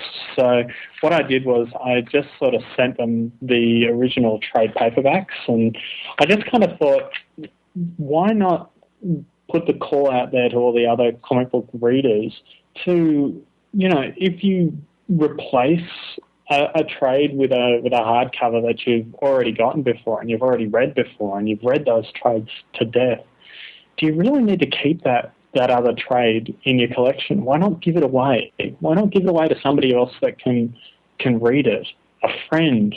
And maybe you guys can have a conversation about it, or maybe even give it to a library and just spread that love around. So, I know this might sound a bit contrite, but, why do we need 2 to 3 or 4 copies of the one storyline that we've already read? Get the one that you want to read. Get the one that you want to read to death, and just give away the previous versions. I'm not saying give away your floppies, but give away your trades when you replace them. Now, I've ranted and raved for too long, so I'll just leave you guys to it. I really enjoy the program and look forward to listening in the future. See ya. I remember Sam from Facebook. Yeah, he's a friend of ours. Yeah, so definitely. I remember we've chatted with him, traded messages back and forth on Facebook. When he was talking about this is really interesting. It was funny because I do that at times. I remember when we were... You give them to me a lot of times. Yeah, especially when it's things that I liked that you haven't read. I'm like, here, dude, because I gave you the most recent thing I gave was the Shazam. Yeah. You hadn't read the Jeff Smith Shazam, so that we had a chance to read that because I had the hardcover. I do a mixture of things, though, because of the fact that I'm reading so much. I will often take things and I'll sell them on eBay to pay for... Sometimes I've sold hardcovers and single issues to pay for absolutes of things. I'll take stuff and I'll give it to my classroom. I'll give it to friends. There's a Jonah Hex that I just got that I'm going to give it to our friend Jim, who right now could probably use something fun to read. So I figured I would give him that at the moment because I got the most recent Jonah Hex trade, and I have all the floppies, and I'm just kind of like, I don't know that I need to keep. You don't need everything. I don't need both. I really don't. Because I do, and I'm going to hold on to the floppies of that because I love that series and I have every issue in floppy. So I'm like, you know what? I'm going to donate this trade, kind of like what he's saying, to a friend of mine who probably wouldn't pick it up on his own, but I know would read it. Yeah. And that's the catch. I think I love his message. I would be very selective in the sense that I would pick friends who match the trade. Right. If you think somebody... Like I gave a friend of mine, my friend Kurt, I gave him Sea Guy, the first Sea Guy, because he's a diver and he would never read comics in a million years, but the main character is a diver, and it looks like something that he would at least page through and check out. And he read it, and he liked it, and it was something interesting. Now, will he go out and buy a ton of other comics? No. But it was a trade selection that was appropriate for the person, and I think, that's the way you want to do that, is make sure it's something that person will actually read to fit the spirit of what he's saying. I think it's a great idea, though. Yeah. I think we do need to be, and it's one of the things you and I have talked about on the show a million times, we as fans need to be ambassadors for the product. And I think one of the ways to do that is just be careful. You don't want to give Watchmen to somebody who you know is never going to turn the pages of it. But on the other hand, if you got a friend of yours that you think would really get into something with that kind of depth and interest and intrigue to it, give that to that person. Let them read it. So I think you match up the trades with the right kind of people that would actually page through it and open it up. But that's a great rally cry if I've ever heard one. I know. Well, you talked about the fact that you actually pick up some of the Johnny DC titles to give to our friend Joe's kids. Yeah. So that's a great. And do you nieces and nephews too? I think you said, or well, that when I say nephew, I'm talking about Joe's kids, Ben and Dan. Okay. Yeah. Okay. So that's really kind of a nice thing that you're introducing them to this hobby with books that are appropriate for them. So it's the same kind of message. That's cool. Hey guys, this is Wesley Trigg from Mississippi. I just wanted to comment on what you had to say in one of your past casts about Batman Brave and the Bold cartoon show. It's probably one of the best things that's out there. It's one of the favorite things my 6-year-old son and I get to sit down and watch every Friday night. Everything just has to stop so he can sit down and watch Batman and figure out who he's going to team up with next. And I let him get one comic book a week from the comic book store, and that's the one that he has set back for his pulls already, starting him young. But he loves it. But wanted to get a shout-out about a question. He said you didn't know how to understand how the Demon knew Batman or why he would call him. It goes back to an earlier episode that they keep going through and everything gets tied together, that the Green Arrow and Batman go back to Arthur's reign and deal with Merlin, and there the Demon encounters both Batman and Green Arrow. So he already knows about Batman, and I just also thought it was cool that the costume he gives to Batman after his gets messed up and ripped to shreds is the Batman Gotham by Gaslight costume. I thought that was pretty neat, guys. Love the show. Keep up the good work. See ya. Bye. The second he said the King Arthur episode, I had such a dull moment. Yeah. I was totally. I remember the episode with the demon when he's in mention, and he's totally right. So thank you very much for that clarification. And I like the way that this series does have its own continuity going all the way through, and he's right about that. Now, the Gotham by Gaslight outfit was very cool. Yeah, it totally fit the era that it was set in with Sherlock Holmes and everything, and I was glad to see that brought in as well. I like that this show can really pull from anything. And I'll be curious to see if we're going to see Superman in it. Yeah, I don't know. We haven't seen any of the Trinity. We haven't seen even some of the, I would call the bigger list players. Well, Green Arrow is one, but it's not. We're not seeing Lanterns, right? Yeah, we haven't. We saw the Flash. I don't remember seeing. Do we see a Green Lantern? Yeah, we haven't seen a Lantern. We've seen Aquaman. Right. I love the Aquaman in this. Yeah, I don't remember seeing a lantern. Yeah. I don't remember seeing a Lantern episode, which would be one that would be quite interesting. We've seen Blue Beetle a few times, which I really liked. Adele, we've seen the Lantern episode. Which one was that? It was because it was Gnort was the big saver. Yeah, we saw the Green Lantern. You're right. Yeah, you're right. Thank you. Okay, and almost had a clarification again. Hey, dude, dummy, you forgot that one. You're right. Yeah, so we've gotten a Lantern. I've been taping all these as I've been watching them. I want to go back through and rewatch them again because I want to throw them on my iPod and kind of go back through and enjoy them. Nice. Yeah. Well, I've been doing that a lot with my, before I go to bed at night, I'll watch a half an hour of the 60s Batman show, and I'm doing this. I've been throwing programs on my Touch that I have on VHS, and just kind of, because when you toss them, and I toss them into the computer and mix them down, they play really nice on that small screen.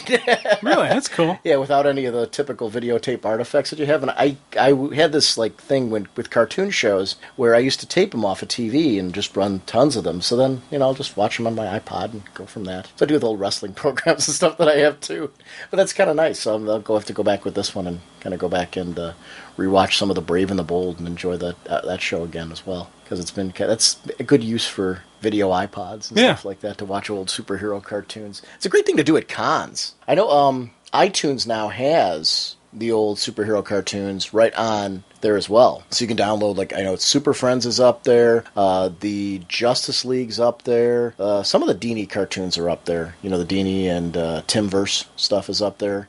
My Wonder Woman came with a digital copy. Really? Yeah, so cool. it was nice. You had a second disc that you plopped it in, entered a code through iTunes, and it downloads it to your iTunes library, and then you can watch that on your video iPod. So I like that. I like having my superhero cartoons on my iPod to enjoy. So that's kind of a fun thing. But I encourage people to do that if you have video iPods, to throw some of this stuff on your iPod. It's great in convention lines, because there's always lines at conventions, and it's fun to watch something that gets you in the spirit of what you're there for. But that's interesting. Thanks for that clarification. Yeah, it's funny. I want to go back and rewatch some of this show now, because there's been so many characters that have been on there. That's the nice part, though. Yes, we got a nice variety. And so Soups and Wonder Woman are two characters that I'd like to kind of see at some point. Hey, Sean and Jim, this is Rick Croxton of the Book Cave. And Sean, I hope you're feeling a lot better. I heard you've been sick. And Jim, you need to do more singing. I was able to cut all the songs that you sang and put it onto one CD, and we play it at work over the intercom all 10 hours a night, 4 days a week, over and over and over, so everybody can enjoy your singing. But we need more. People just wonder, how in the world somebody like you could be unknown in a singing career? Well, all I have to say that is April Fools. I was so ready to say, Rick must work in hell. He is the demon from hell, and that is somebody's torture, that they have to 10 hours every night listen to you singing. Well, I was thinking he was like a jailer, and he was paying it for the inmates, going, oh, okay, fine, here's your punishment. You know, we'd do that, our buddy Jim. I know. He would have done that as well. Throw on the Sensei song stylings. Yep. There is, though, I gotta say this, on the forums, it does constantly appear again that people want you to sing more. And I deliberately think it's a conspiracy that they're trying to get at me. Because they know when I edit it back, I've got to listen to it again. So, hey, either way, you got to give them what they're asking for, man. Yeah. They're asking for it, all right. But thanks a lot, Rick. I am feeling much better now. It's kind of a pain because my wife and I, right now, we should not be recording. I should be in New York. I was supposed to go to that Disney weekend over at New York, and that didn't turn out to happen because I was sick all week, and I'm still kind of so-so. Although I gotta say, I feel good to be sitting here and recording and talking comics, and it's nice to be back in that mode without a throbbing headache. Yeah, it's a plus. Because I had a flu which turned into I'll make this real quick. I had a flu which turned into a sinus problem as well. So I had a double whammy, and I had a headache that literally would not stop, and it was like somebody was taking large mallets to my head. So there's worse things in life, but I don't remember being sick for such a long stretch, because it literally was almost 7 days. So fun. But I'm back now. And that's it for voicemails this week. I want to thank everyone for participating in listener voicemails. We actually really appreciate that because it's fun to get your comments, your thoughts, catching some of our missteps and things like that, especially with the things like Brave and the Bold, for example, which I totally forgot about that episode. And Green Lantern, you and I were just chatting about that. I really forget that we had Green Lantern on Brave and the Bold. But that's one of the fun things about the show. And then your JFK thing. I didn't remember you. I remember you talking about JFK and how you made the mention of it later, but I think it's because I know you so well that I naturally took it the way that you were talking about it. But I'm glad that people made mention of that, so you had an opportunity to clarify that you weren't saying that JFK was a terrible leader, that he should have been dead. All right. Some people actually really thought that. And I can understand. Yeah, I know. I can understand. Yeah, listening back, I can completely understand why. And I'm like, oh, okay, yeah. Okay. Yeah, it's funny, though. I had to really kind of hear back what people were talking about. That's funny. Holy caffeine! I want to remind everyone about Lords of Justice. Whether you're a fan of comics, superheroes, or just action-packed adventure tales, add Lords of Justice to your reading list. Lords of Justice is available from Amazon.com, BarnesandNoble.com, and CyberWizardProductions.com. And I picked mine up. I have it here. It's a big book. Yeah, that's a nice thing, too. Yeah. I didn't realize, I guess I didn't realize that it was all prose like it is. It's really it's all written. It's a written story. Yeah, wonderful anthology title that's here. So it's if you have a chance, it's in our Friends of the Show section. It'll be on the main section of the website. And check in the show notes for details on how you can pick this book up for yourself. But it's a very hefty volume, and definitely for fans looking for a nice anthology title with different characters to read about. We'll do another couple ads on it about the other 2 stories that are well within it over the next couple weeks, so you can get your kind of feet wet on whether or not this is the right book for you. But it's got a little bit of something for everybody, I think. And Jim, our sponsors for the episode are DCBService.com and InStockTrades.com. Batman, The Streets of Gotham #1, one of those co-feature books. Special discount. You can get up to 2 of them at 75% off. Regularly $3.99, 75% off, only 99 cents. Detective Comics number 854 is another one of these co-feature titles. Regularly $3.99, 75% off, only 99 cents. If you get both of them, you're saving $6. Woohoo! Yes, I mean, that's a great difference. Whatever your shipping preferences, bag and boarding preferences, DCBService.com accommodates your collecting needs. 3 weeks, buddy. Absolute Batman, The Long Halloween. Well, just The Long Halloween in general. Yeah. Regularly $75, 37% off, only $47.25. $19.95, 37% off, only $12.57. This will be our celebration of all things Batman. And that's one I'm really excited to dive into that one. It'll be right after our Brave and the Bold discussion. InStockTrades.com offers free shipping on orders of $50 or more, has a ton of collected editions in stock and ready to ship. Thank you for supporting us. DCBService.com and InStockTrades.com. Jim, we have a voicemail line. We just shared some on this episode. We'd love to have your comments part of the show. Feel free to send us your thoughts on DC Comics, news, and characters by calling 1-440-388-4434 or drnorge on Skype. And we'd love to have you part of the show. So please consider participating in that, because that was, we had 7 of them this week, which was really, really nice. And, Jim, next week we're going to be talking about some more Speeding Bullets. So, because we have a ton of new books and things that we want to talk about, and I'm having fun doing these Speeding Bullets segments.